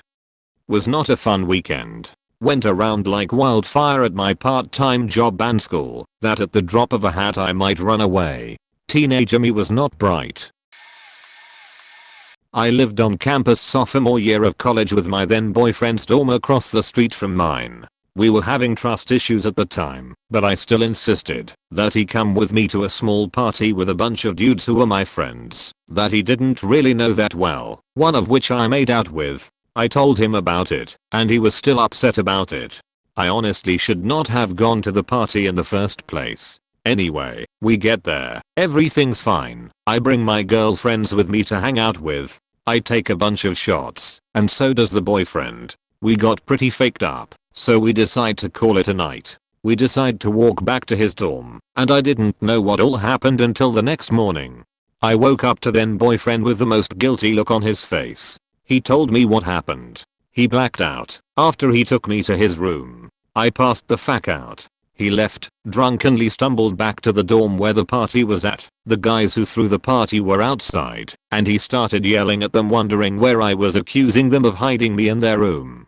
They told him they last saw me with him. He went to my room and banged on the door yelling, "That bitch. Where is she?" My roommate never saw him acting that way and was really freaked out. She calmed him down, and they called the campus police and reported me missing. All the while I was sleeping soundly in his bed. I'm sorry I'm a little late, but my story is still great. It all started when I was grounded for being arrested as a teen from a drunken night. As a result, I was grounded by my rents and not allowed to go on shooters, which I believe is the Australian equivalent of spring break. So it sucked. I was looking forward to it for the whole year and everything was already booked. But I also had another mate who didn't book in time and everywhere was sold out. So I told him he could have my plane tickets and accommodation. Now the day before I leave, I find out that it was actually more expensive for him to change the names of the flight tickets opposed to just purchasing new ones. So I quickly raided my coin vault and collected $60, packed my bags, and organized my mate's dad to pick me up around the corner of my house. I woke up early, snuck out, and even put pillows under my bed to give the illusion I was still sleeping, and turned off my phone. Off to the airport I go, and once I arrived in Queensland I turned on my phone and informed my parents that I was in Queensland and won't be back for a week, blah blah blah. They were furious of course, and decided to call the police and say I was missing, which was quite smart on their behalf, as it meant if I got in trouble or even questioned by the police, they would have noticed I was missing and sent straight back to Sydney. Luckily, the few altercations with police, they simply told me to empty my alcohol and that was it, and I had an unbelievable time and managed to make the $60 go very far. Another story, got home and got grounded for a long time, but in the end definitely worth it. I was 7 and was missing for maybe like 2 hours. My mom always worked really late and my dad worked out of town a lot, and I had a toddler brother, so I went to after school care. I was basically always the last one to be picked up, and sometimes it would be even after the janitors locked up, and my teacher would end up sitting with me outside waiting for my mom. Well, we got a new teacher, a young guy probably in his mid-20s. He didn't know about the janitors lock the door, so you have to wait outside rule, and I was too busy playing Super Mario Bros. 3 without any of the other stupid kids around to tell him. So at like 8 PM he says, "Wow, your parents are really late. Do you know your phone number so we can call them?" "Oh, you are supposed to take me outside to wait at 5:30 because sometimes my mom is late." He rushes outside with me in tow, and 5 minutes later the police show up with my mom, and she runs out and grabs me and starts yelling at him. They carried him off in the back of the cop car and followed my mom and me home. I was so scared and started crying because my mom was crying and clearly upset. So they thought he had molested me or something and brought in a blonde, Barbie looking lady cop, and I had to show her on a doll where he touched me, which he didn't, and I said as much multiple times. I knew about stranger danger and that I definitely shouldn't lie about it. I told the truth, that we literally just played Super Mario Brothers, and he told me knock knock jokes for 2 hours. I just kept telling the cops I'm sorry I played Mario for so long, and please don't take Mr. So-and-so to jail.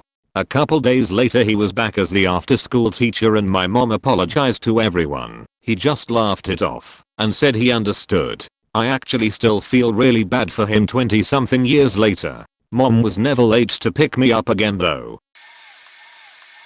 Edit 3. Jesus. Things. Sadly, I was a weird kid. I also stabbed each of my eyes and cut my corneas by accident, one with a Twizzler and the other a paper cut with a market day form. 1. When I was a kid, my friend's mom missed our exit to school, so she asked us if we wanted to go to Hocking Hills, a state park in Ohio. We were going down a path with her and his sister for who knows how long, probably only a half hour, when his little sister, who was only 3 to 4, got tired. Her mom decided that she would walk back to the car and that she would drive to whatever the attraction was and meet us there. We were probably no older than 7. Yeah. I remember talking about the Super Nintendo that I had just got the year before, and the next thing we knew we were at the end of the path, except it was a cliff. Looking back, I'm sure the path just curved or something, but we didn't know what we did, and the path wasn't directly under our feet, so we just picked a direction and started walking. A few hours later we make it to an opening where people were parked in motorhomes, and we asked them where the entrance was, and they informed us that we were like 10 miles away from it. We started walking where they said, and we eventually made it back as the sun was going down. She was at a picnic table crying and talking to police officers. I've never seen someone so happy to see her kid and his friend. The crazy thing that I just realized is, why didn't the people at the motorhome area offer to, drive us? 2. I fell asleep on the bus in kindergarten and ended up waking up at like 1 p.m. I woke up, walked off the bus, and I was suddenly in a locked bus parking lot. It was really surreal for me at that age, because there were just buses everywhere. I eventually found a small little building and walked in. You should have seen the look on their face. I'm lost. I fell asleep on the bus. My bus driver was right there and very nicely and quickly drove me to my class, which was being let out, or close to it, since kindergarten was only a half day. I just remember being excited I got a sucker, but my mom was absolutely terrified. 3. I just remembered another time where the same mom from the first story took me to the grocery and didn't tell my mom that we were going there. My mom was routinely calling their house to tell me to come home from dinner, but my friend's brother, who answered the phone, claimed I wasn't there and got the confirmation from his dad.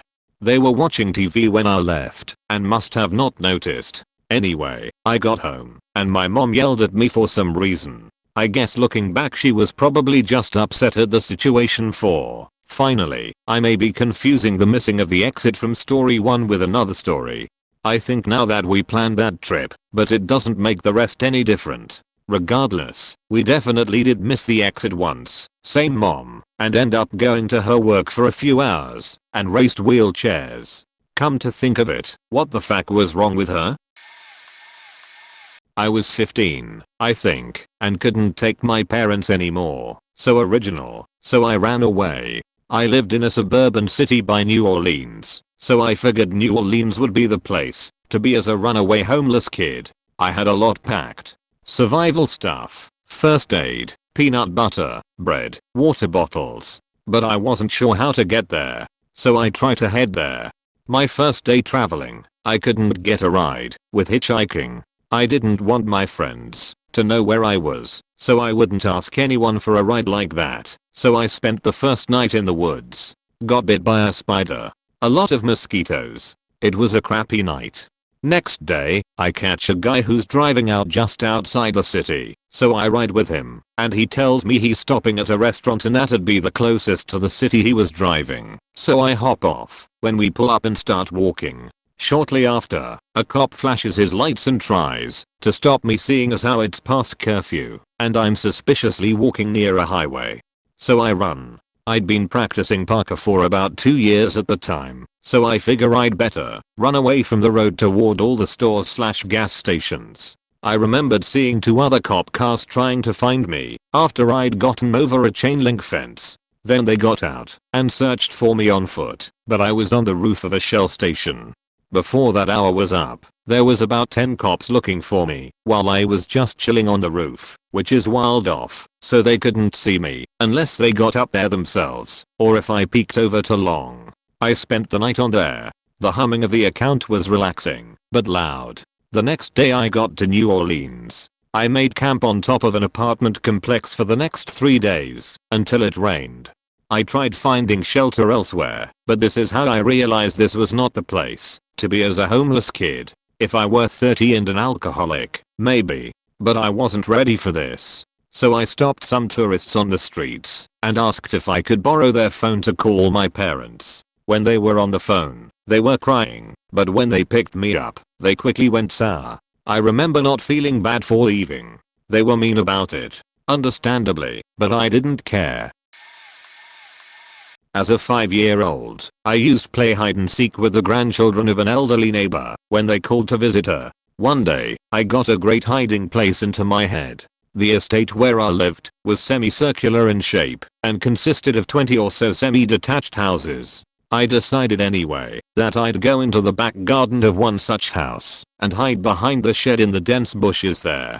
Absolutely delighted with my hiding place, I set up camp there waiting to be found. Unfortunately, the boy I was playing with had been unable to find me and eventually had to go home when his parents were leaving his grandmother's. Oblivious to him giving up and leaving, I stayed behind that shed for hours. After not being seen for a few hours, my parents became concerned and checked with all the neighbors.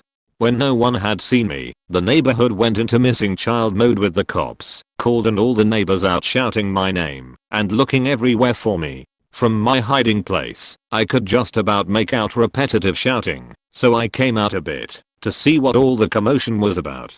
Turns out it was me. I'd been hiding in that bush for something like 5 hours because the grandchild had left 3 hours before I was found, and he had spent ages looking for me and ate dinner before leaving. I had no idea of the time that had passed. TLDR, I was the under 6 hide and seek world champion. Okay, let me start off with apologizing in advance for my bad grammar. So I was 15 years old and had just met this girl, let's call her Jenna, through a friend, let's call him Dew. Dew was a tad older than, would have to say around the age of 20 or so. Anyways, he had met her during an AA meeting which I had previously did not know. Well, Dew and I and a couple other buddies along with Jenna were hanging out, having a grand old time, all the while me and Jenna kind of hit it off. So later that night everyone part ways and went home, but before she left I was able to smooth talk my way into getting her number. Well, next morning I sent her a text, and for the rest of that day we were just flirting, talking about boring BS. Well, the morning after all of that, I get a call from her. It must have been around 5-5:30ish in the morning. She asked if she could come over and hang out. Me being the horny teenager agreed in a heartbeat. She was dropped off at my house by a friend of hers. We pretty much just hung out all day, rented movies and just lounged around cuddling. At some points during the day things got pretty intimate, just making out playing around with each other, but never went all the way in fear of my parent right above me. As the day drew to an end, I did not want to leave her side, and to my belief she didn't either. She asked me if I wanted to come to her place and spend the night, and that her mom wasn't going to be home. I agreed, but I knew my parents wouldn't. So, I told them that a buddy of mine was going to pick her and I up so we can drop her off at home and stay the night at his house. They agreed. So my buddy arrives and asks where he's headed to. Needless to say she lived in the bad part of town. So, we are about to turn onto her street when Jenna says no. Stop at that liquor store, I need to pick something up. So we did. She walks in and comes out 5 minuets later with a fifth of cheap 5-star whiskey. So, I've never drank before, so I was a bit nervous. As she gets into the car I ask how in the hell did you pull off getting booze when you're 17? She shrugged it off stating she had some bum buy it for her. Well, my budgie pulls into her driveway and drops us both off. He drives off and we both head into her house. This is where things get interesting. She goes to the fridge and grabs 2 Mountain Dews and hand me one. She then cracks open the fifth, takes a big gulp and hands me the bottle. So, I followed. After a while of drinking and us getting wasted, we head to bedroom. Oh, this would be a good time to state I was a virgin. So, I'm drunk about to lose my virginity. I'm excited. Needless to say, it went down. Well, next morning I wake to her shaking me yelling her mom's home. We have to leave now. I get up, put my cloth on and run out the back door with her. So now we're in the hood walking down the street and I ask her, so what now? She claimed to have a friend she knew who lived down the street. I was pretty content with that answer. So we get there, hang out with this shady dude for the rest of the day. But later that night I had forgotten I had turned my phone off the night before. So I turn it on to see what's up. I must have had 100 plus missed calls and countless voicemails. Then I thought to myself, oh shit, my parents. Being scared of their reaction, I turned it back off. Don't ask why. We ended up staying the night at this guy's house that I didn't even know. Next day I knew I had to come up with a plan to get back home. But before that, Jenna said she had to go home. The random dude whose house we crashed at offered a ride to me. I agreed in a heartbeat, but I couldn't go home. No. Did not want to confront my parent after what I had done. So quickly I thought, well, my grandmother's house isn't too far off from here, and she's a sweetheart and would understand. So me and this total stranger hoped into his candy red, slammed to the ground S10, thought it was the coolest thing ever. So we start heading down the street and halfway down the block we pass a car. But just not any car, it was my mother and aunt. We locked eyes so hard. So we pull over, and I switch cars. So we headed back to Jenna's house to talk to her mother. Well, she'd hit the fan. Well, long story short, she was 21 with a boyfriend who threatened to beat my ass when he saw me. That was before he found out I was only 15. To make the situation worse, she turned out to be a drug addict, would rather not say which one. Sorries were said, then we left. But out this situation, what shocked me the most was how did my mother find me? I was just amazed. Ended up being that she had called you and had asked about where this girl lives. He didn't know. So she then called my buddy's mother that had dropped me off, and he told her where the house was. To this day I still think this was one of the best times in my life. Again, sorry for the bad grammar, and thank you for your time reading this. TLDR, ran away at 15 for 2.5 days, had my first alcoholic beverage, lost my virginity, rode in a sweet pimped out S10. I went missing for a night from my sister's friend's wedding. It was at their family's ranch, and they have a lot of land. I had recently turned 18 and my sister wanted me to drink as I was staying the night there in a cabin they had built. I had previous arrangements, so I didn't attend the actual wedding. It was a last minute invite to only the party, so I didn't show up until later. I was handed drink after drink, very strong drinks, especially for me at 18, who had drank only 2 times before, and was told to catch up. I found out that night that I'm prone to blackouts. The last thing I remember was needing to go to the bathroom, and I head to the creek that flows through the property where all the other men have been pissing. I think at this point I went about 50 feet around the bend of the creek and passed out. I vaguely remember being by myself and having a hard time standing up. The next thing I remember is I wake up in the bed I was supposed to be in, asleep in the cabin. I groggily put on my clothes. I was in boxers only, and realized my pants were wet. I check my phone to 50 missed calls, and about the same amount of texts. Apparently my sister went looking for me with a group of about 20, and could not find me. I quickly call her, and ask why she blew up my phone. I hear an exasperated sigh, because I don't think she slept, and it was now 9 AM. TLDR, blacked out at a wedding, had a search party look for me, and then woke up where I was supposed to, unbeknownst to anyone. Went on a foreign exchange trip when I was 16 to France. We went to the Louvre early in the day, I think it was right around the time they opened. When we got inside, a female friend of mine and I wanted to see the Mona Lisa up close, but there was a big line/crowd at it. So we waited in line and worked our way up to see it. By the time we got to see the painting, our group had moved on, but we had no idea, so we attempted to catch up with them with no avail. We spent the next 8 hours trying to find them, or use our broken French to ask for help and explain we were lost. The first few hours we spent sitting in a room looking at Venus de Milo and Winged Victory, because we were previously instructed to stay put if we got lost. After several failed attempts to get the museum staff to help us, we decided to wander. We explored every nook and cranny of the place, saw art from every age and corner of the world, Finally we decided to head to the front desk and ask for help. Thus was about 5 hours in. When we got there we tried to explain what had happened and see if anyone was looking for us.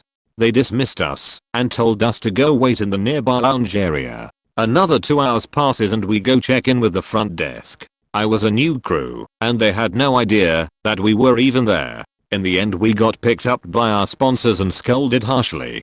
Turns out they had been checking in at the front desk every hour to see if we had turned up. After the first few hours they assumed my friend and I had snuck off to have sex, the whole teenagers in France thing, and would turn up when we were. TLDR, I got lost at the Louvre for nearly 8 hours. I was 11 and went missing during a school sporting event trip in another state for a few hours. It was 2001 and I was in Eastern Pennsylvania at Lafayette College for a sporting event called the Olympics, which was for kids who went to residential schools, like a private school in the sense that you live there year round. It was day 3 and I was really tired after competing in the events, basketball, track, and field. ECT point is taxing on an 11-year-old. One of the coaches knocks on my dorm room at like 5 AM and asks me if I want to go with some of the other students to the mess hall to grab a quick breakfast then hit the pool to swim for a bit.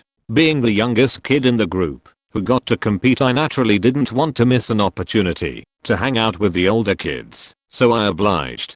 After eating a massive breakfast I decided I'd go sit down on one of the arch-shaped benches on the far side of the mess hall and rest while my teammates finished eating. You couldn't really see me sitting on the bench since I was like 4 feet 9 inches, so when I ended up laying down and falling asleep I was impossible to see. The bench was situated in a spot that nobody walked, so I wasn't disturbed until I woke up to another team chanting some cheer at like 8 AM.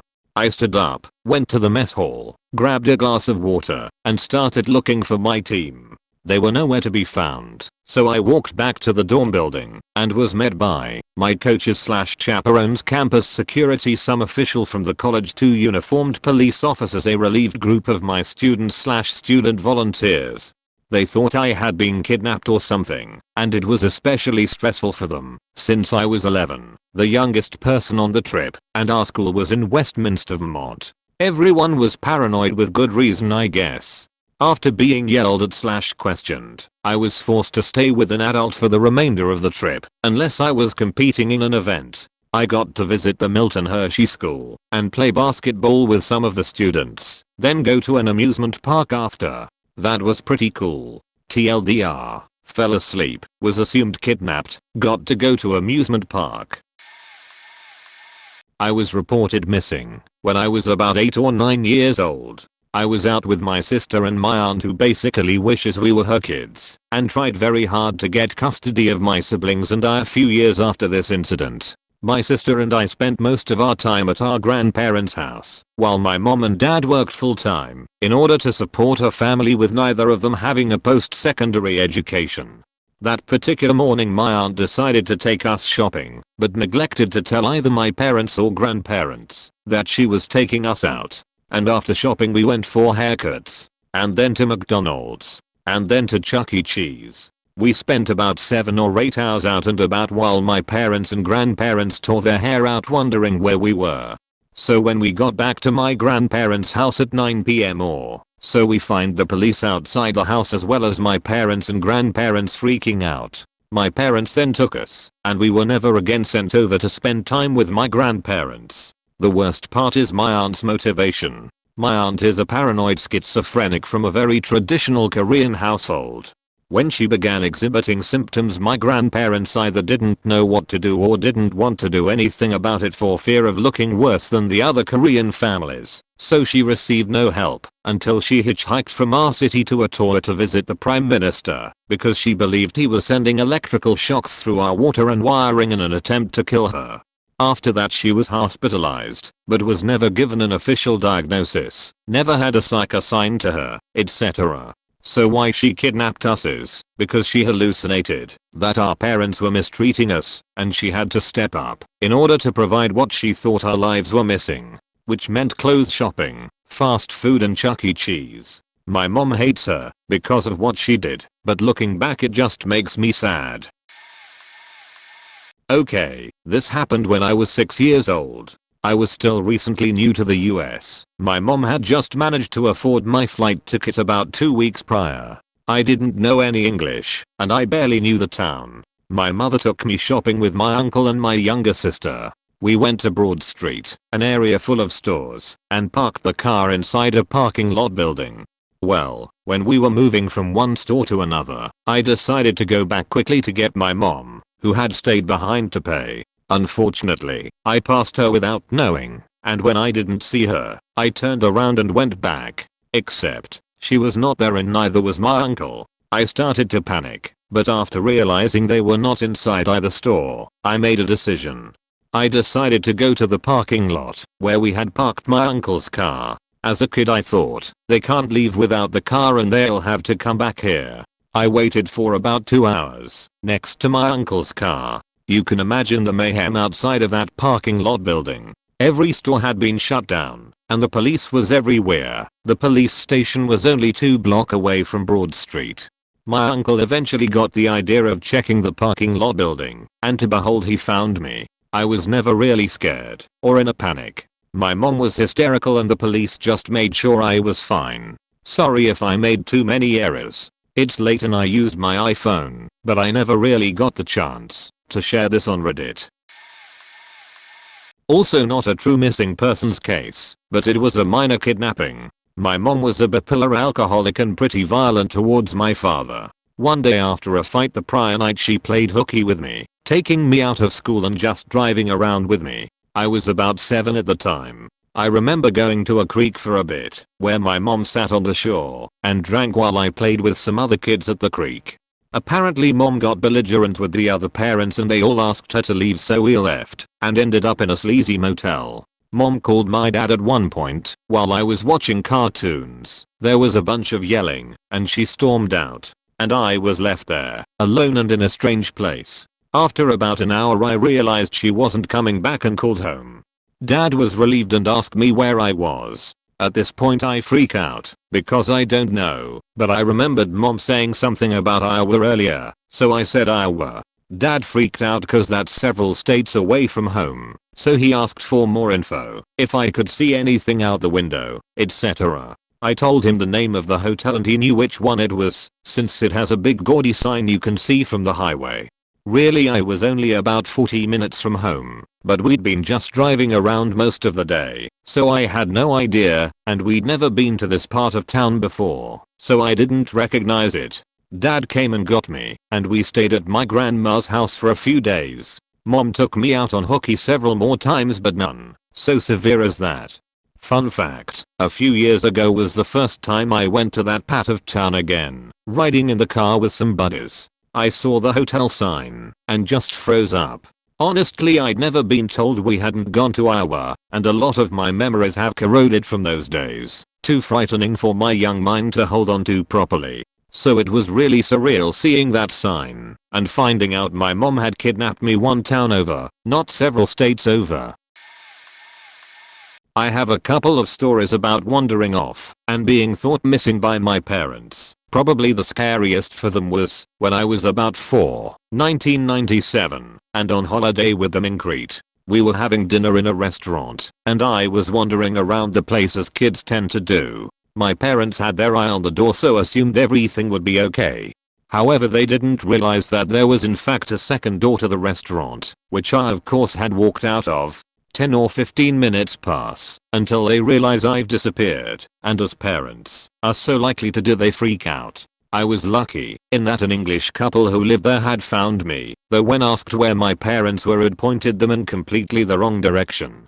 I don't think the whole escapade lasted very long, and I have no recollection of the incident, but my mum told me later that she was utterly terrified as not that long before a young boy had been abducted on another of the Greek Isles. The other time that stands out to me was when I was about 16 and hanging out at the local park one evening with some friends and skipped my curfew of 11 PM. Stupidly I thought my parents wouldn't be that worried or annoyed, they could be surprisingly liberal at times, and switched off my phone to avoid calls. When I returned with a friend who'd asked to stay over my mum flipped the F out and had apparently been on the phone to the local police. We lived in a smallish town of a couple thousand residents in a fairly affluent part of England, and screamed at my friend and myself before driving my friend home. I thought she overreacted at the time, but as I get older I can kind of see how she would have felt, not knowing where her teenage daughter was. I was reported missing once. I remember it being a weekend, because I just slept in longer than usual. I remember I kept just going back to sleep, and at that time I had basically been living on the couch and refusing to sleep in my room as I had brought my computer out due to the heat. On one of the points, when I was half asleep and ready to get back to sleep, my sister and her boyfriend left the house and I hazily remember them being approached by a firefighter right outside the door. I just kept sleeping. After a few more hours I thought it was a great time to wake up, brush my teeth, and get some red eating done. Everything was weird, my hands smelled weird and everything seemed so hazy. I thought I was just feeling odd from the long sleep. I brushed it all off until I got a phone call from the chief of the fire brigade telling me I've been missing for a whole day. There'd been a gas leak earlier in the day and everyone in my street had been evacuated and told to leave their premises. I slept through it all, and my mum had reported me missing. The fire brigade then told me they were sending in my mother to get me. I was 18 and the whole neighborhood cheered my mother as she walked me out of the street. Not really serious, but it was a weird experience, knowing I slept through a gas leak, and after I had left the street, some people were taken out in ambulances due to passing out. When I was 7, I went to a tiny school in Irvine, California, where my mother taught preschool. This was in the early 90s, and the school was in a part of Irvine that was bizarrely rural for Southern California, like herds of cows rural. Anyhow, because my mom taught there, we stayed after school until about 6 p.m. or so, and on that particular day my mother had warned me I'd better be ready to go at the car by 6 or she would leave me. I'm chronically forgetful, and she was tired of getting home past 7 every night because I forgot my books or whatever. So, I'm at the car by 6, but forgot my backpack. I run back to get it, and on my way back to the parking lot, I see her leaving. She was serious. What am I to do? Well, I decided to walk home from Bonita Canyon Doctor to the Tustin Air Station by myself at night. It was roughly an 8-mile walk, and 10 minutes in I saw a car that looked just like ours drive by, but no, that can't be. They said they'd leave me. So, I kept walking. My mother had actually driven away, turned around and came right back to teach me a lesson. That lesson turned into a 2-hour nightmare drama for her, as everyone in our church fanned out to look for me. The police were called, all while I blithely walked past Irvine, waiting obediently at crosswalks and so forth.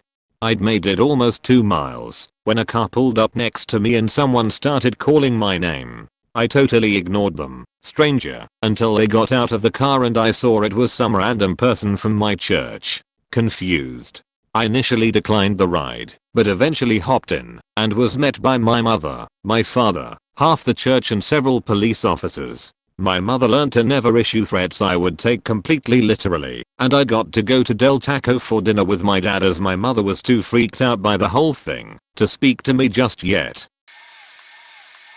Pretty lame by the standards of some of the stories here, but about 20 to 25 years ago I was missing for a few hours. My dad was an alcoholic and I would often be brought to the bar. This time the whole family had gone, and my mother got fed up and left with my sister. I felt wrong about staying, but I was 6/7 and liked getting a glass of Coke and a bag of crisps, and the walk home, probably an hour, was not something I particularly wanted to do. After finishing my bottle in roughly 5 minutes, I got bored waiting for my dad to finish his inexplicably longer to finish drink, so I went to the area with table football and met a boy of a similar age from another country, and we got on well. After a while the parents of the boy offered to get me lunch elsewhere. I don't really know how this was proposed tbh, but he let them leave with me. At the time I obviously didn't care, but in hindsight it's a bit jarring. After some amount of time my mother returned to the bar, possibly for house keys, and asked where I was, and my dad just shrugged. So she proceeded to walk up and down this relatively small seaside town, entering everywhere looking for me. Eventually she found me in a hotel dining area asking, Can I not finish this milkshake? Not one of my fonder childhood memories, needless to say. Hopefully someone sees this. When I was like 3, I was old enough to run around the house unsupervised, for the most part. My mom realized that she hadn't heard me make noise for a while. She started looking for me in my room, in my brother's rooms, outside, etc. She called her best friends who owned a shop right down the street from her house, so she thought maybe I walked over there. I lived in a small town at this time, no luck. She freaks the fuck out. It's important to keep in mind that there have been a string of kidnappings in the area, so my mom losing her shit was more than understandable. She calls the cops. My dad from work, almost an hour away. She goes and picks up my brothers from school, walking distance. The neighbors are losing their shit looking for me too. I was super small for my age, and I had heart surgery the year before, so everyone thought I was highly breakable. Anyways, my oldest brother gets home and goes directly to his room. He had a bunk bed and he basically slept in the top bunk and used the bottom one during the day. He climbs the steps to the top bunk to make the bed. You know how there's a gap between the bed and the wall? That's where I was. I fell asleep on my brother's bed and the covers kept my mom from seeing me. My brother screamed for my mom and he carried me off the bed. I heard that when she saw me half asleep and not knowing what was going on, she passed out. It's a fun little story and one of my favorites. It kind of sucks I don't remember any of it happening. Oh lord. Okay, so here goes. I almost want to use a throwaway for this, but what the fuck. To this day, I still don't know exactly what happened, and by now I stopped asking, or I would drive myself mad. I don't know if it was the drugs, a psychotic breakdown, or if I was somehow possessed by who knows what. Luckily I'm drunk enough to spill my guts to you people tonight. It was the summer of 2012, and I went missing twice in a row. Now for some background. I was just out of college, an activist very active in Cop Watch and Occupy Riverside, and living in a co-op with some friends. I was also getting way too deep into the paranormal crap, you know, Ouija boards, photography, mediums, all that bullshit. But at the time I believed it. Also, a few days before I took off I did a very heavy dose of mescaline. Talked to God, saw devils, made energy balls, everything crazy girls do on hallucinogens. Anyways, where do I start? I guess I started thinking I was talking to God, and he was telling me where to go, and what to do. It told me to start walking, so I did. It told me to take off my shoes, so I did, and I was convinced that by touching people, I was healing them of the coming zombie apocalypse that was about to happen. So I go for a long walk. No wait, actually I started on my bike. I start riding around Riverside touching everyone I saw acting like a freak. Then I come to a group of gangster looking guys who had been infected with the zombie disease, though they didn't know it. I get off the bike, walk up to them, and one grabs me. He holds me tight, and when he lets go, I turn around, and my bike was gone. It's fine though. I was doing God's work, you know. This continues all day. Little did I know that the person I was with when I took off let everyone know I was gone, and the kids from Occupy Riverside have been riding around trying to find me. Now, here's where things start to get really weird. I wandered into a nice apartment complex and was still touching people. Of course they freaked. There was a weirdo touching their kids and running away. The cops got called. I thought they were trying to kill me, so I hide from them. The chopper comes out, and it's flying around looking for me. I take refuge behind this carport and wait for the person who was supposed to come find me. My friends somehow find me. I guess they saw the chopper and realized what was going on, so they walk me out of danger. I find myself in the hospital for a week, pretending to get better when in fact I was getting worse. By now I was convinced that I had the second coming of Christ in my stomach and was going to begin the anarchist revolution and save the world. But I'd pretend, so they let me out. The night I get out I again take off like God tells me. This time I'm gone for days. When people realized what happened there was a huge panic. All my friends went crazy and contacted almost every Occupy movement in the state, convinced that I would show up to a meeting. There was a Facebook page called Jack's Attacks is Missing or something like that. There were posters all over Riverside with my face on them. People freaked out. I was convinced that I was supposed to get to the bay to meet the supposed love of my life, fly to France, and begin the movement that would change the world. I drove my car up to Richmond, calendared it at some church, then got out and walked to San Francisco. Along the way, all of my possessions were either lost or stolen and I was wrapped several times. I wander around the city for a few days, people taking advantage of me with every chance they get in every way possible. By now, they found my car and knew I was in the Bay Area, and the police had been notified. Nobody I met helped. They just laughed at the crazy girl or took advantage of me. This is the reason I lost my faith in humanity and am now a crappy activist. I learned that most people are just mean and uncaring. Finally, someone reported me to the cops and they come, realize I was the missing girl, and call my dad and best friend who have been frantically looking for me around SF. They come get me and take me back to Riverside, put me back in the hospital for a few weeks and I begin to come back to my sane mental state. They tell me it was schizophrenia, but I've never had an episode before or since. Like I said, no idea what happened to me during these few weeks. I hate thinking about it. Afterwards, I fell into a deep depression that I only began to come out of when I started getting closer to my now-so, the guy who found me in the apartment complex. It was years ago, but it still haunts me. Probably going to get downvoted to hell and made fun of for this, but what the hell? It happened. And it sucked. But now it's over and gone, along with my faith in humanity.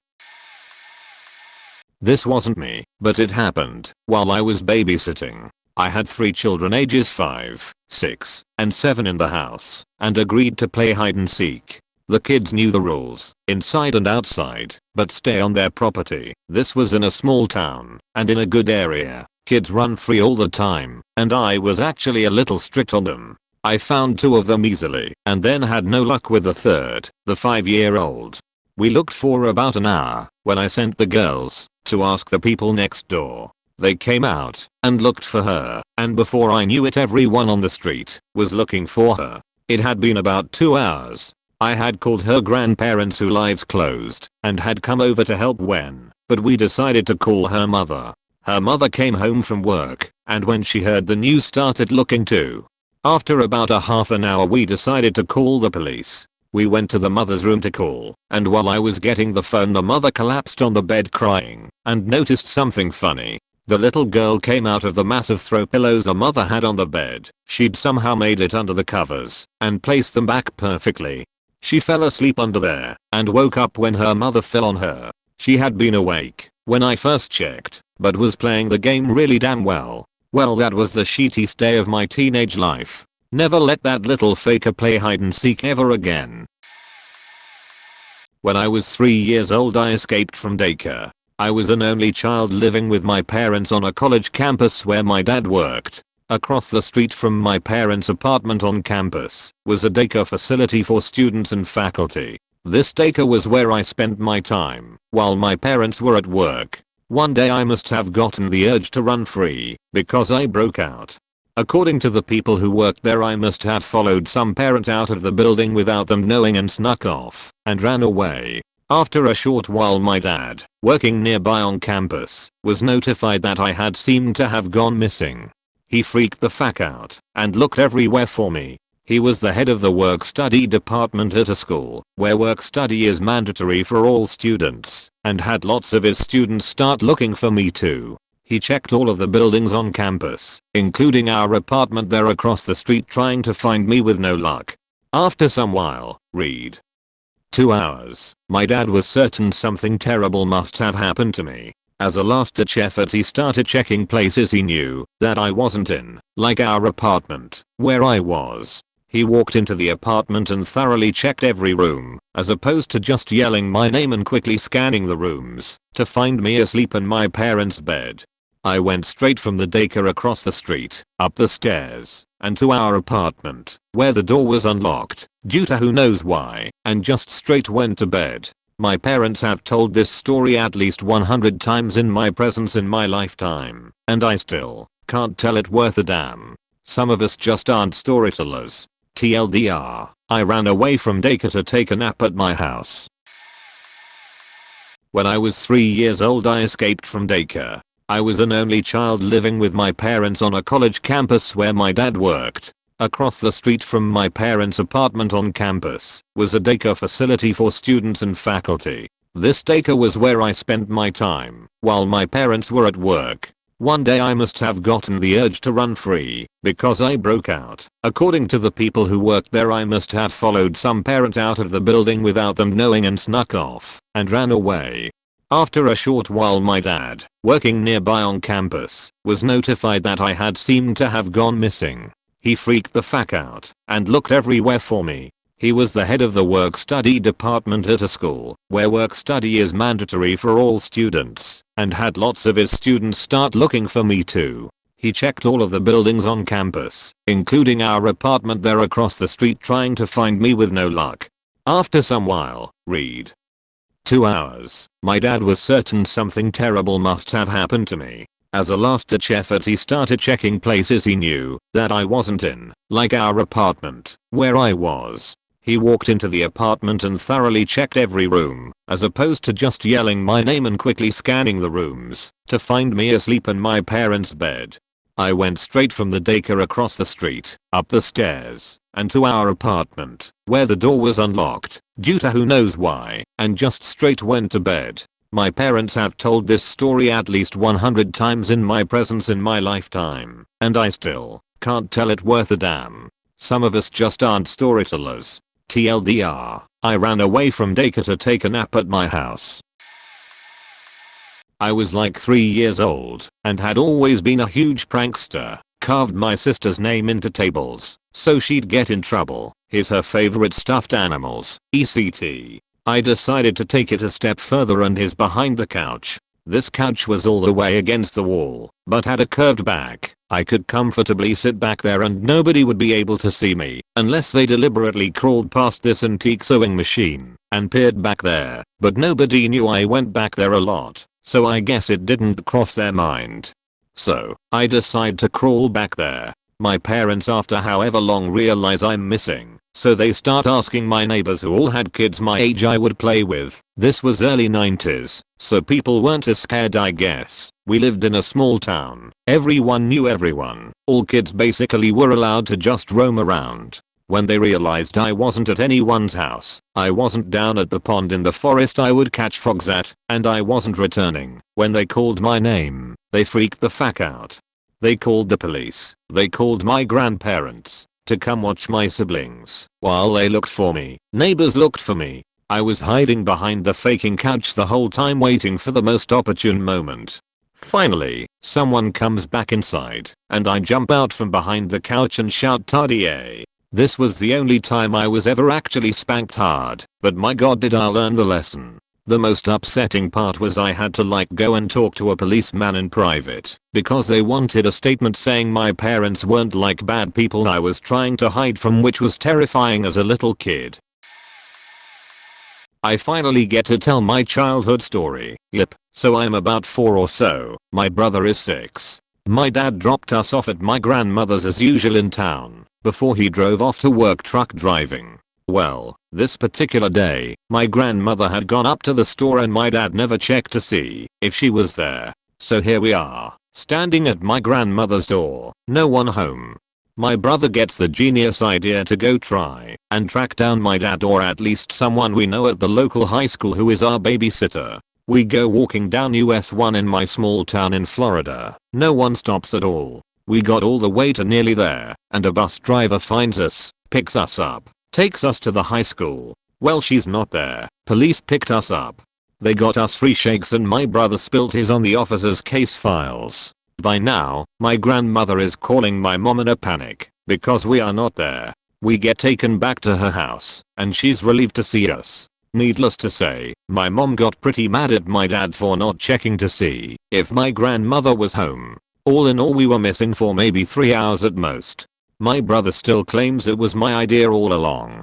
Perhaps that's why we don't see eye to eye. I also once got lost leaving Disney because I went with the crowd and I looked behind and apparently no one I knew was behind me. Managed to find the group, freaking out only myself, and got a ribbing from an older girl 4 years over it. Let's set the scene. It's a poorly lit parking lot. Halloween night of my 5th grade year. My school was holding an event called Trunk or Treat. Parents would decorate the back of their cars, and kids would walk around the lot trick or treating.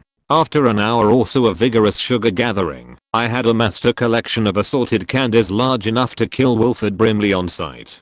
I, and my trusty pillowcase of diabetes, began looking for a new activity. I caught wind of a showing of The Haunting of Emily Rose in one of the school buildings. I'm like, heck yeah, I can go watch a movie my mom would never let me see, and attempt to eat my body weight in candy at the same time. Count me in. So I head over there, stoked as hell.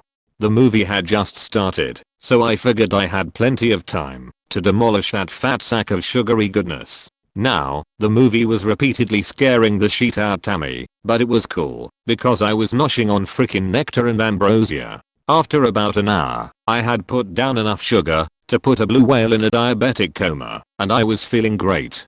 Just when I'm thinking this is heaven, I made it. This woman runs into the room frantically shouting, "Has anyone seen Dr_Eaton_Beaver?" I turn around, and we lock eyes. She sighs heavily, saying, "Oh, thank God. Come with me." I get up reluctantly, sensing that something is wrong. So perceptive. I know. Hold your applause please. As soon as we get outside she screams, in the most strident, blood-curdling voice she could muster, "I found him. I found him." A police car pulls up, and the officer put me in the back, and I'm like, oh shit. I didn't they would arrest me for watching a PG-13 movie without my parents. The nice officer drove around to where the trunk or treat was going on, and the door is yanked open and I'm enveloped in a massive bear hug by father, who is bawling his eyes out in joy. This is one of 2 times I have seen him cry in my life. My mother was standing nearby, in hysterics. So, as it turns out, I had neglected to tell anyone I was going to the movie, and a manhunt had been underway for a while. There were multiple police cars, and they were about a minute away from calling in trucks to begin dredging the nearby lake in hopes of finding my chocolate and swamp-filled body. Every ohm thought I was dead for an hour of my life. Imagine the candy I could have pillaged during that time. No regrets. Ninja Edit 4 formatting.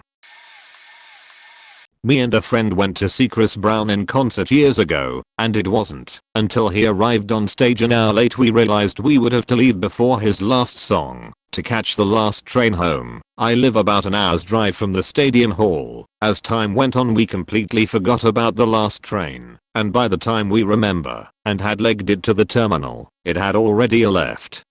Bricking myself I called my dad. This was about 12 to 1 am, and through his gritted teeth he agreed to come and get me and my friend. We had an hour to kill, and if you ever see the aftermath of a concert all you see on the floor is glow-in-the-dark bands which me and my friend thought it would be a great idea to collect. So after an hour, and 2 arms full of glow-in-the-dark bands, my dad calls saying he's outside waiting for us, but I told him that we were already outside waiting for him. It turned out we were on opposite sides of the stadium, and it was completely locked down. We couldn't get in the stadium or out. We had found our way outside to this loading bay area. It was completely deserted. We then noticed this weird white van slowly creeping up to us, so we did what any 15-year-old girl would do, run. Little did I know that dad called security and that was the security van trying to contact us saying my dad's reported us missing. Eventually security brought us back to my dad, and he wasn't even angry. I think he was just thankful we were safe. I went missing once. Except not really. I was 6. This was prior to Amber Alert, 99 or 00, can't remember, but my disappearance would have triggered that. So it's a typical weekday in the summer. The family recently bought a house in a nice, quiet neighborhood where everybody was friends and block parties were frequent. My uncle lived with us, and in exchange for having a place to live, he had to take care of myself and my brother during the day. Brother was 2-3 at this time. My uncle is pretty much a deadbeat recovering addict with no job/money, so out of the goodness of their hearts my parents gave him this responsibility and a place to stay. So on this day, I ask my uncle if I can go down the street to play with my friends. He says no. I get angry. To show my anger and still get to play, I decide to play hide and seek without telling my uncle. I hid behind my brother's bedroom door, which, when open, created a small triangle of space next to his bureau. Cue my uncle's insanity. He can't find me. So he calls the police and my parents. The local news finds out about it. Massive search begins in the woods near my house. At first I had no idea. Then strange people started coming into my house. Police officers bring their dogs. My poor 6-year-old mind can't handle this confusion. I get scared and stay in my little corner. Then I get brave and go out to the hall. My brother's bedroom is upstairs, and the stairs lead into the living room and are right next to the front door. To my surprise, I see my little brother sitting on the stairs. I whisper down to him, "Go get mommy or daddy." Instead he gives me a goofy toddler grin and waves. I hear people coming and run back to my hiding spot. This happens a few more times until finally my mom happened to see my brother giggling as he looked up the stairs. She comes over and sees me. Hooray, I've been found. My dad gets on the news crying, saying he's so happy I've been found. My uncle was promptly kicked out and we were sent to daycare. TLDR. 6-year-old plays hide and seek, tells nobody, and the world panics. I was 12 years old when my mother told me to go to the grocery store nearby and get some cheese. The neighborhood was shitty and poor, but whatever, I didn't find any cheese because it was a shitty grocery store. So I walked back and I saw my grandfather going out and asked me why I was out. I said my mother told me to get some cheese, but I didn't find any. He said he was going to visit some relatives and told me to come with him and get cheese on the way, and I did. I got my cheese, visited the relatives, stayed for an hour or so, and went back. When we got close I saw my mother knocking on doors with my cousin and he saw me and shouted. My mother turned around and I was looking. She came running to the car screaming at me. Everyone was out looking for me. They thought I was kidnapped because I'm a very pretty boy in the bad part of town. I gave her the cheese. She said I should have told her I went with my grandfather anyway. I was missing for 2 hours, kidnapped by my grandfather to take me to his brother. It wasn't the first time or the last time I was missing. My first memory was me missing. But like most times I never knew. I was just few kilometers away at the beach playing with sand. Visited that location few months ago. Sand is gone and replaced with some walking track.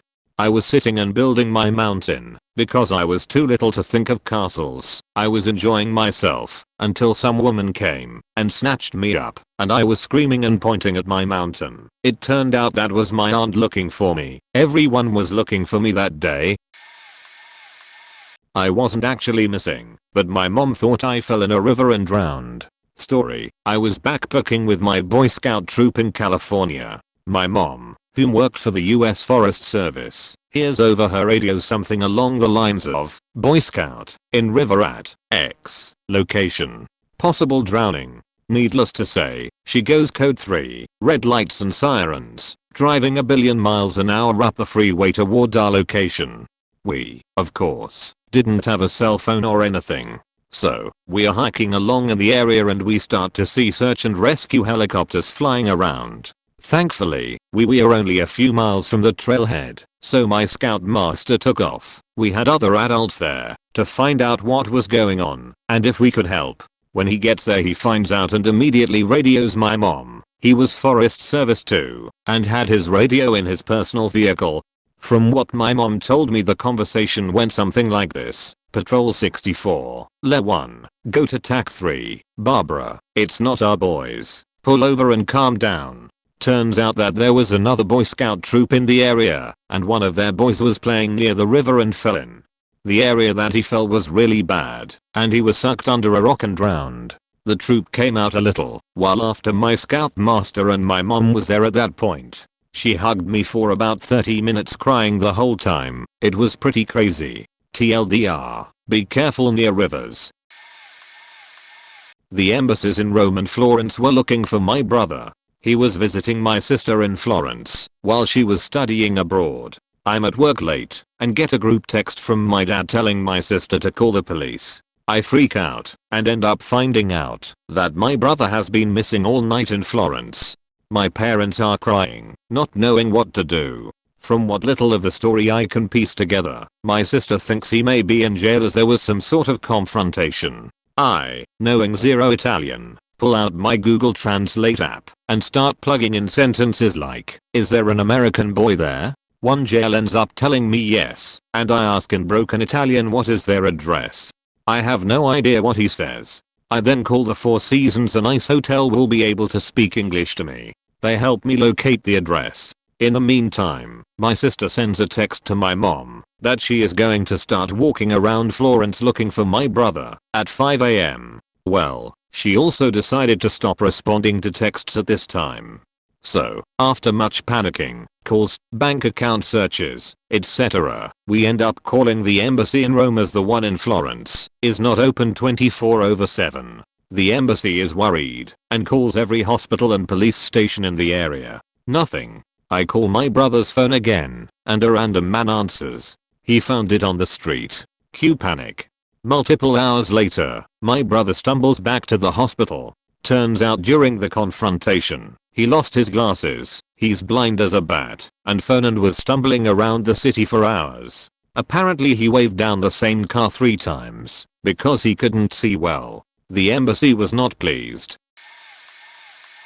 This isn't really my story, but I got entwined into it. I was 3 years old in China when this happened. My mom was working full time, and had just received a promotion. Because of her long hours, she hired a babysitter to take me and the neighbor's kid to our daycare together in the mornings. The neighbor's kid, we'll name her A, and I were really good friends and we even looked a lot like each other.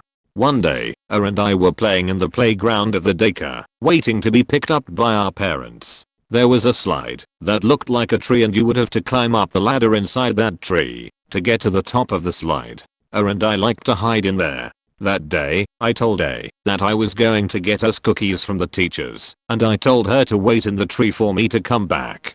I got us both cookies, and when I turned around to head back, I saw a man dressed in all black go inside the tree, grab A, and swiftly leave the daycare. I didn't think much of it, and thought that it was just her dad picking her up. However, a few moments later, A's parents showed up, and asked me where A was. I told them that I thought she was picked up already, and that was when everyone started panicking. I was questioned extensively by her parents and the teachers, but I knew nothing that would help them. The next few days were hectic and everyone gathered around the TV and the phone constantly to hear back from the police. Eventually, we did get a call from the police. The kidnapper asked for a large amount of ransom money for the safe return of my silly cat. Everyone was confused. "What is he talking about?" said my mom. "My daughter is right here." That's when we all realized that the kidnapper made a mistake. Turns out, he took the wrong kid. His plan was to kidnap me, but took A by accident. Upon realizing his mistake, the kidnapper ceased contact and a week later, A was found wandering aimlessly in an alleyway by the police. From the police investigation, we learned that the kidnapper turned out to be one of my mom's coworkers. He was jealous that my mom got the promotion instead of him. After his arrest, my mom quit her job, moved us to America, and we never went back to that town again. So this definitely does not count, but on this past Tuesday my sister just got home from a music festival/vacation. She then gets a call from a number she does not know. The person on the other end of the phone says that they have me hostage and are demanding $1,000 ransom, or I'm a dead man. She is not allowed to hang up or tell anyone other than the people she was with. Lucky she was with my mother, who called me unlucky. When I answered she could not hear me, and I could hear her. She did not sound worried or sad, so I hung up the phone, called back, and got an immediate voicemail. Assuming nothing was wrong, I put my phone in my pocket and go back to my job. It was busy enough where I did not want to be rude and ignore those seated waiting to place an order to call my sister. So 2 hours go by, and I'm finally free enough to call and see what's up, but neither my sister or mother would answer. So I texted my mom, asked her what's going on, and she tells me to call me now. At this point I'm confused as fuck, as I live on my own and can't really be in trouble for anything, and she ignored the last 2 calls I made. I text her the number at my job and tell her to just call me there. I answer and she is freaking out, asking where I have been, if I'm okay, that kind of motherly stuff. I tell her I'm working and everything is fine. I scraped my arm but nothing serious. Apparently my phone giving me issues. That day confirmed this scammer in the minds of my mother and sister that I was being beaten and possibly killed over $1,000 car accident that I was a passenger in and the driver ran from the scene. At least that is the crazy story they told my sister. TLDR, my phone issues and some scammer made my mother and sister think I was being beaten and killed the whole time I was busy at work. Finally, I have a story that is relevant. When I was a baby back in 1994, not even a year old, my family moved to Dubai. My father is an air traffic controller and at the time was banned by President Reagan from working in the US because all the air traffic controllers went on strike in the early 80s and that was a big no-no. So he gave my dad and a couple thousand of his friends the boot and a lot of them ended up working overseas. One day we went out rug shopping at a nearby town/city, can't quite remember the name. My mother was carrying me around and all of a sudden a man just walked up to her and snatched me out of her hands and started saying, "Oh, what a beautiful baby boy." Yes, beautiful. So naturally my mother yells for my father, who is turned the other way looking at a rug or some sheet. As soon as my dad turned around, this Arab took off with me. Just started hauling us. A couple other people saw what was going on and all kind of got the guy cornered and ripped me out of his arms, and my dad just went off yelling at the guy while he was held down. He always tells me he wanted to just start beating the shit out of the guy, but because of the judicial system over there he knew even that would be risky. My parents don't like to talk about it much, so I've only heard that story a few times. Scary to think that I could have just been dragged off into the UAE. I'm sort of a repeat missing person, I guess, entirely by being an ass. The first time was when I was 4. My eldest cousin got married, and at the end of it when the bride and groom got into their car, 4-year-old me noticed it was absolutely fabulous. It had flowers and things on it and everybody was standing around it happily. I was a bit of a ham, did I say? And liked being the center of attention, so I decided that was where I belonged and hopped in uninvited and rode back to the house with them. My mom and dad came storming in half an hour later, my mother completely hysterical because they were convinced I'd been kidnapped. Oops. It is however my entire family's first memory of that wedding, so my fame whoring plans were a brilliant success. Sorry, cousin and cousin's wife. The second time was when I decided to bunk school as a 12-year-old, and I tried to make sure I wouldn't be caught by casually telling my dad not to send the car to get me from the bus stop if he had other things to do. Instead it just reminded him to send the car to the bus stop, and when I waltzed home later, the entire household was anxiously calling the school to ask what had happened to me. That was the last time I bunked school. Next, I decided to stop answering my parents' phone calls 1 month when I was feeling kind of depressed. I was living in a different country, on a different continent at the time. For 2 weeks, I would just refuse to answer the phone. At the end of the second week, my cousin showed up at my front door. My parents had called his parents and his parents had called him, and he'd driven the 2 hours down to check on me before calling the police. He was not happy. I'm kind of worried now that I will be the woman who called wolf too many times. I'm not a missing person, but have relevant story. I work for a university police, and one day a student walks into our office. He tells us that his roommate failed a test that day. He came back to the room, smashed his $1,000 laptop and smartphone, then said he was going to kill himself. The school obviously takes this very seriously, and every cop and student employee goes into search mode around campus. I'm not really looking forward to searching the fields and deserted areas around campus for fear of finding this kid dead, but of course I get asked to do exactly that. His car was still on campus and the bus drivers all said they did not remember him leaving. Long story short, the entire campus is searched. Dorm buildings, fields, every classroom. His parents end up coming into the office, crying and all that. His friends begin posting on Facebook, the county police are notified, and everyone starts organizing search parties and putting up flyers everywhere. Everyone, and I mean everyone, is talking about it. Students, professors, the police, and it's not looking good. Finally, out of desperation, I head back to the office and ask his parents if it's possible he went back to his home, which was an hour away. I convince them to call for the hell of it. They do, and as you may have expected, he picks up. It turns out that this kid just wanted to go home, but because he smashed all forms of communication, no one knew. And because we found out so quickly, his parents left the house before he made it home. So this kid looked like the biggest goober and was humiliated by everyone since you couldn't not see his face all over the campus. I felt bad for the kid and I think he ended up transferring, but it was pretty funny. TLDR, kid disappears from college, was fine and totally humiliated due to huge mobilized search for him. I was 11 years old and my brother was 8. We were living in a small town in Mexico at the moment and the public school we were attending did kind of a giveaway of computer lessons for the smartest kids of every grade and my brother and me were selected.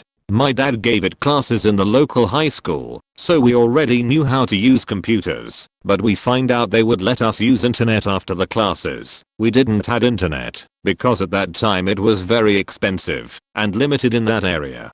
It was Saturday around 8 AM. Our father left us at the address they gave me at school, a place called the Culture House. They offered cheap paint, music, dance and cooking lessons there. It was closed. My dad waited 10 minutes there and then left when some people arrived to the place. We went in and asked for the classes and they didn't know what we were talking about. They were maintenance guys or something.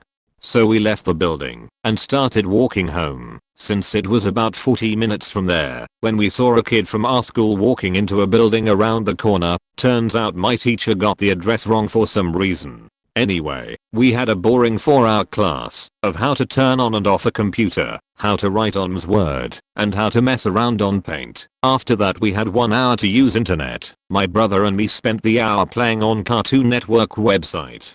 The class was supposed to end at 1 PM and all the other kids were picked up, but my dad didn't showed up. We stayed there playing about another hour until they told us they were closing. So we went out and started walking home. I clearly remember we walked just 1 block and a woman from our neighborhood stopped her car by us and told us something like, "You parents are looking for you everywhere. We need to call them. Do you remember your phone number?" We looked at her confused and then a police truck rushed to us from 2 blocks away. A policeman said, "What's your name?" We replied and they told us to get on the truck because our parents were looking for us. Up in the police truck they had a black and white copy of 2 photos of my brother and me.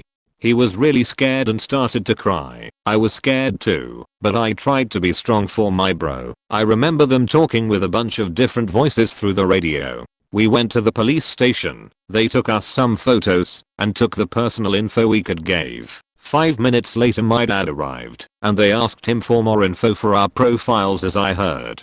He took us home. We saw a lot of unknown cars outside and 2 police trucks. Our family, teachers, neighbors, friends and the police were there. Mom was crying a lot and our teacher apologized for the misunderstanding of the address. Apparently, they thought we were lost or kidnapped because my dad passed by the Culture House earlier and found it closed again, and he didn't saw us in the common route we would took home. They even had the federal police deployed in every route of entrance to the town and some military forces looking for us in the nearest rural communities. To this day, we are still jokingly known there as the Lost Kids. As me and my brother always say, we weren't lost, just nobody knew where we were. TLDR, my dad left us 50 meters away from the place me and my brother were supposed to go. Mom gets the whole town to look for us when they didn't get to pick us up where dad left us. Me and my brother got booked by the Mexican police at 11 and 8 years old.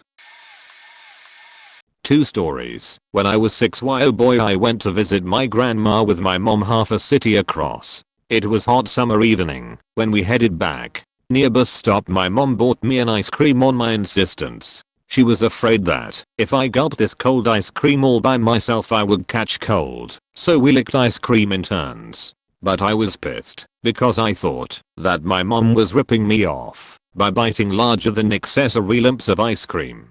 So I sulked and I kinda moved away from her at bus stop. When our bus drove to the bus stop my mom looked around and didn't see me. She assumed I got on the bus through another door. Her tigs were leaking. cause my little sister back home was hungry, so she got on the bus. Guess what? I didn't get on that bus. When I realized that my mama left me and I'm all alone, I decided to walk home. I didn't have penny on me and thought it was impossible and shameful to get on tram or bus without money. I knew way home pretty well by looking out window of the bus. It looked quite simple to me. It was short ride, like 30 minutes. So I walked and walked and walked some more. It took me 3 or 4 hours to get home. I covered on foot around 10 kilometers, 6 miles, through deserted industrial area. I even cut my way by going through garage complexes cause it's kinda hard to walk on road without any shoulder. I was thirsty and so tired when I got home. When I met friends in schoolyard and told them that I was coming from afar, they weren't much impressed. So, at the same time my parents were going nuts at home. When my mama got off the bus, she realized that I was missing. There was nothing she could do, so she hurried home, where she told my dad what has happened. Back then we didn't have phone, so they debated with their friend when to call police from phone booth. When I turned up, I was so miserable that they didn't punish me, and mama fed me cheese soup with nettles. Fast forward 20 something years, me, my wife and our 3-year-old daughter were in Moscow visiting my wife's cousins. Decided to bring all of our kids, nieces and nephews to Great Moscow Vernadsky Circus. So there were 4 adults and 4 kids. This particular circus has round shape and corridor runs its entire length. We got into circus and unrest, left kids with 2 cousins, took all clothes to cloakroom.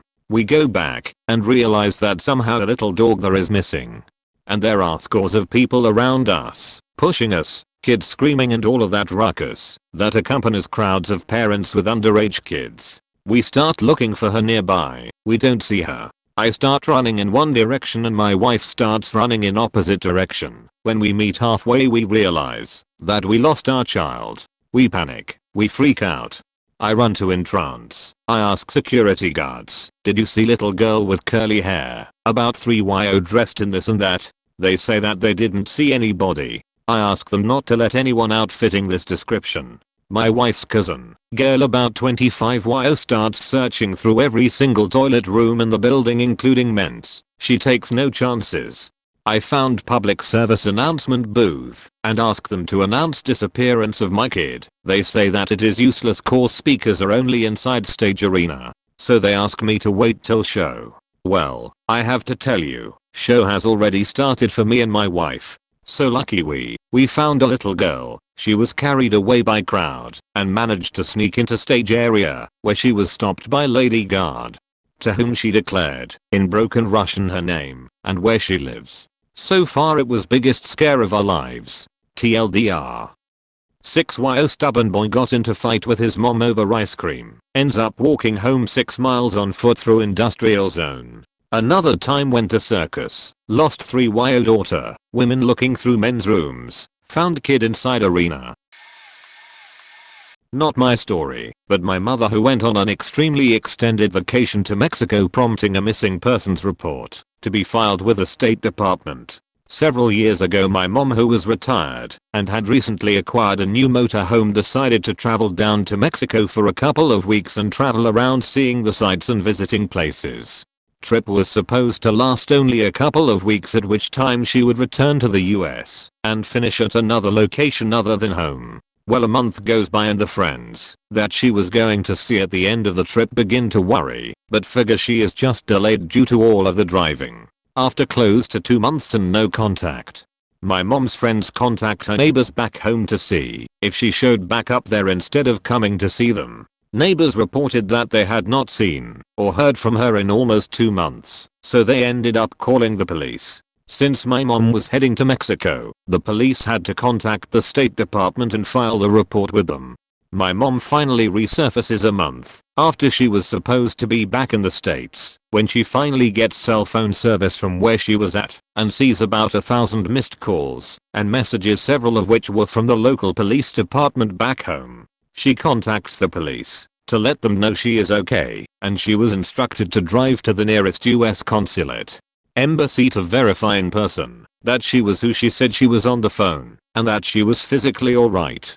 Turns out that she started to take side trips along the way as she traveled from one place to the next and stayed longer here and there than she had planned to do. Since she was retired and had no urgent plans after her vacation, she just lost track of time and figured it was no big deal. Edit. Word.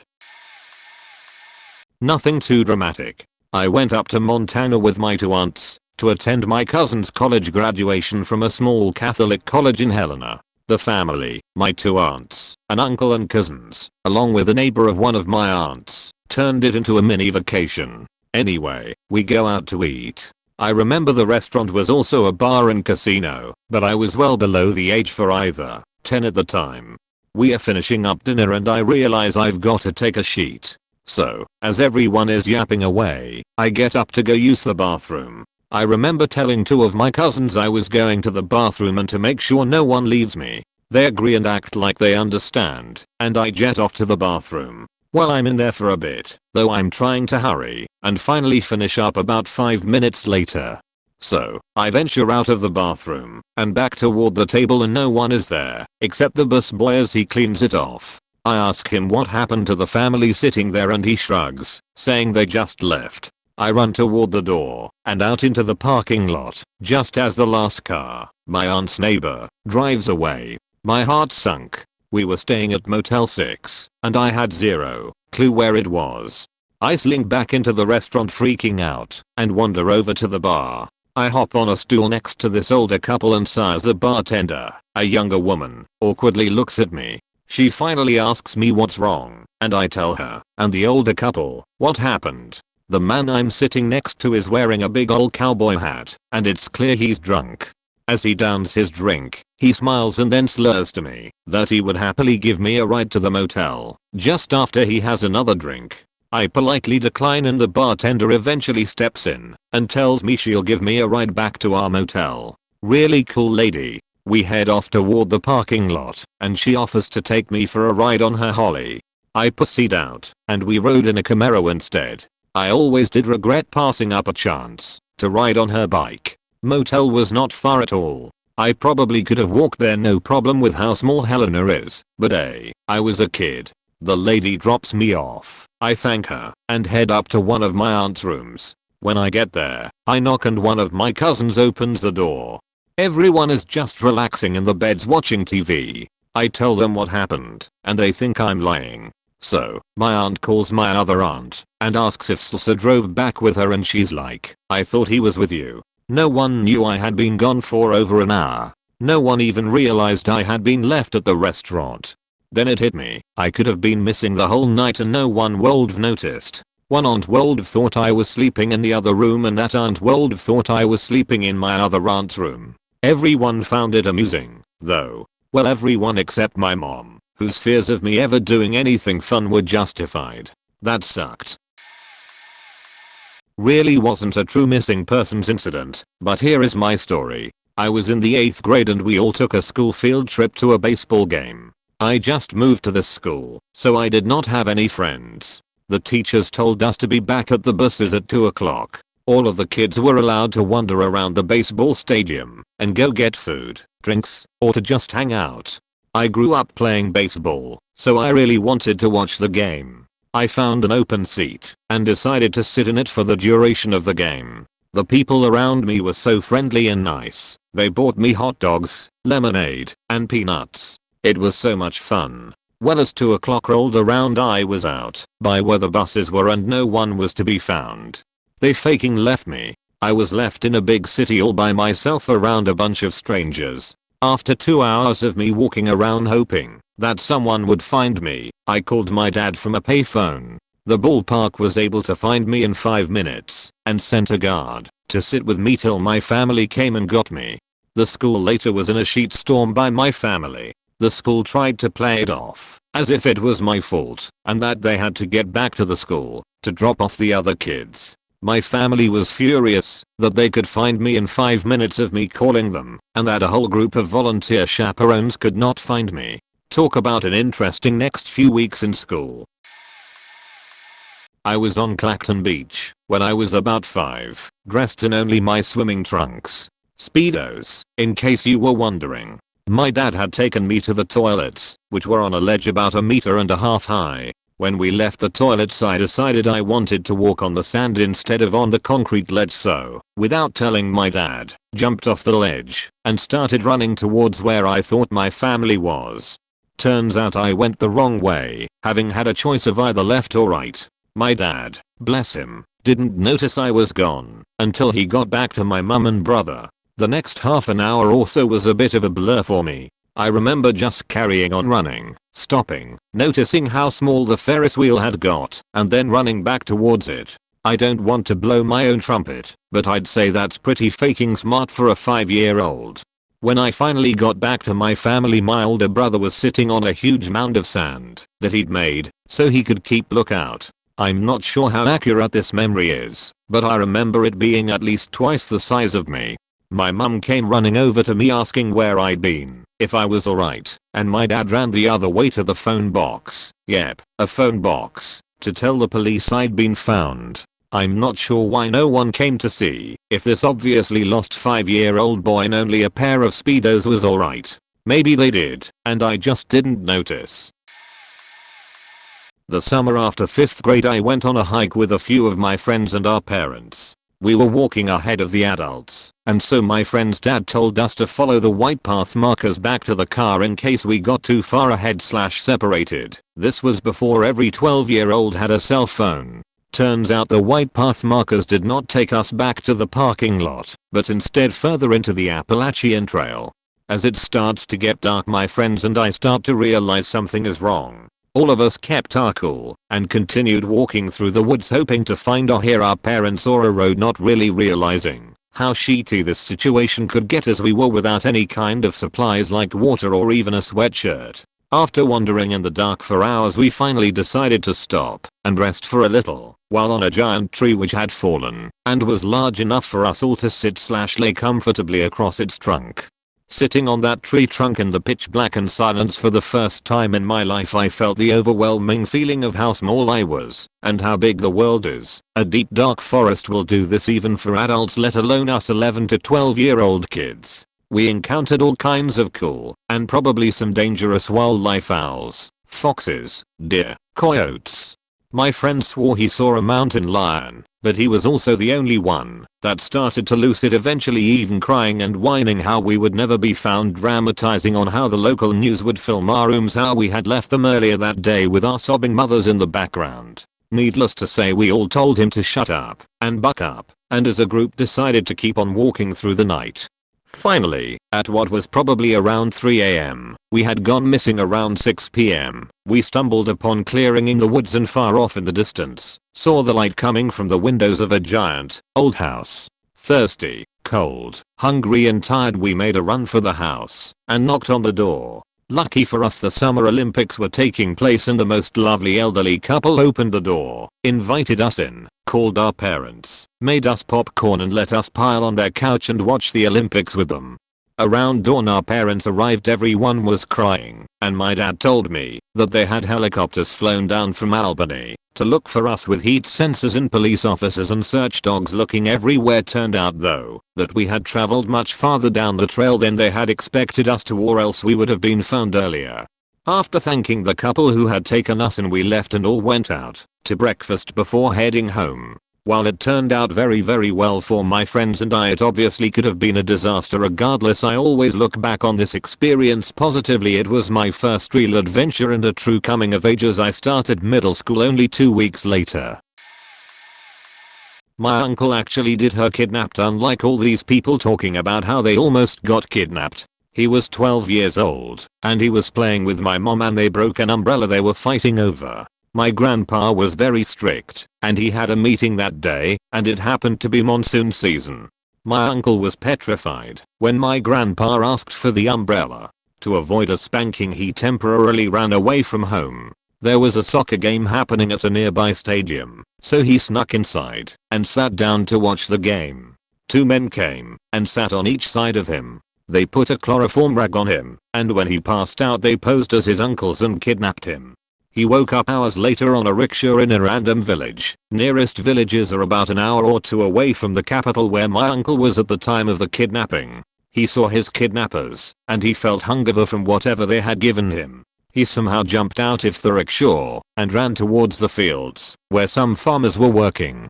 He started screaming, "Kidnappers! Kidnappers!" and reached the farmers and promptly collapsed. The farmers ran after the kidnappers, but they got away. When my uncle gained consciousness again, the farmers got his information and pumped him on a bus to the city. Once he got off at the bus stop by his house, he started vomiting again and collapsed.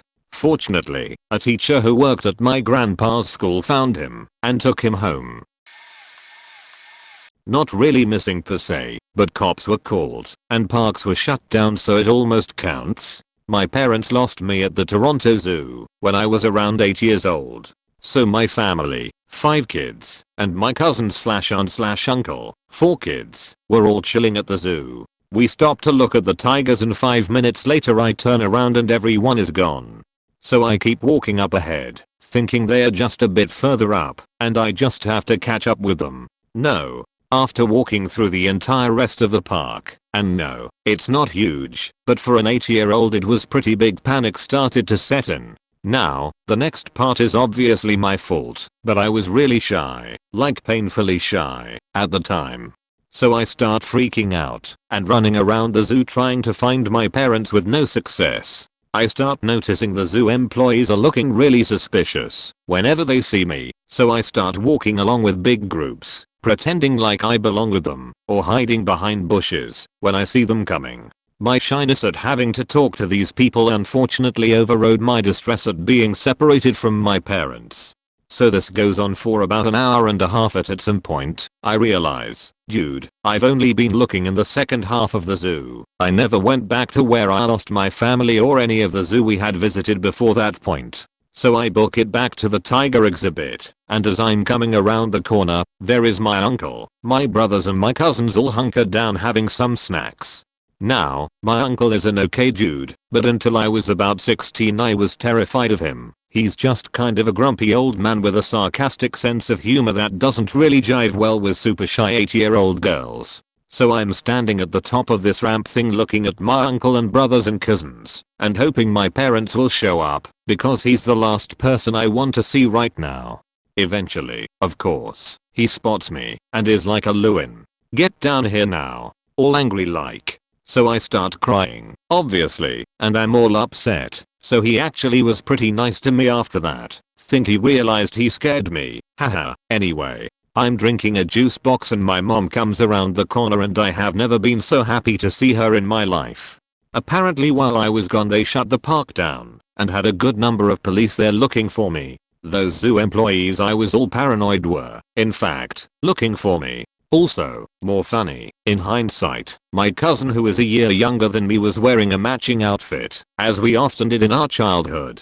And the cops/zoo people kept grabbing her thinking she was me, and my poor aunt and uncle were just like, "Sigh, this is the 5th time, that's her cousin. We are not going anywhere. These are her brothers." So yeah, the whole thing only lasted 2 hours or so, but for an 8-year-old and a mother missing her child it felt like an eternity. I don't know if I'm coming into this thread too late, but when I was about 12 I took my first trip to ride the sand dunes of Glamis. The road to the campsites runs east/west and is separated by washes every quarter to half mile. We were camped at Wash 13 and we showed up at the campsite when all of the experienced Glamis riders were out in the dunes. So I unloaded my CRF 150 and went for a ride without an explanation of how to find Milligram Camp again. So I started up my bike and went out into the small dunes. 1 or 2 hills over I laid the bike down, and when I finally got up panting and sweating, heavy bike in thick sand, every single dune looked exactly the same to me. I figured out later that when I resurfaced from the dunes I ended up at Wash 2 or more than 3 miles from my camp. The cell service was spotty at times so contacting my father was impossible. About 6 hours had passed, and at this point I'm starting to get pretty scared. I stopped at a random camp and they gave me fuel and water, and one of the adults who was fond of popping wheelies on his YFZ 450 helped me try to find my camp. Little to my knowledge we were miles away the whole time. However, right when things seemed hopeful, this guy cheated on his ATV 20 feet in front of me and was actually fairly beat up. This sucked because it was now very dark out and I was following this guy for his headlight. Eventually I found someone that had OnStar in their pickup. I'm not sure how it works, but they had perfect service. We learned that my dad had found a tiny bit of cell service at Wash 10 and had reported me missing. Overall a pretty traumatic experience, but you bet yours I learned how the washes worked immediately. I was recently separated from my husband around the time of my birthday 1 year, but we were still living together. I met someone fantastic, and we spent 5 days snorting all of my Adderall and having sex. I did not once look at my phone during this time. I will say that I had recently found lumps in my breast and was very stressed out waiting until the mammogram, which was scheduled for the 5th day. I say that because it gives some explanation to my just taking off and not caring who worried. I was worried in my own right and that is kind of my MO in times of stress. Turns out my husband called 911 and the cops showed up to take a report. He said that when they arrived one cop said to the other that this place is a dump. I'd go missing too, which is just not helpful. We do live in a small apartment and things are cramped, but it's no dump. About that time, my mother responded to my husband's frantic call with a text that said, "Promise me you didn't do anything to her," which given his temper wasn't the most out there question. He has never been violent to me, but has destroyed a lot of my belongings, etc. The police read the text and proceeded to wake the building super and look through all of the trash. I don't know what that was about, really, as well as take my husband to the precinct for questioning for 12 hours. On the 5th day I looked at my phone, remembered my mammogram, and barely made it in time. They were only cysts in my breast and the guy I was with while missing, and I are still together today. So it was worth it, though I regret causing all of that worry. 989.